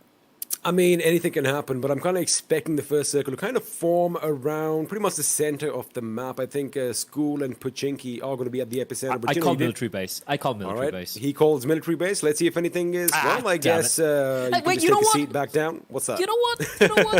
That's a bit of the military base. You got a little bit. You got a little bit, but it looks like action might break out early on. Now, you did kind of mention Yasnaya, and we were just talking about a couple of teams before this. And, well, for both the teams, LIT and DRS, they'd love dropping down in Yasnaya. So if DRS want to make up for some points, they need to take some fights. Like I think SDGaming has the same idea, as Kayer is going to be leading the charge, cooking that grenade, lobbing it just to keep the enemies at bay with a follow-up Molotov. Oh, actually that grenade did some damage to Memo, but this could be a bit tricky. A risky move coming over here, but he does have that PP Bison. However, waiting for him on the other side of that door are shotties. Well, this is not going to be easy at all. SD, nothing to lose, pushing in. Turulov getting knocked down. Okay, flips spinning around. He knows someone's shooting him from the distance, but they will finish off the job. Mimo and Turulov will be the first couple of players to drop, and that's a rough start here for 7C Esports. Bear in mind, ladies and gentlemen, they are currently placed. I'm taking a look here in the 12th position, and this is one of the few chances to potentially crack a top 8, which is very much doable considering how small the gap is between a lot of these teams. But SDGaming, even though they are in the 15th place right now and 72 points, XP themselves... Yeah, I mean, you have nothing to lose. This is where you go all out. This is where you just try and screw with everyone else, right? You know, also, it'll add on to your... Wait a second, I thought they were actually going to take the fight over there, but Ken BB, of course, realized that the enemy are going to be making their escape in that buggy. So what I was saying is, it's going to add to their prowess in the tournaments to come. You know, that adrenaline is going to be coursing through their veins right now, and they must be thinking that, wait a second, if we can do this, why didn't we do this from the beginning of this tournament? But I did want to bring the map up, have a look at what's happening over here. Now, I did kind of see DRS was a bit further east from Yasnaya, so... Again, you did kind of say that, you know, they're not playing to win, they're playing not to lose, and that, of course, is going to throw your game plan out the window, because if a little bit of hesitancy does seem to creep in, well, I mean, we know that it can pretty much screw everything up, as it has been for this team. 4th position, 185 points, 1 point shy of APES, who, as you did mention, are in the top 3 without a chicken dinner. That is just phenomenal. I mean, we talk about consistency. These guys have been consistent. We talk about Apex Predators. The Apes have definitely been getting their fair share of kills. But again, 2 games remaining. I beg your pardon, 3 games remaining in the South Asian Championship. And you know what, DRS, they got to buck up. They got to make sure that they have the same game plan that they did on day 1 if they want to succeed. And quickly talking about a non-Mongolian team, Stalwart Esports, man, they have been really, really fascinating me with their gameplay. Again, that aggression, we know that these guys can handle themselves in a fight, right? But I like the fact they're taking chances. I just want to point something out as well, just to kind of underline the point you're trying to make here, right? Stalwart Esports are right now top 5 with 173 points, correct? They have the 3rd highest number of kills, right below Zeus Esports and Astra Academy is 102. These guys have 101. They are 12th in placement points. The thing is, you know, talking about this Pakistani team, I love it. I love the fact that, oh my, they can go toe-to-toe, they can go head-to-head with the best of the best in the world right now. But again, what kind of seems to, you know, give them a hard time is the fact that sometimes they can be a bit predictable, because they haven't really changed their drop spots, especially on a map like rotations. Right? There you go. So now the zone isn't always going to be on your side, right? So you've got to be versatile. You've got to make sure that you have options B and option C. However, some things are definitely working out for them. They just need to hold down to their locations and hold down the ground when they take fights. Because what happens is, if they're winning a fight, yes, they'll go in, they'll get those kill points. Yay, well done. However, once they seem to have a little bit of pressure applied on them, in my opinion, the biggest mistake that they're making is they let go of that ground. They kind of retreat back, which again looks like the right decision, but you know, you don't want to give away your vantage point. So again, I like the fact that today they've been holding the ground, and they've been hurting a lot of teams around them. Absolutely, and that's what we want to see, right? As we do enter the final 3 games here. This is after this, of course, we have 1 more game, and then the final game is going to be taking place a little bit later on. You're not fighting for anything else apart from, this is not about qualifying for the next stage. There is no next stage. This is the championship. This is the championship finals. Winner takes all. Winner takes $40,000, as Zeus is going to find Chad from INV. And Godless, of course, the man of the hour, who he has been spectacular alongside his other teammates like Ziol. And he's going to take a safe route, running on in. Should have an easy finish here on the Chad. Locks him out.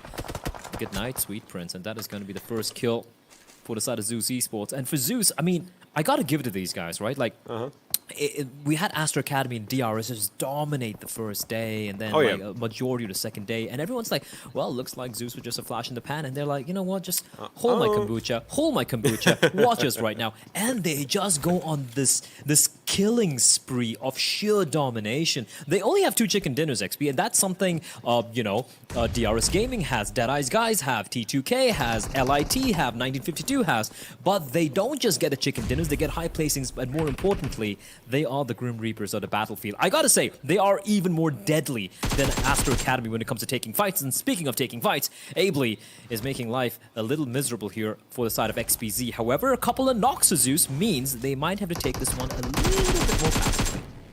I kind of reckon he could have backed that car out straight, did not turn it, but it works out for him as Ably is going to take down XPZ. Now, a little trade was coming in earlier. Ziol did manage to reach his teammate Icy, who was bleeding on the ground on a sliver of HP. So against all odds, Zeus are still a 4-man squad. And just to add to your point, it's also the fact that, yes, Astra Academy, man, they're a heavy-hitting team.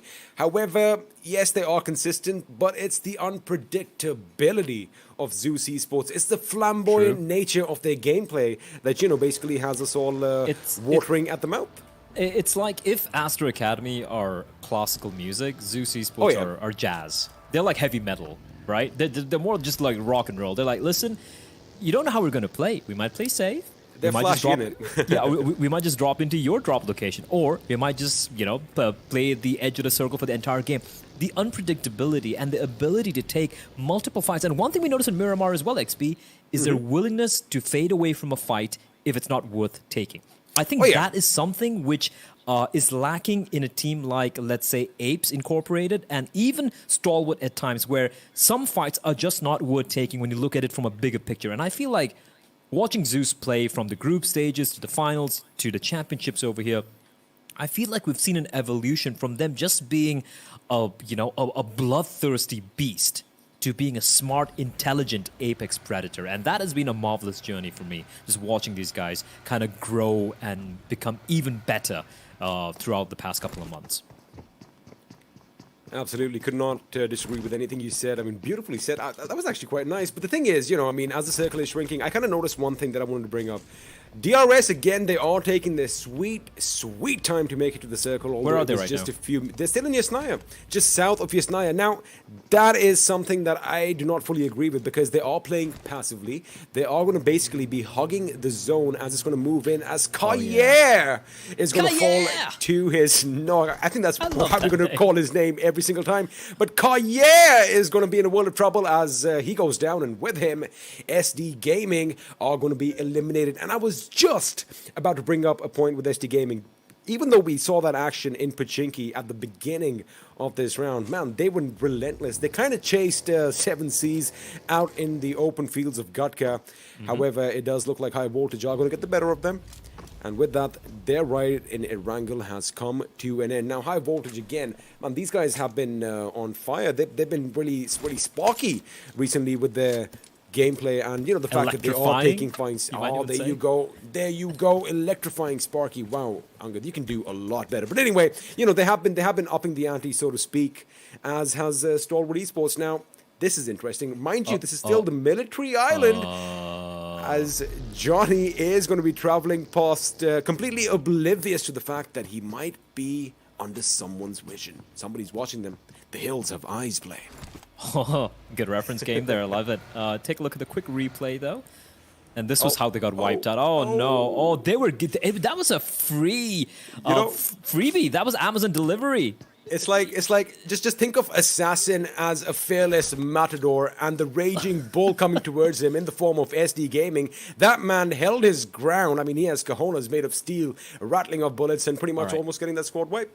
DRS, okay. They're taking the fight with LIT, but they're peeling away. They've got a couple of knocks. They already have 2 knocks. And I believe DRS have... Okay, they're a 3-man squad, but they got us 2 knocks. And they're not really going in. Now, Wano's done for. So he will bleed out in the Omen. Nima's going to find V, even though he got the res. And there we go. DRS with a kill, even though they have suffered a casualty with V knocked down. This could be a play for DRS. They could move on in and wipe out LIT. And LIT opting not to stick around and fight. And that should be a confirmed second kill coming in for DRS. much better from the boys. Like I said, XP, like you pointed out, XP, they've only had 6 points in the past 5 games. That is quite shocking, but they are going to be making up for this now. One thing that actually worked for DRS right now was, mind you, LIT had this hill before them, right? Because they came in really late, as Vanuo is going to be put out of his misery, as is Ziv, as he has a car rolling over his head, and his skull goes crunch, right? You crunch the skull, you crush the skull under the wheel. Well, either way, the man is no longer in this game. But, you know, I like the fact that DRS, they didn't do what they do, or they didn't push in the fashion that they normally would approach the situation. Normally, they'd go guns blazing. They'd be like, you know, might is right. This time, they had a couple of players, Nima especially, was on the back foot, making sure that the left and the right flank is secure, and it was a coordinated attack. But the thing is, the circle has taken the shift up north. Zeus, of course, you would not be surprised to see them anywhere else except at that massive palace atop Mount Olympus.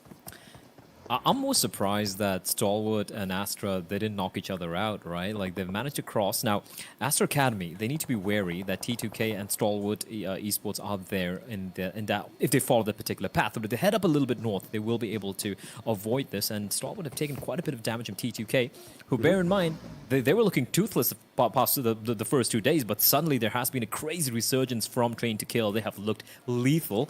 And immediately with the circle shift coming in towards the northern side, XP, they're going to relinquish that compound, not opting to stick around and take the fight with Stalwart.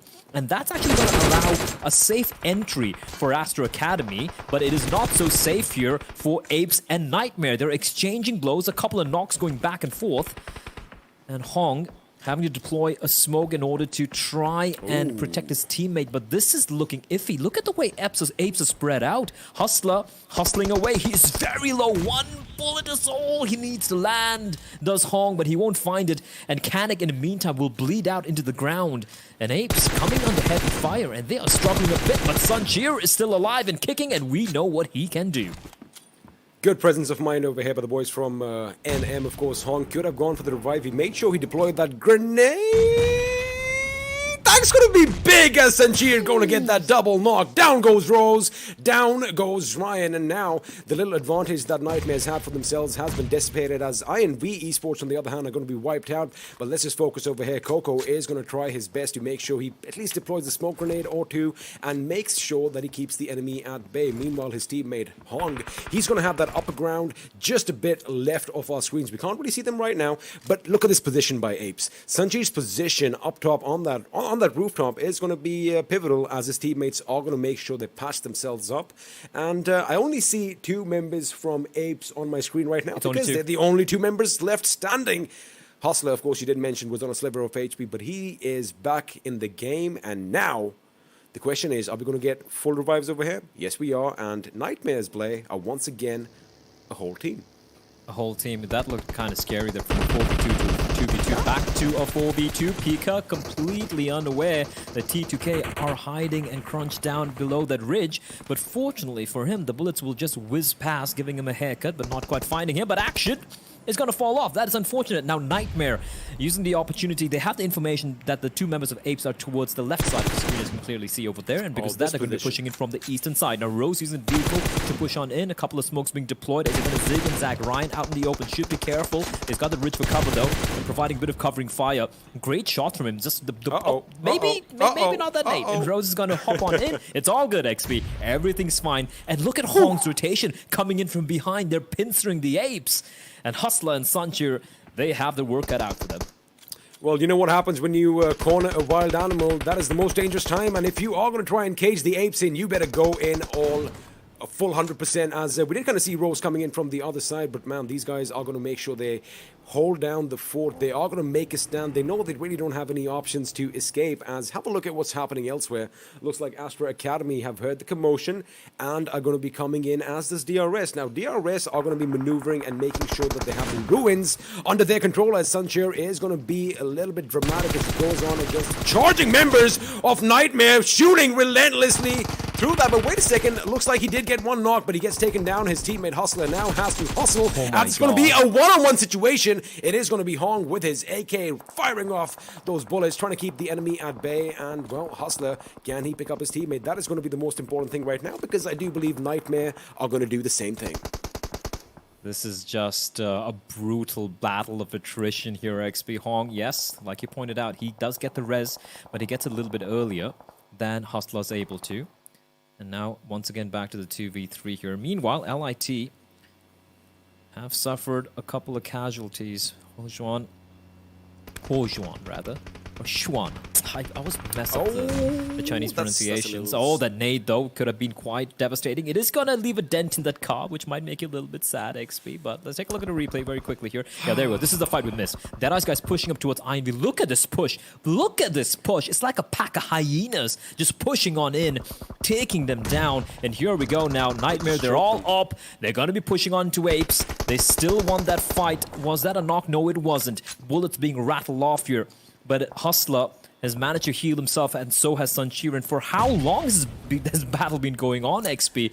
It feels like it's been a lifetime by now, but no one's dropped from Apes. It's actually not a bad idea, considering the fact that, you know, these houses are still in the circle towards the southeast. But what is going to worry me is the fact that more teams are going to be driving off them sooner or later.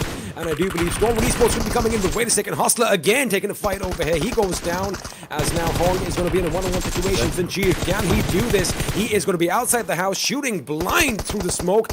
It's not a one-on-one, it is a one-on-two situation, but Hong goes prone. He hits the deck, and with that, Apes have been eliminated in the 13th position, which is something DRS are going to be happy about, but who's not going to be happy is High Voltage as they come under heavy fire. Credit to Nightmare for knocking out Apes, man. That was a brutal fight, and what is looking rough here is Stalwart pushing in towards High Voltage. They won these kills. They won this fight. Look at them just driving on past. He gets spotted out as well. Assassin will fall, and with that, High Voltage will ride the lightning out of the server. Stalwart Esports, they are delivering here. 2 knockdown, but doesn't matter. The res will be coming on in unless Smokey spots someone through the smoke. It shouldn't really take place, though. They are also, more importantly, XP, they are in the play zone, fortunately for them. So even though the circle is shrinking further, the zone is shrinking, at least for the time being, there's a little bit of respite. I say that, but look at the next play zone. They need to make a move. Going up north. Oh, Johnny, he's still alive, barely, though. He has time to heal himself, and now 7C need to make up their minds. They stick around, because it's only Smokey alone. And if he continues to take this fight, he's just going to lose just based on the fact that he's going to be in a 1v4 situation. Now, I think what is going to work in his favor is, again, if he can basically, you know, get those kills in, that means there's going to be at least 4 points for his team. So, you know, he can kind of take his chances because he should know that everywhere else is going to be occupied, as right now PN Crew are going to be in command of these few houses. The Joker gets taken down. Now Legend from inside the house is going to lay down a fire on the advancing members. Chari is the first one to come in his line of fire. Looks like SG are getting shot at from elsewhere, and now Heaven is going to be forced to take some cover, but Chari is going to be just a bit quicker on the trigger, making Legend pay. Now Killer, all by his lonesome, has his work cut out for him, Blake. He needs to make up his mind what to do here. He's getting pushed. Sandesh bleeding out in the open. Skylightz Gaming doing a great job besieging that compound. Heaven actually getting shot at from afar. I'm not sure who took those shots. See, Leon as well, taking quite a bit of damage. Where are they getting shot from? Zeus are going to be making the transition down the mountain, and I think they are going to go just north of the ruins, if I'm not wrong. And while doing that, they just laid down a few shots over here as Stalwart Esports, the fearless men that they are, just drove past the battlefield, and surprisingly, no one really took any pop shots at them. But now Skylightz Gaming are going to be moving in. Killer, once again, we did kind of mention he's the last man standing. PN Crew are going to be in a bit of trouble. Sandesh again is going to probably bleed out unless Killer can do something drastic right now, but I guess that's the right call. He knows a barrage of grenades are going to be coming in, and good thinking. He gets out of the house. He is prone. Smokes have been deployed. He does have cover, but can he strike from the smoke without being seen? The question is, well, I've already asked the question. Is he going to be able to do it, Blake? I don't know. Right now, for the side of Skylightz Gaming, they need... Oh, there we go. He pushes out, swings out a little bit too wide there. And for Skylightz Gaming, getting this kill quickly was very crucial, right? The circle, the zone is shrinking in further. They know they're going to have to start taking fights with other teams.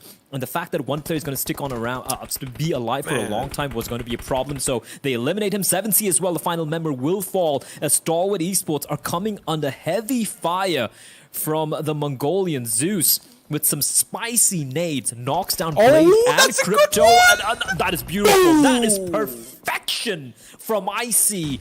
Icy, cold blood in his veins. He calculated trigonometry in his head and he nails it. However, Stalwart still have two still alive. They're still racking up the kills. However, half the squad just got wiped out by Zeus Esports. Well, they did get wiped out, but let me tell you one thing. Stalwart Esports are on a rampage over here. They've amassed a lot of kills for themselves. And the fact that they've been reduced to a two-man squad just makes them that much more dangerous because, well, like I said, if you corner a wild animal, it's going to be claws out, and that is exactly what they're doing. Now, DEADEYES, guys, ooh, Hungrybox could be in a bit of pickle because I'm pretty sure he thinks he's going to be secure on the roof of that broken-down church. However, it did seem like someone spotted him from afar as 1952. They haven't had the best of day 3 and day 4, but boy, oh boy, am I impressed by their gameplay or what. But now, Uzum and Johnny, they are going to be at the periphery of the circle. In fact, I do believe there was a drop that might have just helped them out, but now the circle has shifted, and DEADEYES guys play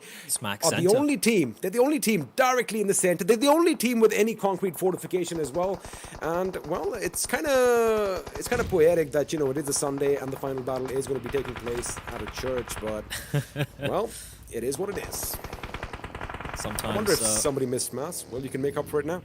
Life imitates art, art imitates life, such is the Amen. way. T2K are also in the play zone, although, you know, like you pointed out, they don't have the concrete fortifications like DEADEYES guys. But look at DEADEYES guys getting pushed out by other teams, by Zeus Esports. In the meantime, 1952, 3 alive, taking shots a little bit out in the open. Skylightz Gaming, they did a great job keeping all 4 members alive. They're wiping out their opposition in the form of P and crew earlier. And T2K, I take their name, and they just got wiped out in the span of a second. But look at Zeus, they're pushing in. They don't want to give this compound to DEADEYES guys. Yol with a wild spray, having to switch his weapons. But DEADEYES guy, they hold their ground. This fort is theirs. This church is theirs. The church of DEADEYES guys. And they still keep 4 alive. The onslaught from Zeus will be stopped in its tracks. I wonder if a new cult will form, the Church of the DEADEYES guys. Kind of sounds sinister, and I like it, but amazing defense coming in over here. It did kind of seem like Zeus kind of penetrated those defenses. However, DEADEYES guys, they have their sights set on holding this place down, and which they did. And massive grenades coming in, top in fact, blowing that Waco to smithereens, and I was kind of afraid that SG would be blown sky high along with them, but Shifu is going to get that knock on Chari thanks to that explosion. Now 2A, I mean, have a look at that position. Not the best place to go in, and once the smoke dissipates, they are going to be visible for everyone around them to take pop shots at them. But right now, 1952, they are on the hill. It's going to be tricky for them coming down. Mind you, Play, DRS are still in the picture, and you know what? I like their position. They're being very, very quiet. Very quiet. And look at Leon. He's mowing the grass with his rifle, and he's going to be rewarded for it. A couple of kills, and that's another team which will be eliminated. Astra Academy still in contention, though. That's 1952 getting knocked out with 0 kills to their name. And Skylightz Gaming, as you pointed out, XP, all they had were those smokes to work with, and because of that, they will be eliminated as well. They had 4 members alive just a few minutes back, but that's how the bodies are falling amongst the ruins. They will meet their ancestors in their graves. Astra Academy, though, is still out in the open, but they're lying prone, and their position isn't perfectly known by DRS. DRS in the ruins, and of course, DEADEYES guys on the inside of their church. Now, they will inevitably have to move on out. You can see the play zone is actually favoring kind of all 3 teams, so to speak. Top's position seems to be known. So, yeah, it's kind of like a waiting game right now. But if they push into the middle, there's just a few trees for cover. So it's about which team is looking to be a little bit braver here. For DRS, this is a fantastic opportunity for them to kind of turn things around, right? It's looked miserable for them for the last few games. But looking at a man advantage, DEADEYES guys in the House of God, 4 members alive, DRS amongst the ruins, and Astra Academy, Top and Scry, the 2 men surviving. And there's one thing you can never count out, is Astra Academy. May it be 1, 2, 3, or 4 members, you have to be wary of the presence, pardon me. And right now, XP, it's a lull in the action, the silence before the storm, and it's a triangle of death being set up. Astra Academy, they're going to have to move out sooner or later if the zone does kind of shift away for them. DRS, on the other hand, you have a look at those broken walls pretty much in no man's land between Deadeye's guys and DRS. That is where they need to be because they are just at the edge of the circle and looks like they are going to take a few shots. Smoke grenades are going to be deployed, but On Top's position is going to be pivotal over here because although DRS's attention is going to be pretty much focused on the ground floor of said church, On Top could really lay down the hurt from above. But also keep in mind, Shifu is going to keep his eyes on two-way. And talking about two-way, they are going to have to take a fight as Top does find the enemy in the distance. Mr. Boro gets taken down, and AJ in the split second is going to be the last man standing. Again, the smoke should have come a bit quicker. A bit quicker, and DRS getting shot at by both the teams. And as you pointed out, On Top's position there, it's Shifu. That's a great angle. He spots out Top. He knows where Scry is. Top doesn't even have a chance to take out a bandage or even get res there. Scry being left alone.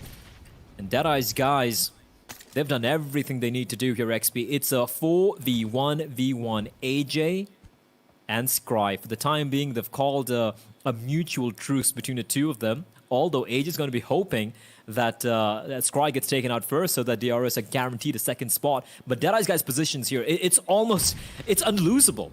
It is literally unlosable. Hungry Box and On Top ahead, two other members playing way at the back there above that rock, having a little bit of a vantage position. It's going to literally require not just a miracle, but like a hand of God coming in and snatching away victory from Deadeye's guys, because they have pretty much sealed the deal. And I don't see any parallel reality or a parallel world where Astra Academy or DRS are going to get a chicken dinner here. It does look like it's going to be DE's game. 13 kills, and who can really blame them? They've been playing phenomenally, and in fact, the defense has been on point. But right now, Scribe is going to make sure he stays alive for as long as possible. But DRS making a little bit of a comeback, like we did mention just prior to this game. 6 points in 5 matches is not what you expect from a team in the top position, but it does look like they are going to be overtaking APES as Scry does have a grenade in his hand. And again, Blay, one good grenade could spell trouble, but looks like AJ spots him out and adds another point to his killing. 7 kills for DRS as now they are finally going to be snuffed out in a well-deserved victory for Deadeye's guys. That was played to just perfection, right? And then how many kills? 13 kills before the final 2? 14, so that's so now they have 15 kills, if I'm not mistaken? I think it's 14 because I do believe Scry went down to AJ from DRS. Oh yeah, that's right. So 14 kills, 15 points. That's 29 points in total. Right now, the standings is 171. They hit 200 points. And that means this is a potential top 3 right now for Deadeye's guys with 2 games remaining. They have just managed to push down APES. But DRS Gaming getting a second position could make things interesting. But one thing which is guaranteed is the fact that it is really heating up, right? The pressure is on.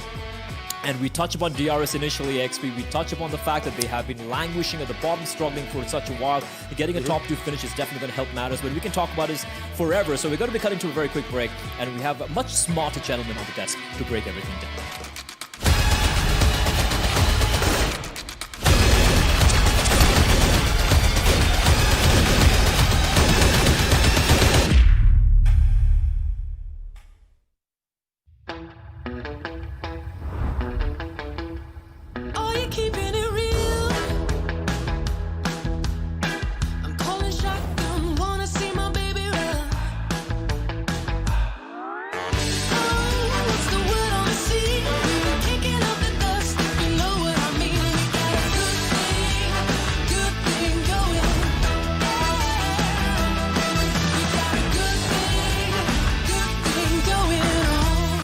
Talk about a good interview. Talk about good energies. It's all thanks to you guys, because apparently that is what is working now. DE taking a chicken dinner, beautiful turn of wins. And again, we are part of PMPL South Asia Championship. This is fourth game coming to an end, 2 games remaining. And big thanks to OPPO F19 Pro for making it all happen. Let's move on to Super Johnny and Ocean Sharma.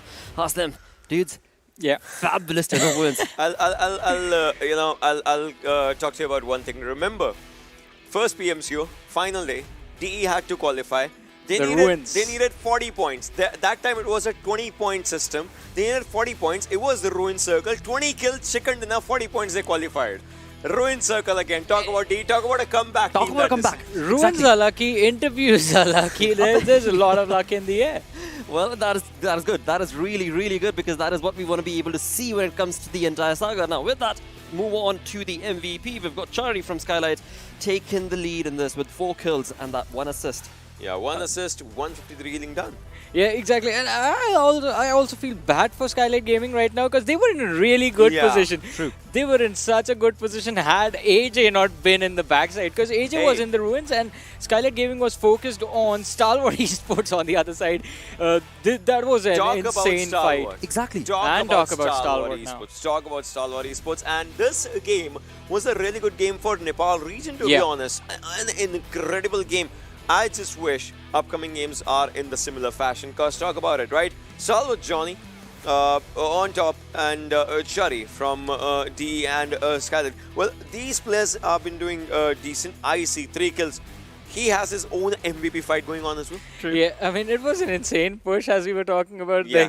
Like that was a YOLO moment. You just run towards the players of DEADEYES, guys. And like, come on, revive! Try and see. I mean, that's the thing. Zeus Esports, they're not reliant on their front row assaulters as much as they rely on the backline support, because that is the most important thing for them. That allows them to put the pressure on the teams. And if that support is gone, that's when the team sort of gets taken out. That's true, but moving on forward, 25 utilities used by Heaven on top with 3 assists. Last time also he was with 3 assists there, as you know, yesterday. 4 kills, that's the highest number by Shifu. So yeah, players have been doing good, but still it comes down to one thing, and that is the number of points that they're accumulating. Yeah. Now in that conversation, Astra Academy is doing something that is pretty neat. I mean, they've got the lead, and slowly and steadily, even if they don't get consistency. Right, exactly, and they are just keeping that lead working for themselves. Yeah, exactly. 12 points for them, 29 for DE, that's nice, 19 for DRS, 14 for Skylightz, Stalwart with 13. So I would say right now these top 5, these teams, they impressed it, but Zeus, they are also, like, their lead is with DR, like they are also trying to maintain that, but APES, now they're down 2 games. What's it going to take for APES to come back to the 3rd, or maybe DRS is going to just stay there? Exactly. Every single good game that DRS has is going to be a really bad one for APES at this point, because now with this match in particular, DRS have that little bit of a safety cushion for themselves that makes them feel really, really comfortable right now. And 18 points, I guess. Yeah, 18-point safety cushion, exactly. And that is something really important, because now at this point, I would say for APES to move up to 3rd and make sure that they remain on that spot, they need that chicken dinner in the next game. They can't leave it for the last match. It can't happen at these moments. But still, we'll have to see what happens in the next game for sure. But this game was quite unique with the circles, pretty much. Absolutely, and I mean overall, right? Overall, throughout the 4 days, when it comes down to that circle itself, the zone has been creating havoc altogether. With that, as Ocean did just mention, let's move on into the zone analysis itself. So look at where Zeus is, and we'll see where the circle goes, right? Zeus has a pretty good area to move on to the hillside and stay there, and the circle right now, it goes at this moment, anyone would be thinking that SD and HV are at a really good spot, because kind of the central area and 7C as well. But look at the next transition of the circle as it happens, and once that happens, Zeus becomes a really strong team in the zone as soon as the circle just moves right. You'll see Zeus has a zone, INV is moving up, so it kind of becomes a good area to take up all the fights onto that side, and every team on the right side had to, look at this, every team on the right side had to move in. Exactly, the hard shift towards the side of Ruins. And while all this was happening, I wanted to focus on these 2 teams in particular that were outside the circle on the edges. One, in fact, in the blue zone, that was Astra Academy and Stalwart Esports. They were in such a chaotic position, and still they managed to make it in a really wonderful spot, getting those kills, getting those fights, and also moving up inside the circle. It was not an easy job for them. Definitely. But after this one, DE had a really safe spot, just because Hungrybox and one more teammate was inside the circle, whilst the other had to make the way. So they helped each other in making up their ways, their paths inside the circle, and that was good. And once the zone was just on them, well, they had to defend it, and they did it with sheer brilliance in this fight. Plus, I mean, they had the main building of Ruins in their control as well. Apart from there's just like just the broken walls for cover, and you can easily see the players moving around in those positions. So that is something that I believe put a lot of pressure on DRS as to how they get themselves into a fighting position. But there was a lot of noise being made by Astra Academy, STE in the front, and that sort of kept DE's attention away from DRS, helping them get inside the top 2. I just, as much as I love numbers, a previous game there was a team with 888 damage, this time there's a team with 444 damage. I just love those numbers, right? But talking about the damage stats, Apes, good fights, bad fights, how can you just, go down there with 1013 damage and no kill coming up? That means they were ready for the fights, but might be they got crumbled down under the pressure of the teams that were around them and the rotations. Yeah, you do get overwhelmed if you're picking up too many fights. You can't just take on everyone at the same time and expect to come out on top. Stalwart, this is what I'm happy for. 9 kills again, we talked about it. This team is looking really good, really brilliant. I mean, this is, now you would say you can never, call them that they're out of the competition. Always, every game, every moment. Last time it was, yesterday it was Usum who was getting good picks for the team. Today it was Blade as well. Then we have seen Crypto as well just shining up. So Stalwart is coming up really good in their own. Johnny has been, not you. Johnny has been doing really good, for the team. And you are doing good. And reviews as well, With that, let's have a look at the OPPO moments coming in from this game. That, of course, going to be showcasing all of these aggressive stances. Yeah, and talk about aggression. We are definitely going to look at the plays from Stalwart Esports towards the end of the match. Not exactly the end, but close to the end is where they sort of picked up most of the kills. But in the early stages, we know if it's Zeus on towards the containers, it is going to be a troublesome situation. I remember this one. Look at this. I mean, the players, they were caught strictly off guard. No one was ready for it. And then at the last moment, Assassin getting 2 kills, Extreme getting the other 2. It was kind of a good fight for them. Like, just think about it, right? They were thinking, all right, the vehicle's coming up. All right, they're gone. Like, in this way, it just comes on, good kills for them. Yeah, exactly. And we have seen those slam-ins backfire quite a lot when you never account for a team that is going to come in your direction. And this is where DEADEYES guys sort of establish themselves in a winning position. Because look at that. That was at the 14-minute mark when they took control of that building. And from there to the end of the game. You were looking at that amazing DE clutch. I was looking at that McLaren. Gosh, I love that vehicle. But now, after this is where... So this is what happened with Lit last time as well and this time as well. They have a good area, but once their 2 players just faltered down, they can't defend it. I mean, I know it's kind of pretty late for this one, but we'll have to see what happens in the upcoming games if they are just cracking out. But this one, Joel, last one surviving, he did manage to take down 1, but again switching the guns, thinking about it, that thing just plays against the synergy of the players. But this is where Astra Academy was still showing the signs of life, but it was a bit too late. Yeah, I mean, a little too late. And they were also in a really bad position, just like DRS, wherein you have all these teams surrounding you. Everyone has the numbers, but you do not have enough players to even fight back. At that moment, you just have to keep your head down and hope you don't get shot in the head. Oh, absolutely, because again, you keep your head down is what we saw from Astra Academy, but they walked away with good points, and that is where the standings are going to come into place, because after all, the points every single game, and now with only 2 games remaining, this is looking like really close affair. Well, I don't know, is it okay to say that obviously Astra Academy, the lead that they have, they were obviously getting those points here.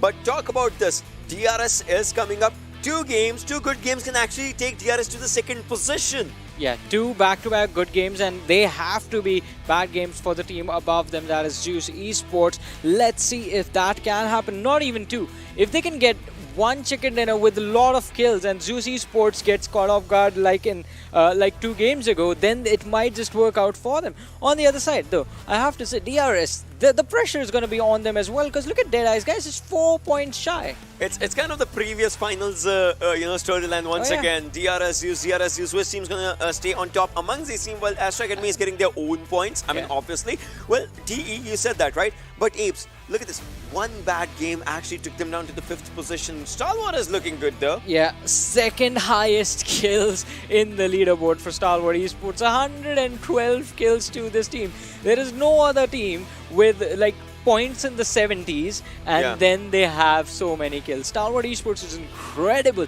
and they have the opportunity to break into the top 5. They just need that, what do you call it, you know, that mantra for themselves. The calm and composure fights in the start, then just rush in, chime in and get those points. But this is the 9-16 right now. We'll have to see these two games. What sort of a YOLO strat? Again, now it comes down to the YOLO strats. You know, you have nothing to lose. You have everything to just, you know, give to your best games. So we'll have to see what happens. Oh yes, we certainly will have to see what happens. And in that conversation, when it comes to the people who are viewing, do not forget to showcase your love for the team that you are rooting for the team that you are supporting alongside the overall stand. And we also are going to have to bring ourselves to the MVP ranking where Icy has taken over action. And you know what? I told you. The damage. It's the damage. It's Raznova, dude, I'm telling you. It's Raznova, and I told you he needs 35 kill points. I told you at the start of the day. He needs It's not just the kills. Look at the damage difference that's there.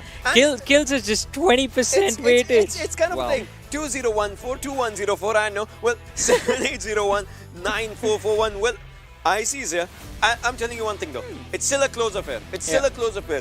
If Action, with that damage point, if Action still, you know, gets to 8,200, 8,300 damage with the same number of kills, he'll get the lead again. I think even 8,000 might be able to do the job, because if you are going to be able to dish out extra 200 damage in a match, then I mean, you are getting those kill points as well and taking down those players. And we've noticed Astra Academy, the most aggressive performance from their side comes down towards the end of the game. So that is going to be the thing. They're always working towards those placement points. It took 4 days, like second last game, to take that one player down. Well. Let's continue on with the day itself. Let's move on to the schedule, which is now going to bring us to the final 2 games. Miramar coming up next. And again, I have to ask you guys, I mean, you have spoken about PN Crew. And the map. What do you guys think about that sort of a conversation? I would say now it comes down to the YOLO strats, the YOLO gameplay for PM Crew, if it is. But I would still say I would want to see what DRS does. I would want to see what DRS versus Zeus comes up, because the point difference is not that much. And what Astra Academy does, if they want to go YOLO for once, because they know they have a safety cushion. Absolutely. I guess I agree with them. Astra Academy, they have put themselves in a position from where they can do whatever they want and still be happy with the results. On the other side though, there's a fight for the 3rd position and the 2nd position right now, and in that fight we have APES, we have DRS, and these 2 teams are going to go at it with everything that they have in this game. APES, maybe a comeback, maybe. And if we're talking about it, Stalwart. Similar placement points, similar points. So both these teams, I mean, they would want to break that tiebreaker with maybe kills, maybe placement points, something coming up in this game. Also, this is a map that they like. Honestly, I mean, this couldn't have gotten any better, because after all, when you talk about the storyline is exactly what we were predicting. Till the final game, we just don't know what is going to be taking place on that overall standings. With that, let's jump into the game with Panda Bros, who are, of course, Necro and Pain Fixers. Thank you so much, Blotter. And the last game of Miramar, the penultimate match of this tournament, is right on your way. And well, we've been having quite a storyline with DEADEYES really getting in and contesting for that top 3 position, which might also exceed all the way up to the 2nd one. But considering the fact that Stalwart have been playing an amazing gameplay and we've still been missing out on that chicken coming from them, do you think this is it? This is the moment? I mean, look, man, they have a lot of kills for themselves. Like, I feel like they're literally 2nd highest in the kill board, but just the placement points are lacking there, man. A little bit more effort from the lads of Stalwart, a little bit more teamwork can put them up to these lads, you know, can put them against these lads who are fighting for the 3rd spot. Let's be honest, the 3rd spot is like pretty much under contestation for now, and it's looking pretty, you know, easily takeable as well. Easy? I do not know. It's 4 easy points away, DEADEYES. Yeah, but you never know. I mean, it literally took 4 games for DRS to, you know, get those 5-6 points for themselves. So easy is definitely the right word over here. But either ways, you know, talking about the game, now we do know we are reaching towards the very end. Now this is where, you know, teams like to pull off all the shenanigans that we were talking about. Now the Panda Secret Service has already assigned us to spot out all those teams that are going to be targeting. Let's see, who are they going to be? Now DRS dropping off Atlanta Bravia. That's interesting. We're seeing a little bit of susness out here, Fixes. This is, well, some new kind of changes being applied by teams. I mean, 7C going off to their, as always, spot in Torre Muda without a doubt. On the other hand, all these teams seems like, yep, High Voltage and Ilpozo pretty much expected drop locations, Montenuevo, Zeus. So, not really a lot of things being changed from the other squads, but DRS, a curveball. A curveball, yeah. Now this all comes down to how the circle is going to pan out, right? Now, considering the fact that DRS have dropped on the peripheries of the map, it's going to be a really tough time for them to rotate and get into the center of the circle, like we have already anticipated, and we've seen this trend happening in Miramar, right? We get those default circles, nothing to really throw you off your seats, and that has been pretty much the tell over here. But now this is what I love about DEADEYES. They're right on the epicenter, and seems like it, we've got a fight amongst us, and Ayush, oh no, that's so unfortunate. PN Crew, the analyst desk was literally talking about them, and now things have went down. It seems like analyst desk just cursed them with their words, and PN Crew is certainly having a bad day now. Legend is there in the back lines. Nothing can be done about that. He will be safe. I mean, he does realize one team is pretty close to him, so staying in that vicinity is a bad idea. You know what? SD have done this for the second time. I've been looking out for them, you know, I've been very vigilant. And the last map, they dropped onto it 7C and contested them in Pachinki. This time, getting the better out of PN Crew. Now, Legend. I actually like that what they're doing. It's like they already know it's final day, you know, there's nothing can be done. They're already in the bottom leaderboard. So they're like, we might as well go for a big game here. We might as well go and start, you know, taking teams down early off, because this is where teams usually do struggle in those battles. They don't really have the equipments they need for a suitable fight. Hey, I've got to say this, you know, it's not illegal, right? Yeah, of course not. You're my enemy. I really need to take you down. I might as well target you. Yeah, sure. As long as you're not resorting to any unfair means, and it's completely fair and fine. So yeah, we love that. We love that you know, the late minute drama that sort of makes the thing so much more spicier. As you know, we've got already PN Crew taking the bullets out onto it themselves, and not really a kind of a start that they would have wanted. But Astra Academy, let's be honest here, like, I mean, this is going to be the truth.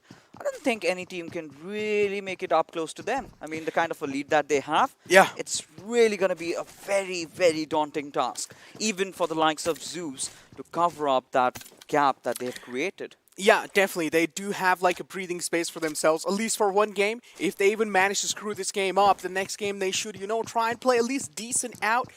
And just to maintain those points, you know, just to top it off with a little bit of sprinkle of that seasoning there. And it will be good for them. They will have that pretty much solidified. On the other hand, I see spotting out a lot of DEADEYES. Do On Top have any idea? There is a member of Zeus right next to him, and he is the kill, and he's the top of the kill leaders. Ooh la la. Now that's interesting. On Top, definitely not in the right neighborhood, is he? Because IC is definitely one of those players who's gonna hurt you a lot. Now, it somehow is a 1v1 skirmish. He fell down, oh no. Yeah. But at the same time, On Top does not really know that he's gonna encounter him. And On Top, where are you looking, buddy? As IC is just gonna send him down to the depths of hell, and DEADEYES off to a nightmare of a start. Target acquired and terminated instantly. IC. Well, this is what you expect from a man like IC. You don't really expect any kills being slid away from his hands, any kills being slipped away. You expect him to take him down easily. And I like, even though he's doing so good, he still waited out patiently. He didn't show that overconfidence overall his gameplay, and I like that. I like how Zeus is overall approaching the game as well. Look at this. Straight up inside the circle, bold rotation from the Lance of Zeus. They're not scared of anyone. This is what they're trying to show. You know, this is a really important game for this, for Team Zeus, and I'm really losing my chain of thoughts. The way things have started now, 7C going after DEADEYES. Hungry Box all by his lonesome, needs some support from here, but Memo is somehow keeping the fight alive. Now Hungry Box needs to reposition, but True Love chimes in, and DEADEYES, oh my goodness. Well, as we talk about the team that was going to take the third position, and you did say it's not easy. You literally did say it's not easy. It seems like Fixes You curse DEADEYES out as well. The Costas curse is real. It's coming into play. And now SD Kaye goes down. That's going to be pretty unfortunate for SD. I mean, a man with a good name goes down just like that. And then we have Ken as well falling apart. Yeah, I mean, SD, they've been somewhere struggling down those bottom lines, so nothing much to worry about them right now. We've got bigger problems to deal with, especially Team DEADEYES losing out on two of their best players. And how are they going to be making this? But True Love also being spotted out by Abeliama over there, gets knocked out. But it's not going to be a really big concern because they're going to get that res up. But DEADEYES, my oh my. What has gone wrong for them? They should have seen this one coming. I mean, you make such a loud noise, and it was bound to happen. That's for sure. Look at this. On the other hand, Chuan is right on the hilltop, standing at a still position. Seems like he did hear PN Crew coming up on the top there. This is an easy kill. There's no way he messes this up. And yes, he does get him down. And confirmation as well. Killer YT going to be following it up. He is pretty desperate to save his lad, but not going to be successful this time. And this is pretty much looking good for LIT here. Now, what on earth is Season doing on the backlines? He's barely just looking, watching as his teammate has been taken down. Now, the players of our LIT are going to be just closing up, and Killer, is he going to get down to safe cover? Oh, it's done. Lucky man. 100%. That nade didn't take his life. He's so lucky in that situation. But I like how this game is going on. Full greenery, even though the map is deserty. You know, fights happening here and there, blood being shed on the ground. So I feel like the lands are not going to be dry anymore.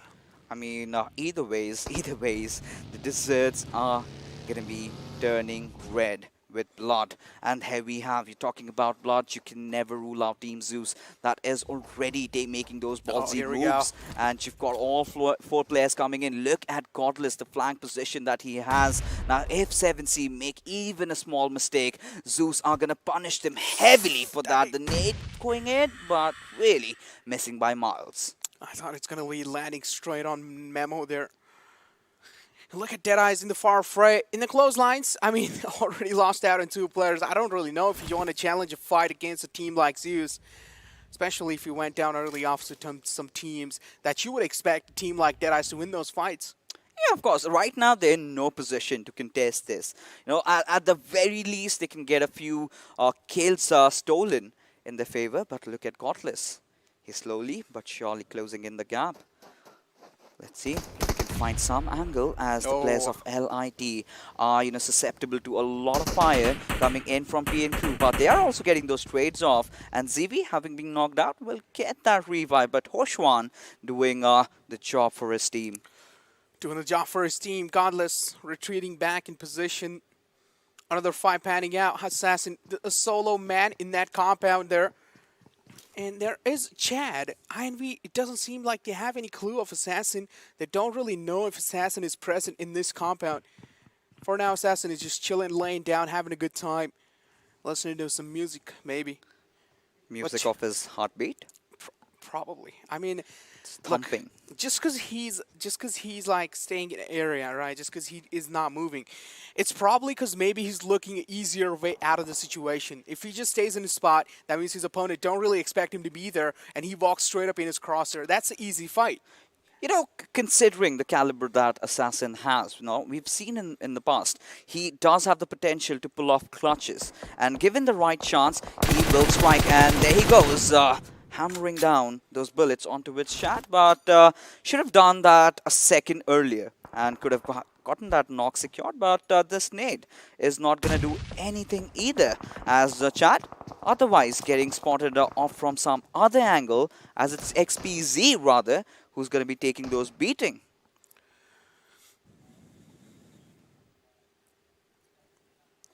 High voltage. Two members are still on the back lines. The cover is there.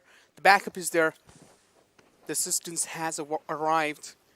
But again, they just directly cannot aggress in there, right? I like how they position themselves as well. They have the high ground, but they did get spotted by Chad. And Chad has some eagle eye. He certainly does. And at times like this, you need to anticipate all of it happening. Right now, Assassin is making those moves, going in up close and personal. And he's just searching for the right moment. It's Boros chat, but missed his chance. But can get again as INV are caught out right in the open with their pants down. And Quite is going to be taken out of the equation over here. There's no chance that he's going to survive the onslaught by the boys from High Voltage. But INV have somehow managed to retreat. Now, they'll be trying to provide that cover fire from the backlines, but cover fire for who? Well, for the retreating vehicle. You know, maybe if they get shot, he will just try to do some suppressive fire. Maybe those bullets will scare your enemies away. They'll go back in the cover. That would buy them enough time to, you know, get back in cover as well in a safer area. I like how Astra Academy has positioned themselves. This might just be the position for success. You know, I really was rather curious to see Zeus pushing on to with 7C. And in that moment, I really felt that they were sort of scared because usually on other days, they would have directly gone in. But this time, they did take that back foot over there, just, you know, waiting for the right opportunistic moment because they do, for a fact, understand that they cannot lose any numbers. They cannot afford casualties right now. And taking a quick gander at the second airdrop that we have, M249. Now, I really have, you know, expressed my opinions about that gun, and I'm still in doubt as to why on earth it is still an airdrop. I mean, just make it a common loot, because what you've done, added 50 more bullets, why on earth do I need that? 100 was way too much. And, you know, just reducing the rate of fire, something for which we love that weapon, that's abysmal. Yeah, I don't really get the point in, you know, nerfing a gun like M249 there. I feel like pretty balanced. Yeah, I personally feel like that as well. I mean, it's a care package weapon already, and most of the people don't really go for that. So I mean, if it's a care package weapon, it should have some kind of speciality in it, and this is what M249 gave it as well. But still, you know, we did see in the past as well, not each and every single players prefer the M249, even though it was in the previous stages. Yeah, it certainly was, and I could understand why. But then again, you know, before the nerf, I really loved that gun. Right now, it's absolutely trash. I have to call that out again. As much as I hate to do so, that's a reality, and even a lot of players have been complaining about the same. I mean, you are going in for that care package, you getting an M249, it's a disappointment. It's become even worse than the AUG. I mean, AUG overall, I feel like it's more kind of like a beamer, you know? Yeah. It just beams the enemies out, and the feel that you get is just really good. You feel good using that weapon. But on the other hand, look at the circle shift, a drastic circle shift. I did mention this as well. Astra Academy has positioned themselves for succession. Yeah, I think this is looking really promising from Astra Academy, as Zeus having spotted the players of Nightmare. And if you take a look at a replay of a certain fight, it's going to be Ape's Memo, in fact, being taken down by White, and he's not going to survive that. Spicy. Yeah, I think it's still understandable, right? Because 7C, they have not really been doing good. They have tried to recover, but Bay, he's in a whole world of trouble. The entire Horde is just lobbing those grenades onto its direction, as blah blah blah will also be chiming in. But for how long can he hold this as it's burning? He's absolutely on fire, and quite literally has also been taken down from the equation, with SDGaming ruled out of the game on the 15th spot. The fact that the odds were looking so bad in his favor, he still managed to take out one player and get Jane down to half HP. I mean, I feel like that shouldn't be a thing, you know? They should have gone him down easily. I mean, it's fine, you know, as long as they didn't deal with any kind of casualties, it's completely understandable. It's fair enough. But right now, Roshi, let's see, he's got the players of Zeus right beside him, but still resorting to go for those grenades. This was a moment where he could have actually done something, some sort of damage onto its Yol. But look at Zeus, they're playing it so carefully. You know, for the first time, I see the gods, they're scared. They understand the gravity of the situation, as Yol this time will be rattling down all those bullets onto its the players of NM, as Minivan was flying in the air for a second. And now they need to just stop there. They need to fight. As Zeus, they want to take it. That literally looked like that bus was about to go to heaven. I'm not even lying. The way it lifted off that cliff. Imagine them just blown away in there. That looked quite funny. I'm not gonna lie. That looked quite funny. It's like the mouth wasn't even down there. It was still in the sky, and it was like it was about to lift more, but then it just goes down, unfortunately, because it was getting shot at.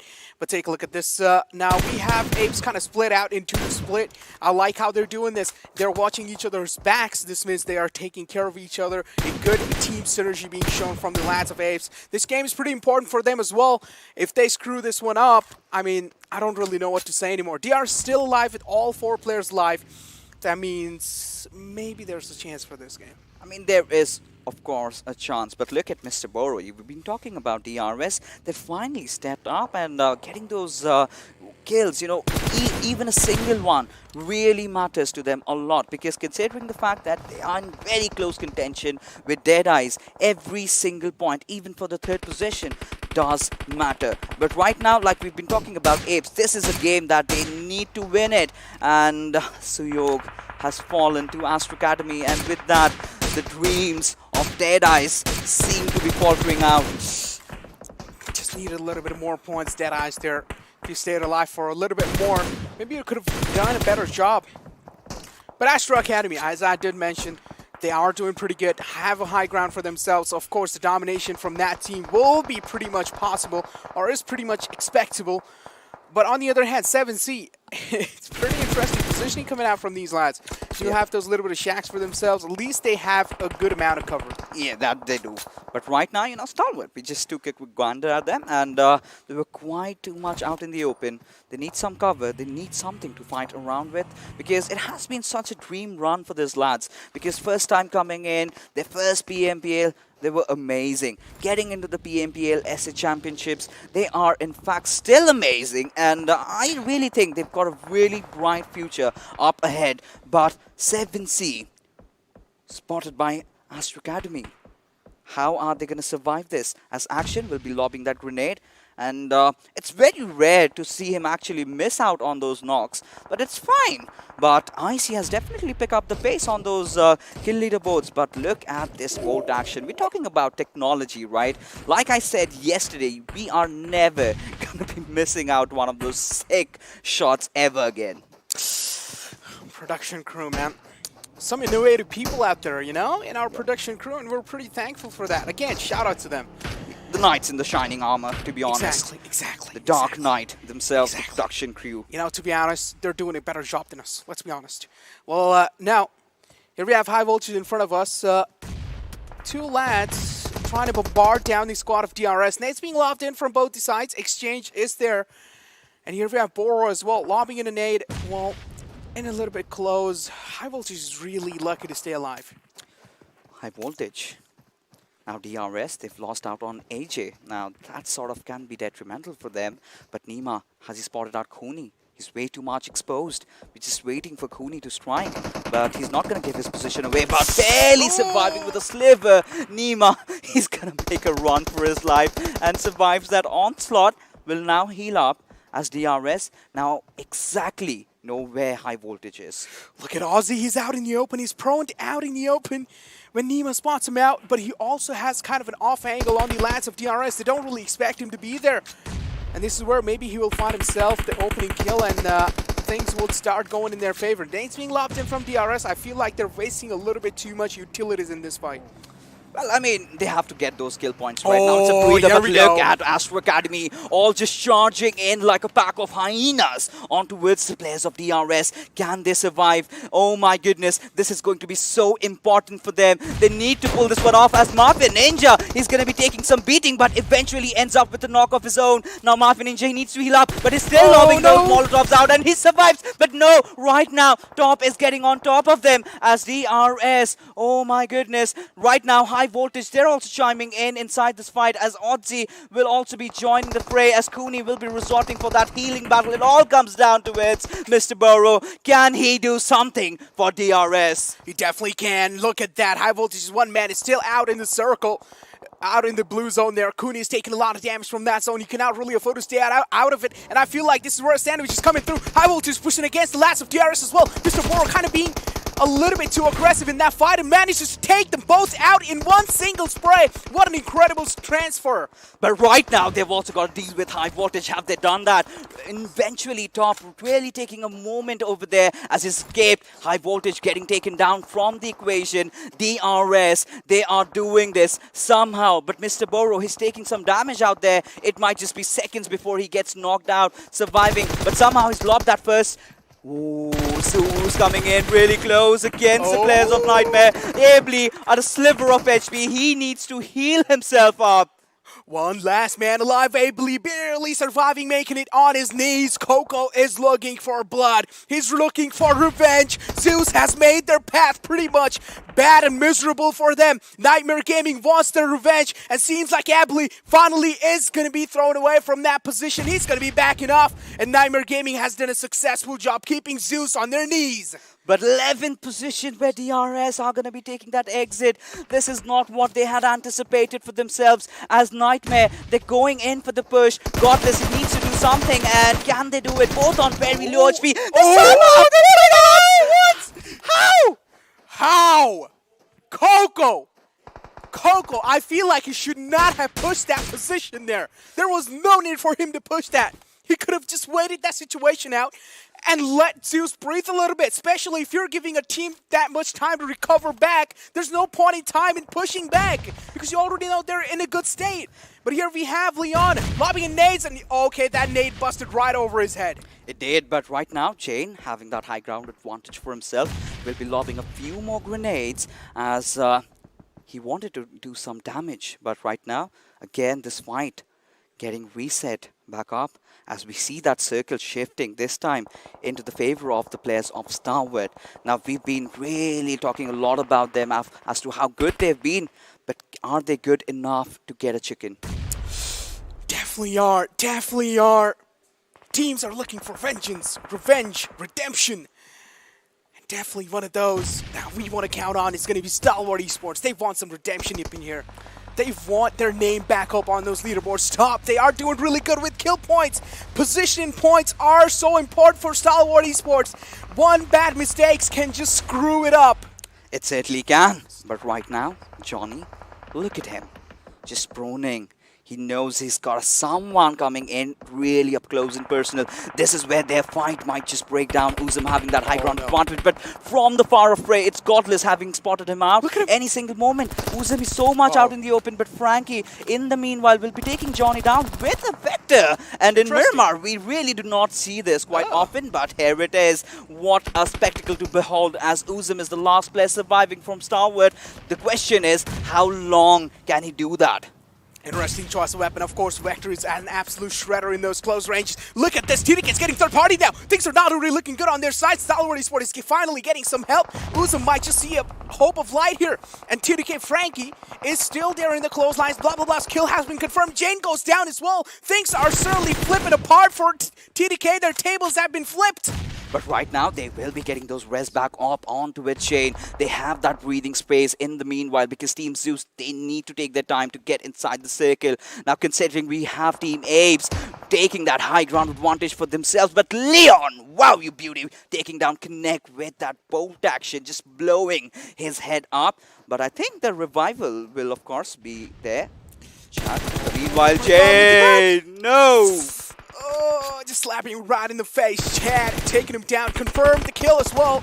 Pretty much hungry at this point in time. You do want to make sure you're confirming each and every single kill. Needs to move inside the circle. The zone is pushing him inside. Frankie is there. He wants that kill. He's taking a third-person perspective. And it seems like Chad is just going to be winning this fight because his movement is way better. But here we have Rated striking at the right time. You know, just staring at death right in front of his face, going greedy, but eventually punished by Rated. As Apes do have that high ground. Now, it's still, the circle does favor them. Now, this is it, ladies and gentlemen. We have been talking about the chicken dinner coming in from Apes, and this might just be it. But Zeus, they're still inside the circle, still holding on. And considering the fact that Astra Academy had taken an early exit, Zeus, this might just be the perfect game to make a comeback.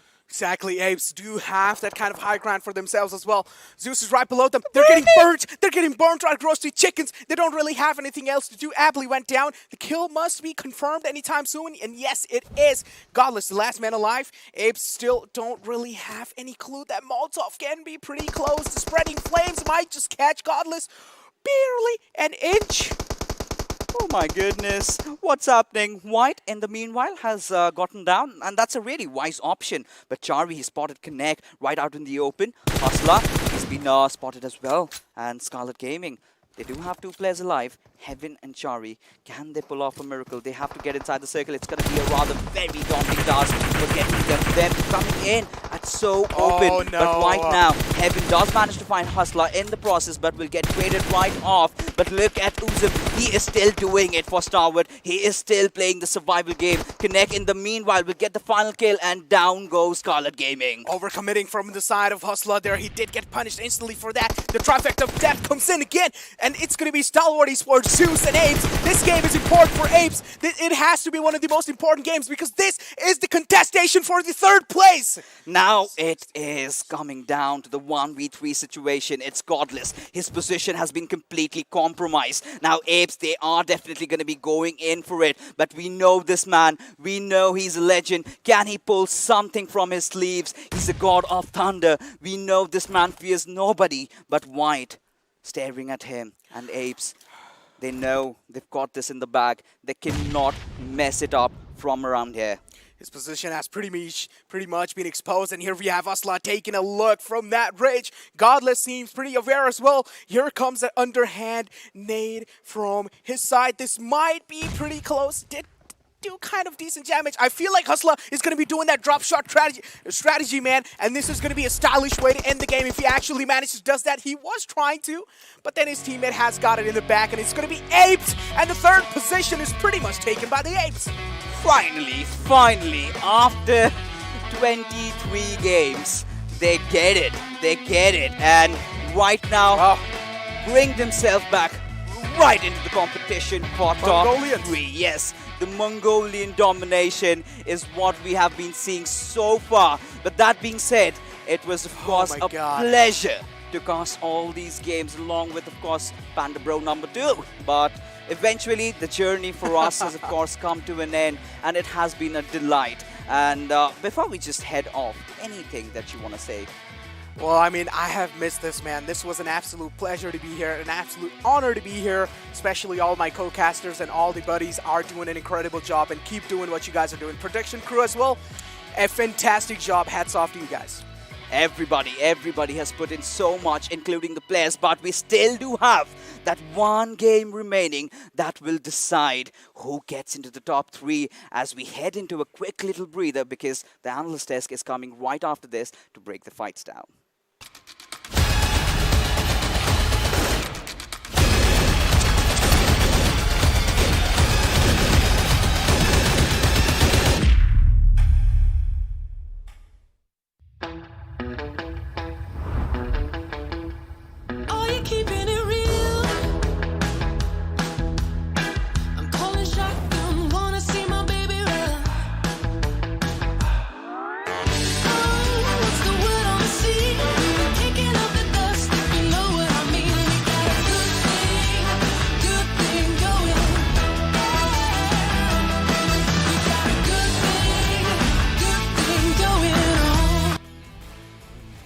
Welcome to the Battlegrounds. It's simply the Battlegrounds right now, because again, when it comes to the competition, it is getting intense, it is getting fierce, as we were talking about at the start of the day number 4 right here at South Asia Championship. It is turning down exactly to the same conversation, but alongside that, it is a huge thanks to OPPO for sponsoring the entirety of the event, and hashtag Wook Up Your Fun. Now let's take the conversation over to Super Johnny and Ocean when it comes to the day. Yeah.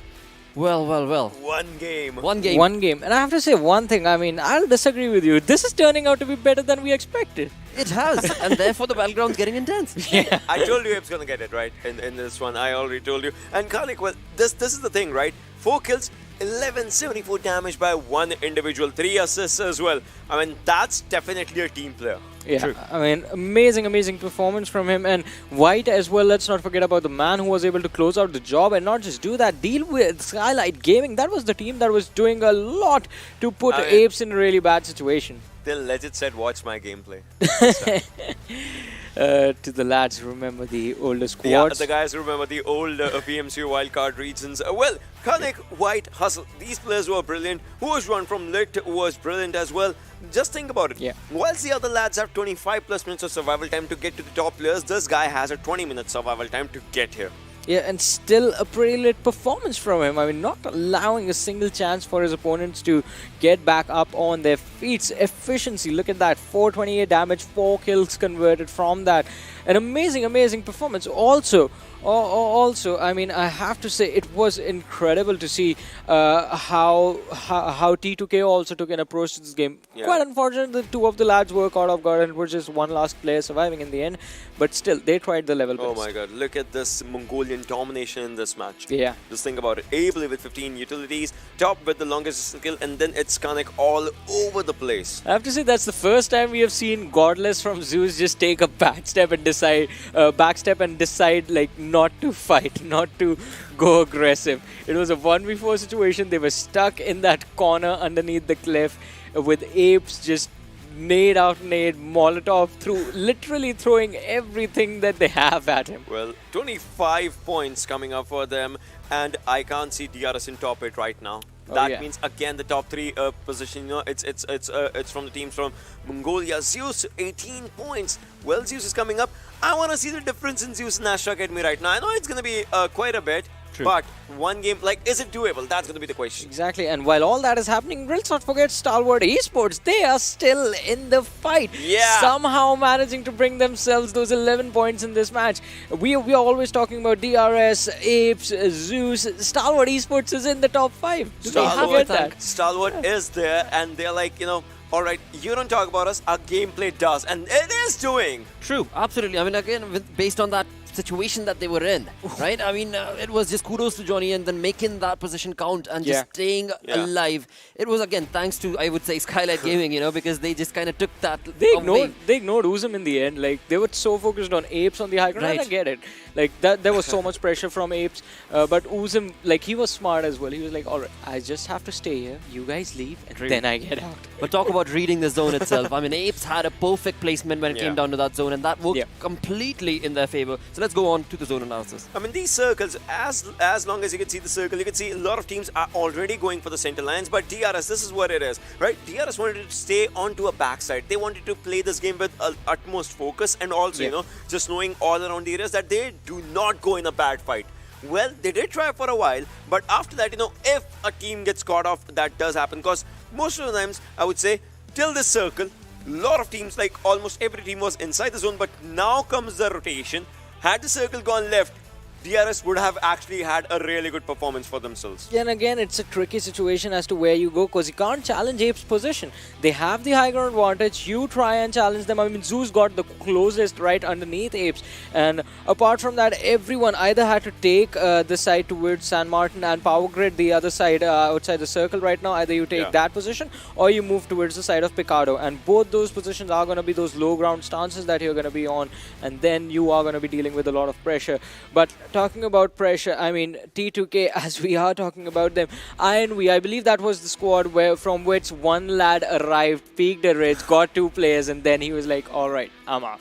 Well. Talking about those moments, those clips, let's of course cue in the OPPO F19 Pro moments, which are going to be showcasing these wonderful skilled players and their kills. Yeah, right off the bat, we could see the fight just going on with 1 minute on the clock, and the fights did start. Then, you know, the 5-minute marker, that's where a lot of fights were happening. But still, like, everyone had their safety cushion. That is the circle. If you wanted to run away, you could, and get a new, location in the zone. That's where the teams were trying to go for. First circle, second circle, third circle, still decent. fourth circle is where a lot of the chaos did start happening, and we'll be seeing those fights for sure. Yeah, definitely. I mean, the chaos is going to be there, but I believe that's going to be around the 20-minute marker where everything, all hell breaks loose inside the game. And this was Memo from the side of 7 Seas getting caught off guard mid-rotation. T2K, they had some phenomenal fights. The assaulting game that was brought to the table from T2K in this game was incredible. I wish they would have stayed sort of stuck with this sort of a play style for a longer time. Then we could have seen what an aggressive performance they could have brought to the table. But still, a decent performance from Taint to Kill in this match. This is where we were having a discussion as of fights. Because Astra Academy, they didn't want to move forward. DRS, they did spot them, but High Voltage was a key team. Yeah, High Voltage was High Voltage got taken out, but they still were the equilibrium breaker right there. And I have to say, it was hilarious how Tough actually managed to get away. Because he's driving a bus. We have Mafia Ninja from DRS running behind him and him deciding, alright, you just go, I'm going to go my merry way. Our objective is just to survive here. Yeah, that did happen, but this is where we could see the last few moments of the fights that were happening, and we know how it just ended, right? Yeah. And then we have Chad over there just taking down 2 players of Team T2K. SG versus Apes, that was an interesting fight right there. A lot of crates going back and forth between those 2 teams. Yeah, but then these 4 teams remaining, and then obviously we know what happened at the final moments when it was they were trying. They knew where Godless is. Yeah. But still, it just took them a while. Like, and after that, I would love to do that. Yeah, this is how you celebrate. This is how a victory needs to be celebrated. Most certainly. I mean, there was a lot of damage that was dished out throughout this entire game. And in that doing so, these teams are looking ferocious. First time, I mean, in the graphs, you could see like on toe to do with the damage and the kill department. Well, they have 9 kills. That's good. But talk about Stalwart. They did manage to get the placement points as it was needed in this game. So every game, they are getting one way or the other a really good game for themselves. But Apes, these 10 points and 15 combined, it's going to help them a lot. Yeah, definitely. I mean, this is the thing that we said after the last game. They need to have those good matches. And this is the sort of the performance that we need from this team in order for them to secure the 3rd position. But going into the last match, it is still not safe. Anything can happen. There's DEADEYES, guys. There's DRS, and I want to see where Stalwart is. Well, with that, let's of course move on with the storyboard itself and have a look at what are we to expect from this final game. Not too far behind, I have to say. Wow. Look at this. Oh my God. 275. Well, 243. Well, 3rd position. 211, 209, 200, 197. For Stalwart, it's still doable. Yeah, exactly. It is doable, but they need that chicken dinner. I want to see that one chicken dinner on this team. Apes was joining them before this, like 2 teams that are doing really well without any chicken dinners, but now Stalwart Esports is all alone. If they can get this chicken dinner with at least 10 to 11 kills to their name, which looking at Stalwart Esports is quite easy, 3rd position is theirs. I'll say this, just I would want this from the audience. Spam #3, and which team do you think actually is going to go there? Is it going to be Apes that stays? It's going to be DRS? It's going to be DE? Because you can see, right? That's how close it is. Still Stalwart. Also, I would like to bring to your attention, ladies and gentlemen, that on 8th position, we have DEADEYES, a team that one time we were looking at, and they were on the 16th in the overall standings. Now they are in the top 8. And that has to be a comeback story for this team. So many teams getting those triple digit on their placement points, but a few teams going with the kill points. Stalwart is there, 1-1-1 for them. But talk about 1952 P and crew. 1952, we would love to see where this team ends by the end of the day. Nightmare, SDGaming, INVEsports, Skylightz, High Voltage P and crew. It's time to go YOLO for one last time. Just go with any strat that you want. Actually, just works out. Maybe it does. It very well could, because they are going to be jumping into a map that they all know. They're going to be pretty comfortable. They ought to be pretty comfortable based on the map itself. But it is a risky situation as well. Yeah, it is going to be a risky situation. And, I mean, if we're going to talk about things, I mean... I have a very weird map in my mind. Last match. You remember when Zeus versus DRS was happening? I want that map to happen again. I don't know. I just want that map to happen again. A circle on the edge of the military island. That's going to be fun. That would be exciting. I would But love that. throughout the day, that's what we've been part of. It has been just one game after the other, bringing up the aggressiveness from all of the teams in the lobby. So eventually, it's going to be an YOLO approach, so to say, from so many of these teams that we might just see. YOLO approach But calls for a YOLO from circle. Astra Academy. I would love to see a YOLO game from Astra Academy, maybe. I believe they have been doing that since day one. They have been. There's nothing that's been able to stop them thus far. Yeah. Every single time walking away with that many points is just absolutely decimating the lobby. But eventually, of course, as we get prepped into the final game, let's have a look at the schedule. Wherein we do know we are going to Erangel. Erangel once again, and as we were talking about it, I mean, YOLO gameplay requires a YOLO circle as well. Water circles you have been asking for since the morning, Ocean, and I'll join you now. I'll join the bandwagon. Water circle on Erangel. Either towards the bridge or the military island with like 50% water. Whatever we get, we're going to take it. And I mean, and I'll just, add one thing that obviously a game roughly goes 30 minutes or so, right? But for a few teams, the team at 3rd, 4th, 5th, 6th, 7th position, it's going to be the longest 30 minutes that they're going to be in. Because every wrong decision can just, let you stay there. Every right decision can actually 2 points, 1 point. Like, it's going to be a good increase. At this point, one kill might just cost you thousands of dollars. Absolutely. Yeah. I mean, one bad click, simply put. I mean, we've seen, from teams like, for example, DRS as well, when it came down to having a bad drop location itself, resulted in them being dished out or back into the lobby. That was something that, of course, we do not want to be able to see. But that is the entertainment that will be brought on with this final game. Enough banter.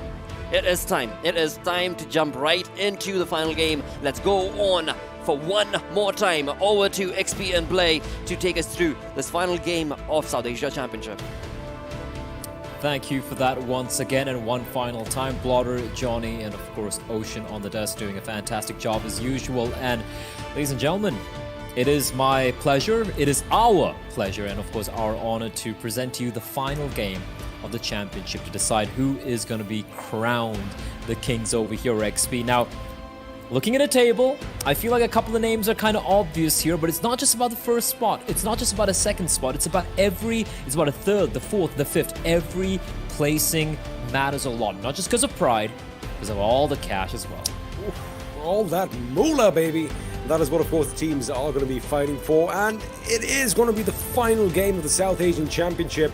I'm like a mixed bag of emotions. If you unzip me right now, I'm pretty sure different kind of emoticons are going to be flying out.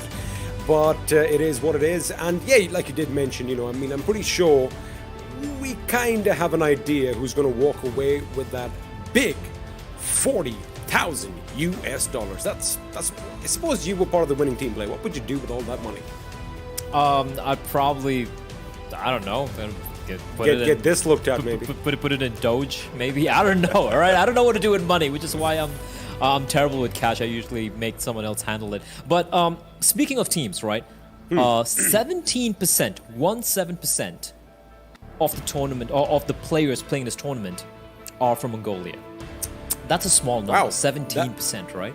And right now, there is a reality that these 17% might take the top 1, 2nd, and 3rd spot, which means, you did the math, how much money is that? So that is that is $86,000 US. So that's if more than this half the does prize happen, pool. 17% are going to walk away with more than 50% of the prize pool, like I did mention. And well, I kind of okay. Let me tell you one thing. 17% sounds small, but you know that now in today's day and age, it is estimated that 1 in 6 people share genes with the great Genghis Khan. So, the Mongolians, when these guys ride out, man, they do it in style and they go for the win, which is exactly what's happening over here.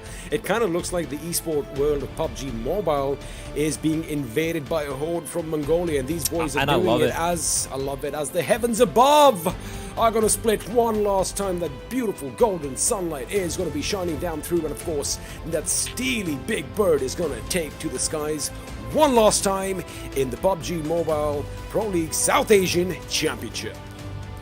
And once again, one final time, I heard a lot of people hoping and praying for a Water Circle XP, and if there is one man who loves a Water Circle, it is yours truly, and I would love to see that starting from Kameshki. It's going to be towards the military base. I don't want to really talk about the drops right now. It's a final game. Everyone who's been watching knows where these teams like dropping towards. Now, unless something really crazy takes place here, I guess, we can kind of assume it's going to be Stalwart towards military base, 1952 probably dropping towards Primoros, because the usual stuff, right? But let's try and, paint the picture here a little bit better, right? Astra Academy, APES Incorporated, they came in from the PMCO South Asia wildcard, where only 2 teams, XP, qualified. Out of all the 16 or 20 teams who played, only 2 teams qualified, and these were these 2 teams. And the way they've come and just dominated everyone, that's a storyline on its own. Zeus just making a name for themselves during the PMPL South Asia, the group stage and the finals.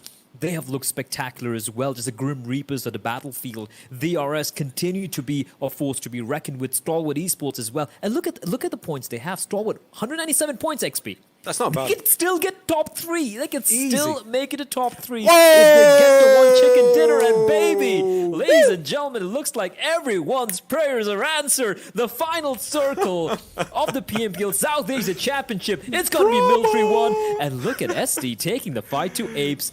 Right at the very beginning. This is spicy. I love it. The moment I saw the circle, I was like, drama, this is going to be amazing. And looks like action and drama is going to break out right at the beginning. APES Hustler, he's got to hustle his way around. And team members from SD are going to be pushing in on position. He does have an M16 burst fire doing the job. He gets one, almost gets the second, but it's Kaye who comes in and puts him down in the ground. And this is kind of surprising this time around. It's not Hustler just got punched. Oh yeah, he got finished up. I'm sorry. You gotta add insult to injury, innit? I mean, listen. You have nothing to lose, all right? You have nothing to lose. Go all out. And also, I feel like, for APES, it's a problem, right? You want to get a top 3 placing and you want to perform better than DRS. For Astra Academy, the first place is pretty much guaranteed. But unless they get knocked out in the 16th position and Zeus gets like have a 32-point game. Yeah. I mean, look, wait. Anything can happen. Wait a second. What's You're not teammates. You guys are not in the same team, but it looks like there's a race for Novo that's going to be breaking out right now. Little do they know, Astra Academy are already over there, and Zeus are hunting them down. Forget everything else. I think we just might see that they know that this is the only chance that they have if they want to topple Astra Academy, as Pika is going to be put in the corner, but Icy reacts just a bit too slow as he gets taken down with the Vector and is finished off with that shotgun. Now Zeus are going to be 1 man down, but Astra Academy realize the threat to the lead at this point. And boy, oh boy, Blade, they're going to play their hearts out as Scry almost gets a knock on Godless. But now Zeus, they are going to make the moves. Pika, still the first man in Astra's line of defense. Yeah, this is not looking good for Pika. He's using all the bandages here. He's got a third-person view. He's going to have to rotate immediately, and he will escape in the nick of time. But for how long? Teammates are providing him a little bit of cover fire, but Zeus are so hungry, desperate for this kill, and they will find him. Vengeance is a sweet dish indeed. Now a 3v3, but a knock does take place. Scry pushing on in. This is a messy fight. Top's kind of low here. There's no real trade possibility, XP. And Scry going in for the kill could be dangerous. Top's gonna... There's a little bit of a delay in the kill feed there, but that's the knock Top got onto Godless. But Zeol with the reply. Knocks are back and forth. Zeol will be able to save his teammate, though. And Astra Academy, despite getting the first kill, it isn't looking very good for them, because action is still far away. I'm just keeping an eye out on the overall score right now. 33 points do separate the teams, and I'm trying to just make sure that I get every single point right. Right now in this game, Astra Academy, there you have it, 276, Zeus on 244. They do have that 1 point from this game, and if Zeus are able to snuff out the lives of the remaining 2 members, I mean, that is quite a possibility. I know it sounds outlandish when I say that they need a big 33-34 game. It is possible, Blay. It is possible. And elsewhere, it looks like APES want to cement their position on the overall leaderboard as well, as they are toppling down teams at their own nice new pace. But Tops is going to come in. I think that Ably was knocked out. It was a little unfortunate because they weren't really expecting them to come out a little aggressive. But now the question is he going to be finished off, or is Zeol going to come in and provide some much-needed cover for his teammate? Unfortunately, I think I've answered myself. But now, Top versus Zeol. 1-on-1. Astra Academy versus Zeus. The problem for Zeol is he needs to contend with Action as well. Action just being a wraith among all the boxes. Godless is there as well, right? So Yeah, two separate 1v1 fights action going up the stairs at the worst time possible. He doesn't even have a helmet, XP. And this is not looking good. Action. 1 point of health, but he's manages to patch himself up in the nick of time, lives up to his name, he gets the knock.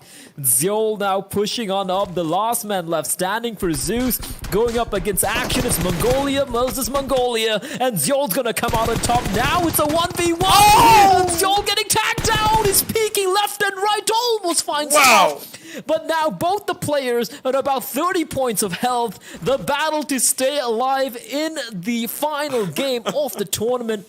They're going to be going in for the res here. Zeol coming on top. Look at him, hunting him down from above. And the footstep sounds being made. Zeol's going in for the kill, but he gets taken down. And Astra Academy, they will survive. Wow. And Zeus Esports, kudos for taking the fight, but Astra Academy are just too much to handle for Zeus Esports. Oh my goodness. Well, there goes the possibility of Zeus making a comeback over here and getting that first position. It goes right out the window, but what a valiant effort on their part. But Astra Academy, oh my goodness, in a world of their own. And of course, since it is a military circle, we are going to see a lot of fish out there in the sea as Chari knows a lot of enemies are coming by, but wait a second, Charlie was not expecting that, and Crypto from distance puts him in the ground, and with that, Skylightz Gaming, another quick exit for them in the 15th position, but oh my goodness, it's uncharacteristic of what we just saw right now, the fact that...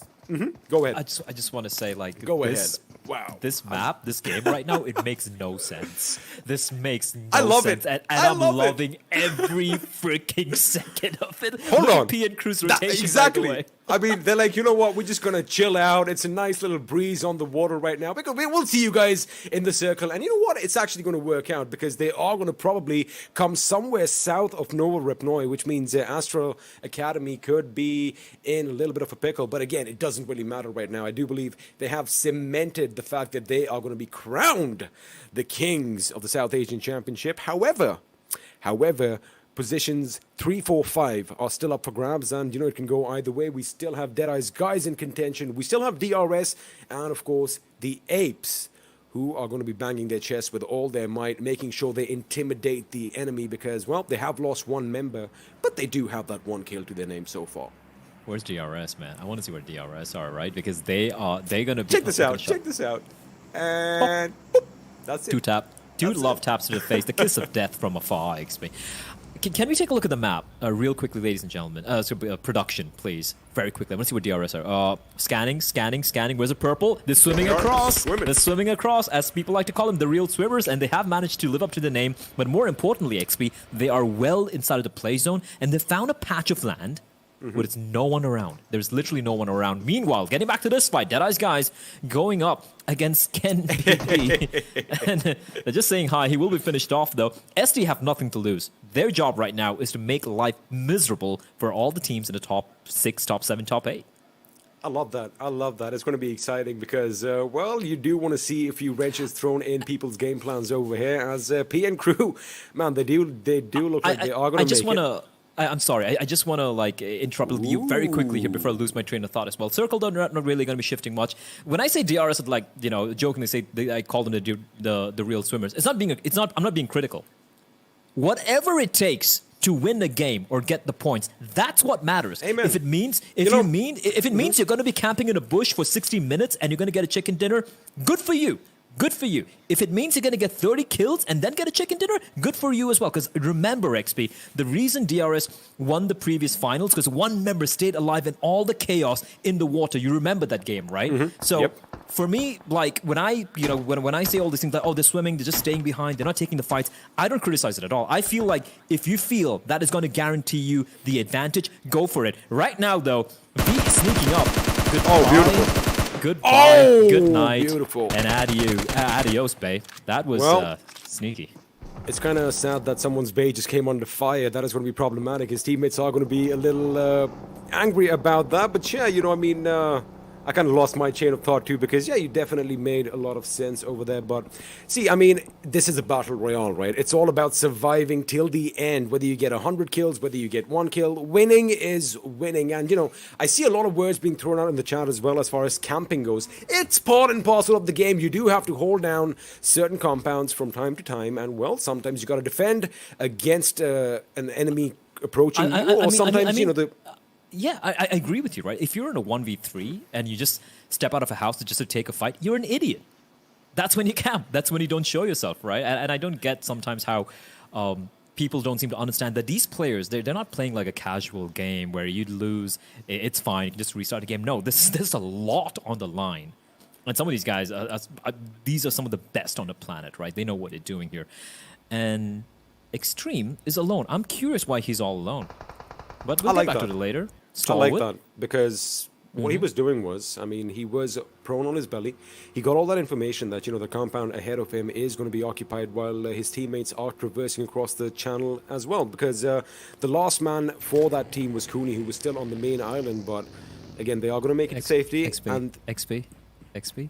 Deadeye's guys, 200 points. Stalwart Esports, 197 points. This is an important matchup right now. Now, the winner from this little skirmish could just walk away the winner! And oh my goodness, Hungrybox was not expecting that as that grenade blew up at the right time and just snuffed his life out. Ozum, of course, coming in quick with that DP28 and putting those bullets in his body to make sure that they are going to be raking up the kill points. Now, Stalwart Esports, they do have 3 kills, all 4 members alive. They know Deadeye's guys are going to be 1 man short.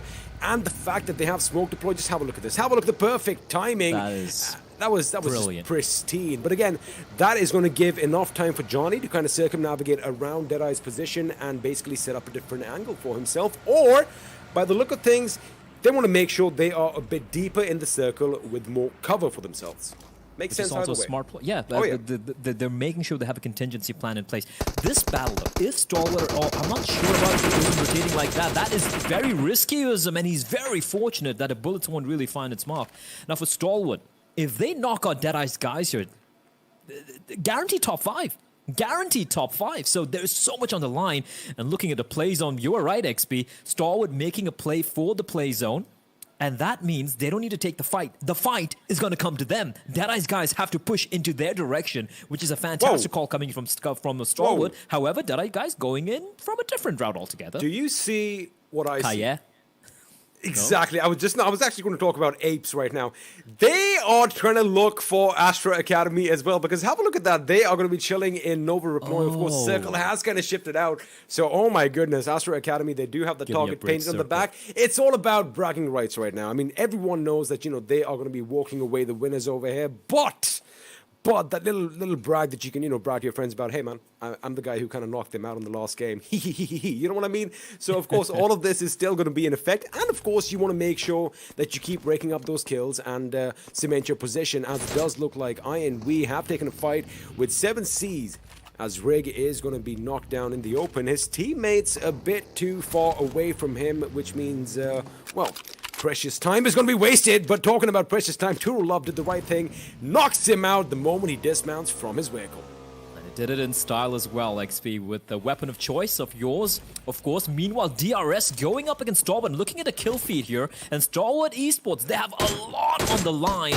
And facing off against DRS, it looks like they are going to be losing a couple of members. Hopefully, we can take a look at that particular firefight. Ayush, in the meantime, just tapping away calmly. I thought that buggy just came in at the wrong time, and had the driver been rendering, he would have been out. He's so low. So low, XPZ, barely alive. But they will pull off the great escape in the winter, and XPZ heading into the play zone, where, at least for the time being, a bit of respite from the bullets whizzing past. But I really want to take a look at what's going on between DRS and Stalwart Esports here as we see. There we go. Right now, this is the shot. This is the shot. All right, let's have a look.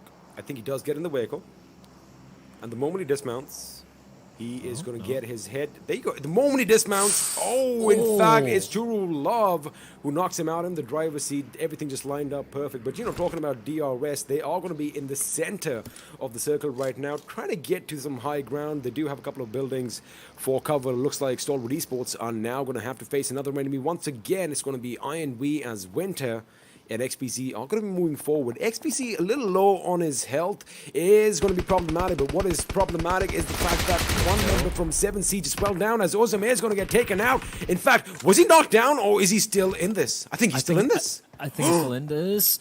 Barely a sliver of HP, and that is a fantastic job from Crypto as well. Ozam was kind of like protecting his teammate, They took and them then out.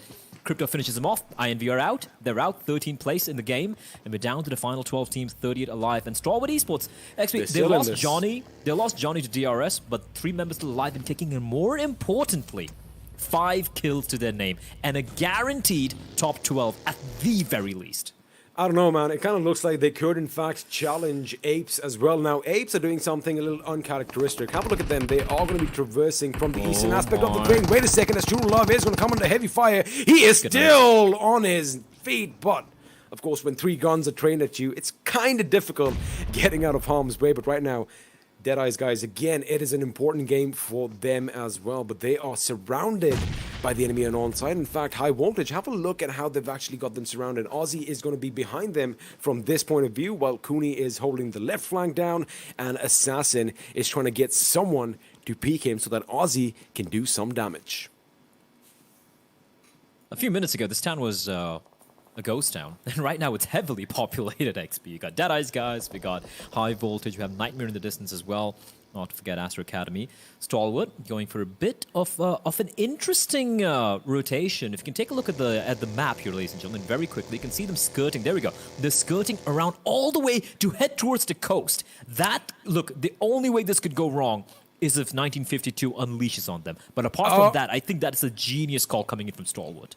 I don't think that's really going to happen, because if you have a look between 1952 and Blade at this moment, we have a little bit of a hill, so that is going to provide cover. But what Stalwart did good was the fact that they chose that piece of land over there, because you do have those ridges. Also, Blade, you have those couple of shacks over there, which can provide you much needed cover. Now, the only thing is, if the circle, even if it shifts away from them, but as long as it stays at the beachhead, they still have a lot of options. They can easily maneuver about 150 meters right from the current position and still be in the circle. But again, we're going to find out later, as Jane is going to be running over the opposition. How is Banwo not out? He was literally just an inch from that front right wheel off that vehicle, but unfortunately it's G.I. Jane who bit the dust. That's unfortunate. And now with that, the M249 unleashing onto Frankie, and T2K maybe getting a little too ahead of themselves. I'm not too sure what they're thinking here. I know they need to go for a rotation and pass on through the gatekeepers here, but maybe that wasn't the right play. Now they have 1 member surviving for T2K from 3.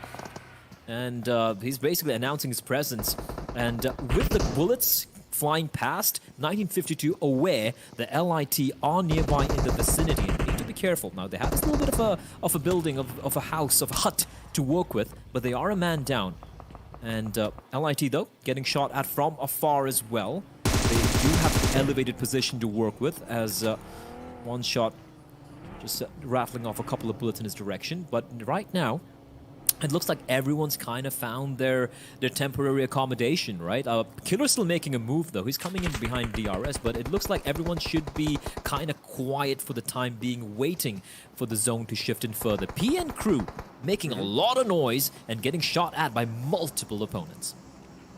Well, it's about time right now, because they did take a really unusual course into the circle. They in fact came down from the south of the military base itself, and now they are going to be facing off against DRS and Mafia Ninja. If he cooks this to perfection, it could be problematic for them, but he had to just change his little game plan over there, as Vanuwo from the distance put a few shots in him, and he is one lucky man to still be standing. Now the problem for DRS play is the fact that they have a lot of open ground to traverse, and PN Crew, although both teams are outside the circle, and although if you have a look at the minimap, oh my god, the zone. Oh my goodness. Forget the mini-map, because the zone is doing what it does best. It's going to be playing spoil sport.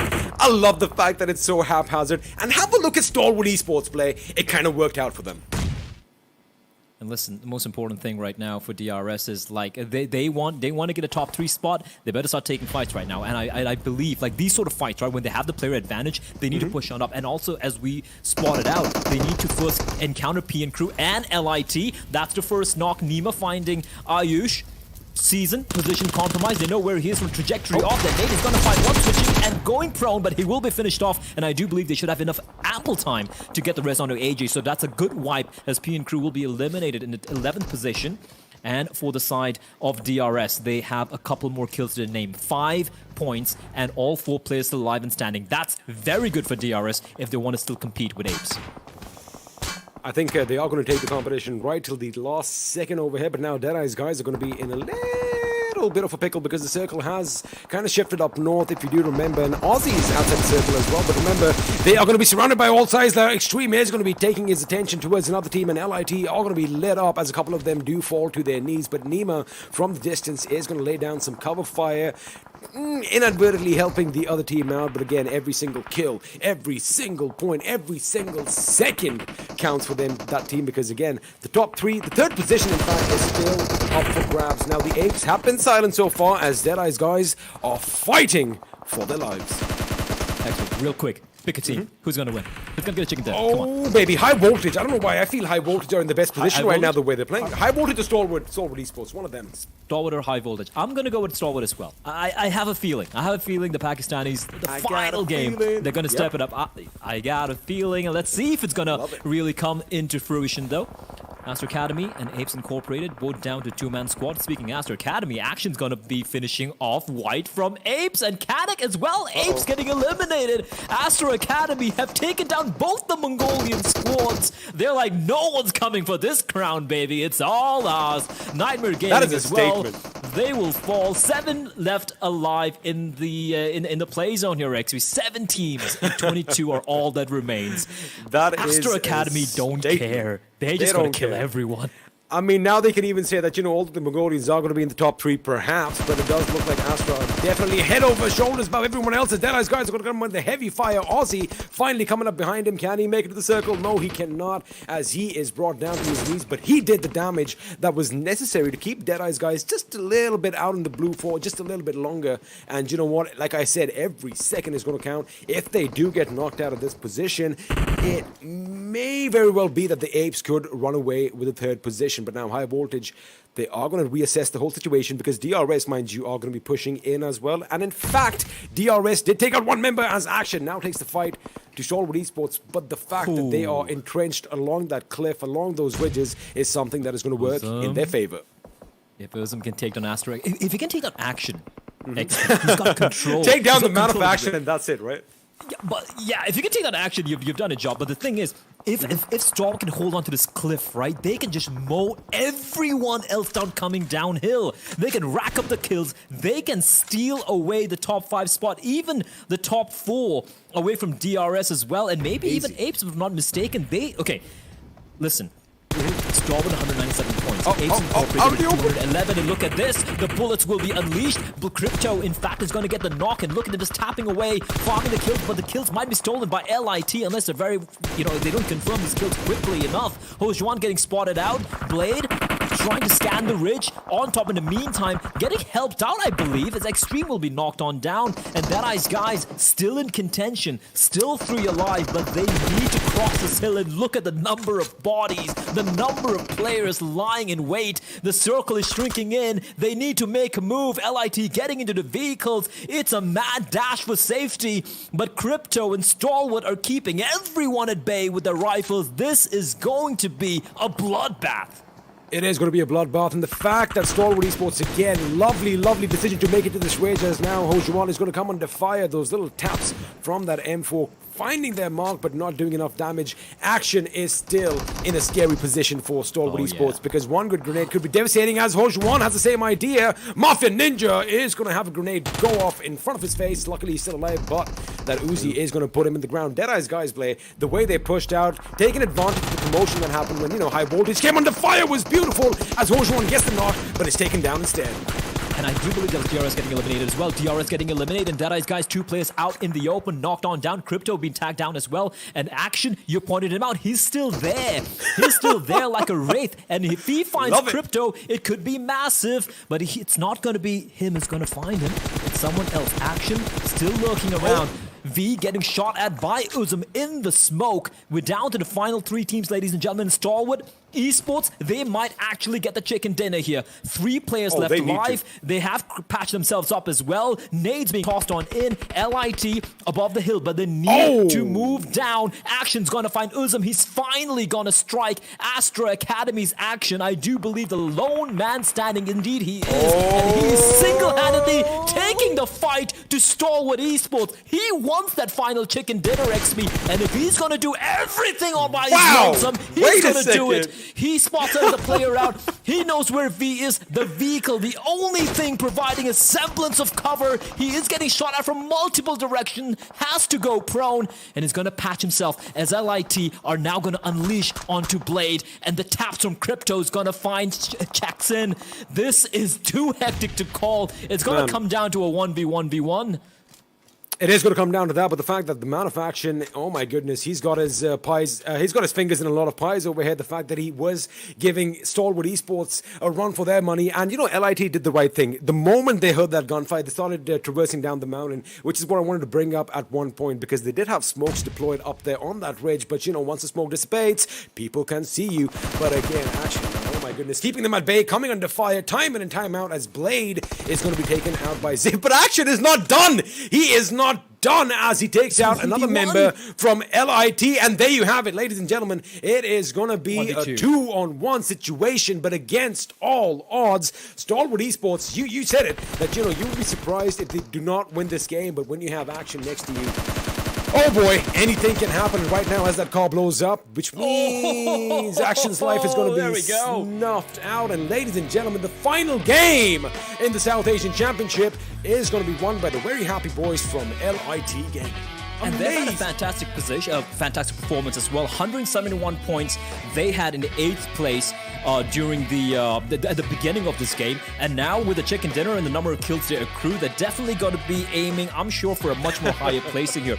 But Astra Academy, Jesus Christ, but it looks like there's one man left. It's a 1v4v4, and the lunatic almost makes it happen, XP, almost makes me believe. But ladies and gentlemen, that is the end. What a tournament, what a finish, what a fantastic game of PUBG Mobile we witnessed there. And it was a pleasure, XP. It was a pleasure, obviously, casting with you. It was a pleasure myself having the opportunity to cover all these games, all these fantastic teams, each and every one of them from all the respective regions. I think they played their hearts out. I'm going to be sitting back and watching how the top 3 to top 5 plays out, because I'm not fast enough to do the math in my head right now.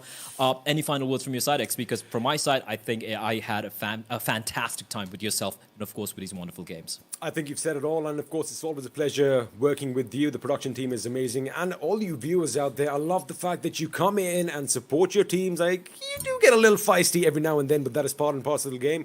Thank you for having us, and I hope you all had a good time. But don't go anywhere, because we still have a little segment coming with the analyst desk. That dynamic duo is going to break things down, and we're going to find out who walks away with how much money. Stay tuned. We'll be back after this.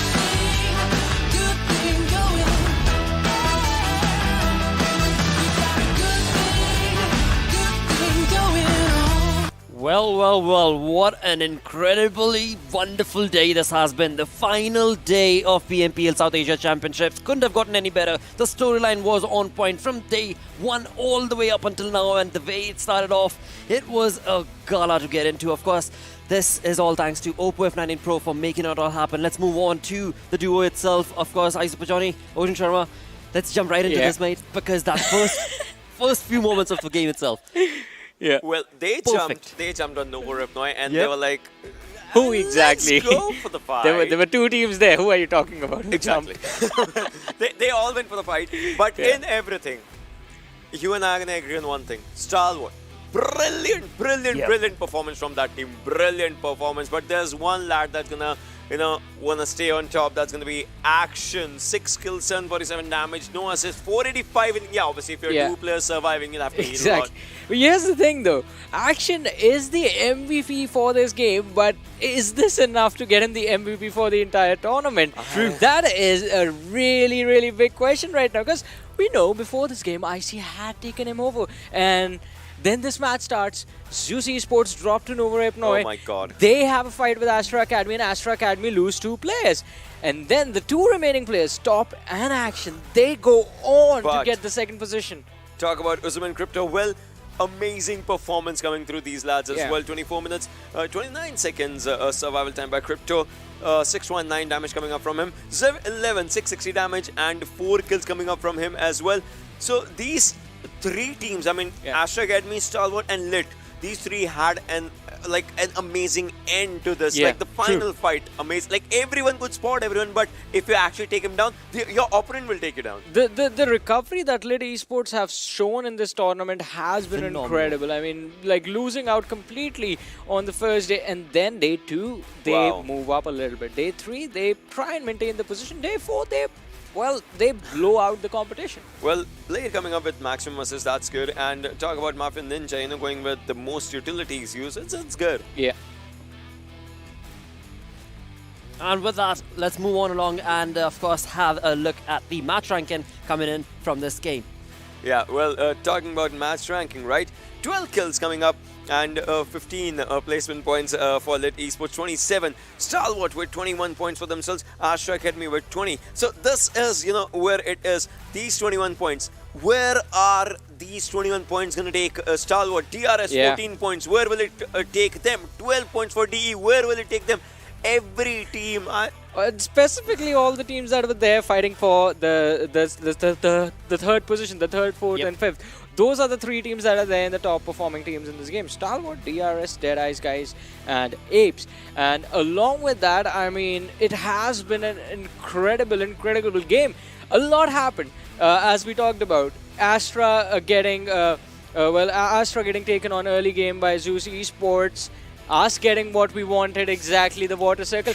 And precisely the one Ocean asked for, like the same one that we had during the picture-perfect repeat of the circle. I mean, the team sort of changed their rotation as well. This time, no one decided, like, alright, we're going to go for late rotation. I love my predictions. Trust me, XP gave me a crystal ball and that's working fine till now.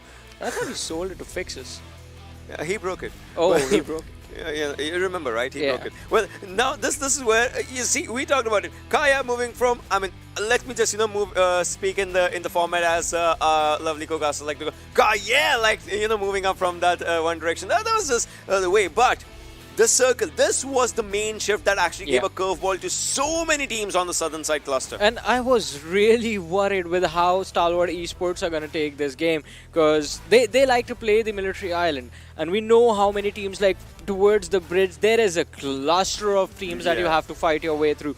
They did it. They fought through everyone, made it to the shorelines and played along the shorelines. And then, I mean, like, the game wasn't really meant to be theirs in the end, as the circle moved to the high ground all of a sudden in the end, and Lit Esports had an advantage because of that. But Stalwart Esports, that team deserves a huge round of applause. I mean, they have had a phenomenal run in the tournament, the only team from their region, and then they went toe-to-toe in terms of everything, like bringing in their own little flavor into this thing, just being all aggressive, getting all those kills, and just fighting on the leaderboard. Absolutely, mate, because again, now when it comes down to the positioning of that team, we did see them stick to that 8th spot for quite some time.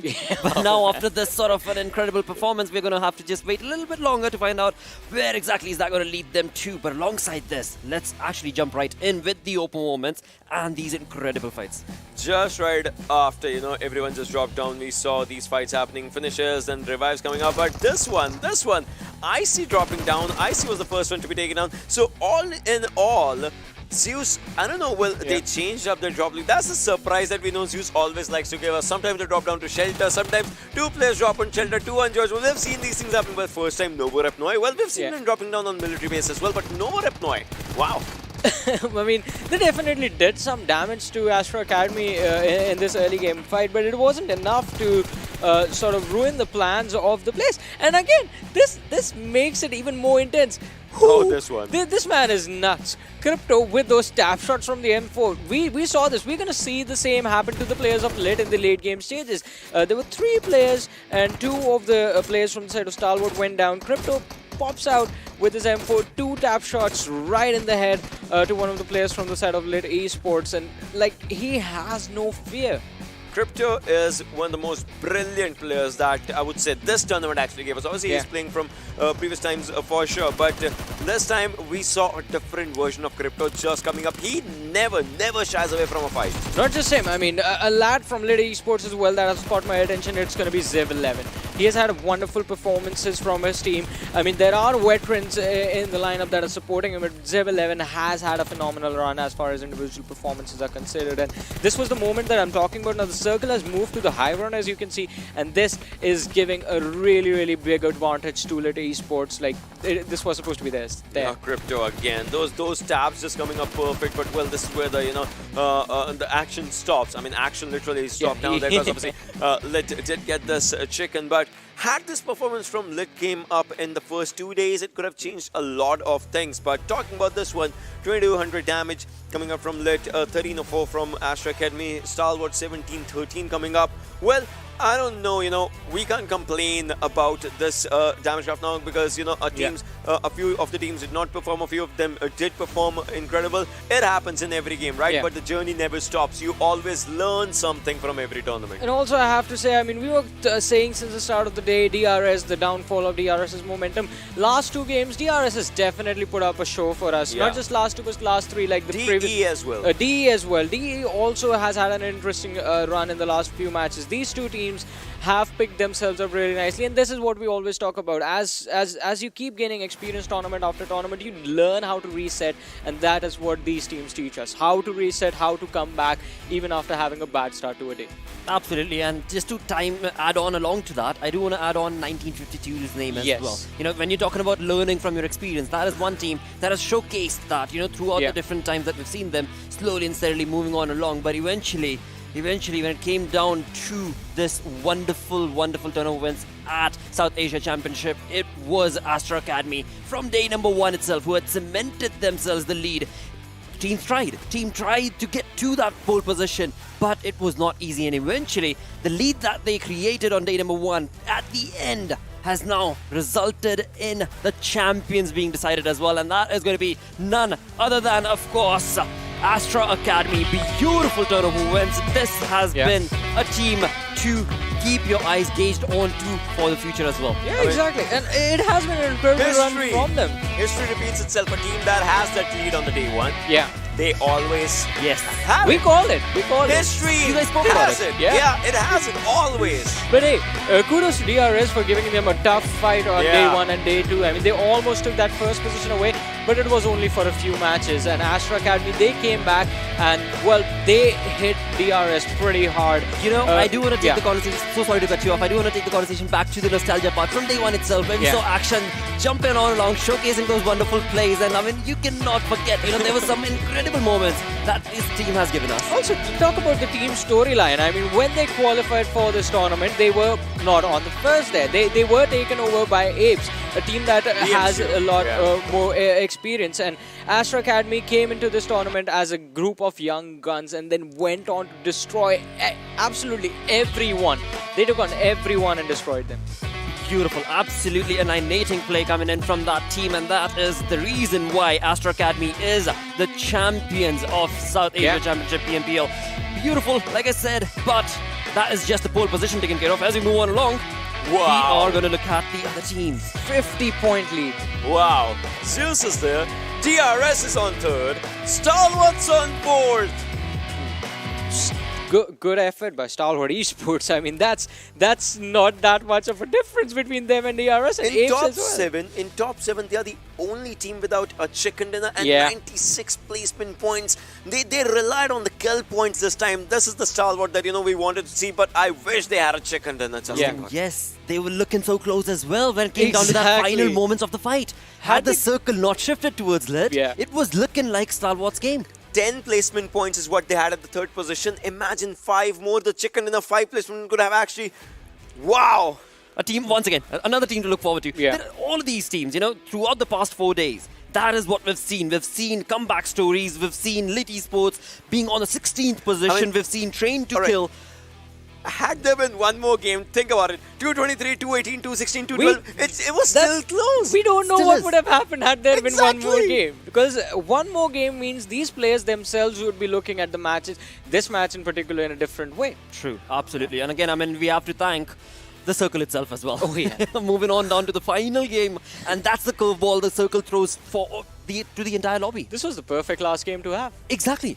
The perfect last day, I would say. Yeah. Perfect last day. From start till the end, the storyline's been so fluctuated based on the overall ranking. And eventually, when we bring that conversation down towards, as I was mentioning, LIT, Lit Esports, Train to Kill. Now, this team, both of these teams, in fact, let's bring them up. Yeah. They were on the second half of that leaderboard, and that too, the latter half of that second page. Yeah. Till the second day. Till the second day. Exactly. And from the last position, they came into top 8, like at the 7th position right now. 111 placement points. These placement points, they accumulated in last 2 days. Imagine the first 2 days had been a different story otherwise, had they just, played like this. Because it's been a thing when they were, by the name of U-Level Up as well.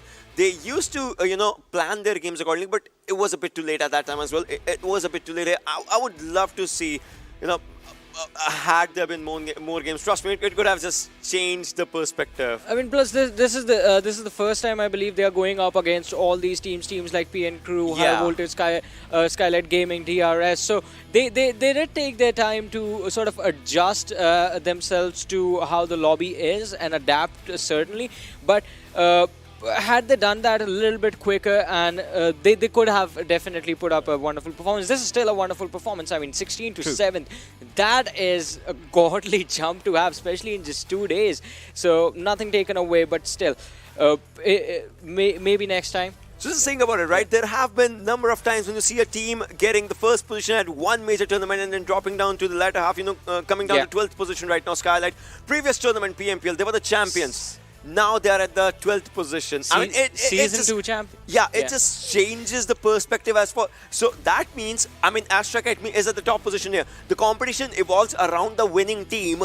Next time, Astra Academy will have to just look forward to every other team, because this happened with Skylightz right now. Yeah.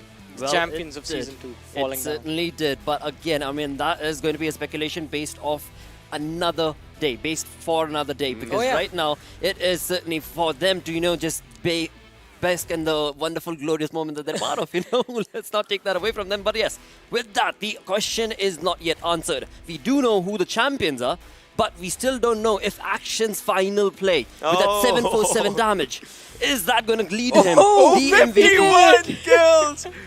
My God. 21 assists, 51 kills. All right. That's the thing, he had the survival time working in his favor. He still somehow managed to maintain that overall high survival time. And obviously, he has a massive lead in terms of kills. Kills, 51 kills. I wish we could see, all the kill leaders and everything had we had a chance, because Crypto also got a lot of kills in this one. And talking about all the other players, that would be good, but this guy, So what is it now? 42,000 for them? Hey, Crypto's there. 40 kills. Right, he is there. That's nice actually. On the 6th position. Yesterday he had 30 kills. Today he accumulated 10 precious kills for the team. But think about it. Apes, 3 players of Apes. Yeah. Zeus, 3 players of Zeus. Astra Academy, 2 players. Wow. And these are the 2 lads from Astra Academy that were surviving in this game as well. Also, I have to say, it is that survival time. 8 out of 12 players of Mongolia are here in the top 10. Yep. Yeah. Absolutely. Another player that I do want to mention is going to be High Voltage's Assassin. Yeah. Now, this dude has also showcased a wonderful synergy when it comes to, just getting those kills. And this guy, this time around, is part of this, which, of course, is, again, a very, very valiant effort from the side. Yeah, definitely. Assassin, we talked about him during the PMPL South Asia Season 3 as well. He had an incredible run during that tournament.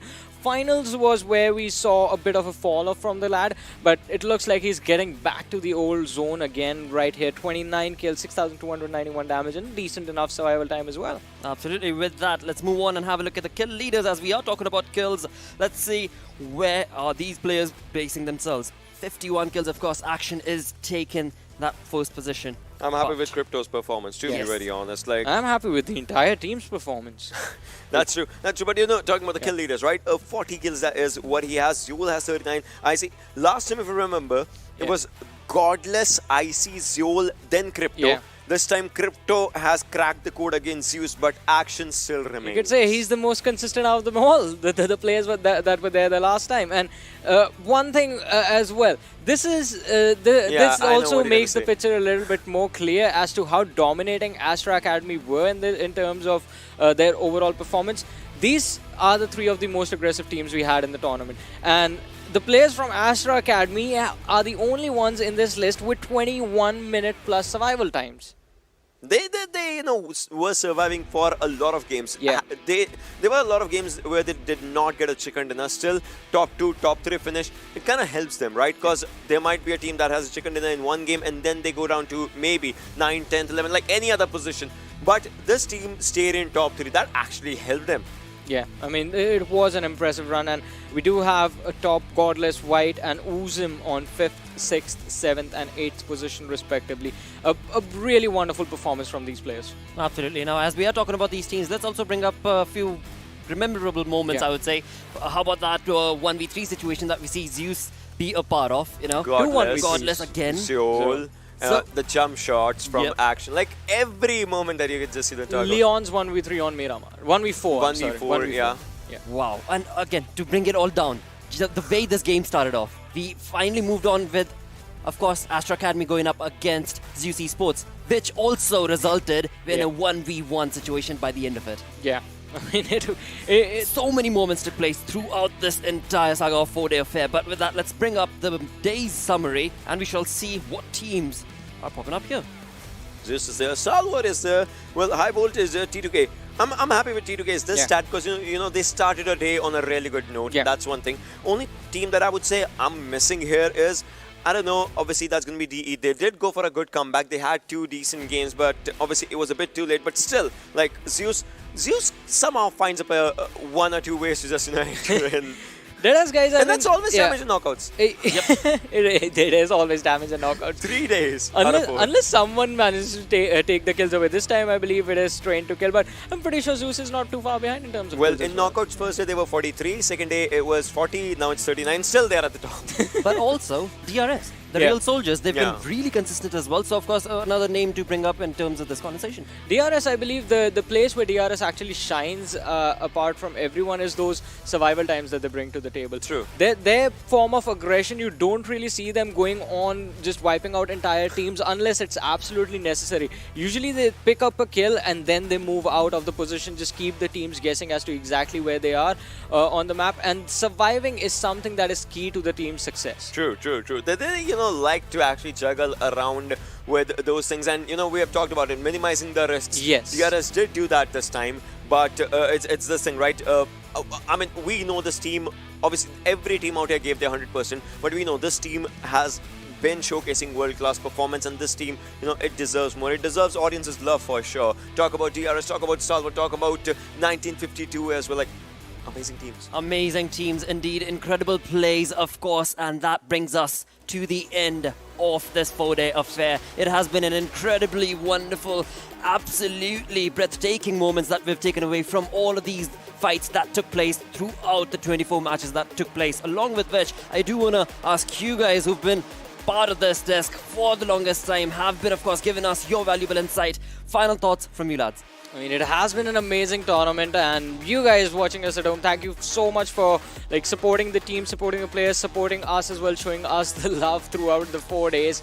Well, I guess we are going to have to wait for the next tournament and see what happens there. Yeah, new journeys are awaiting us, and obviously, follow us on our socials because I want to be verified, so yeah, please do that.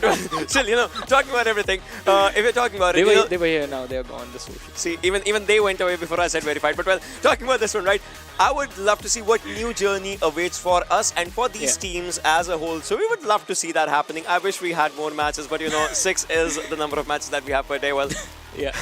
Well, that is true, Ocean. That does bring us, like I just said, to the end of this entire saga. Thank you once again so very much for rooting and supporting your teams throughout these 4 days, letting them know that you are there, supporting them no matter the ups and downs, the buts and the ifs sort of situations that we saw these teams in. Eventually, it is you guys that made it all happen. But a bigger thanks has to go to OPPO F19 Pro because, well, hashtag Wook Up Your Fun. I've been your host, Blotto, joined in with the amazing talent lineup that we've got. Until next time, take care. Sayonara.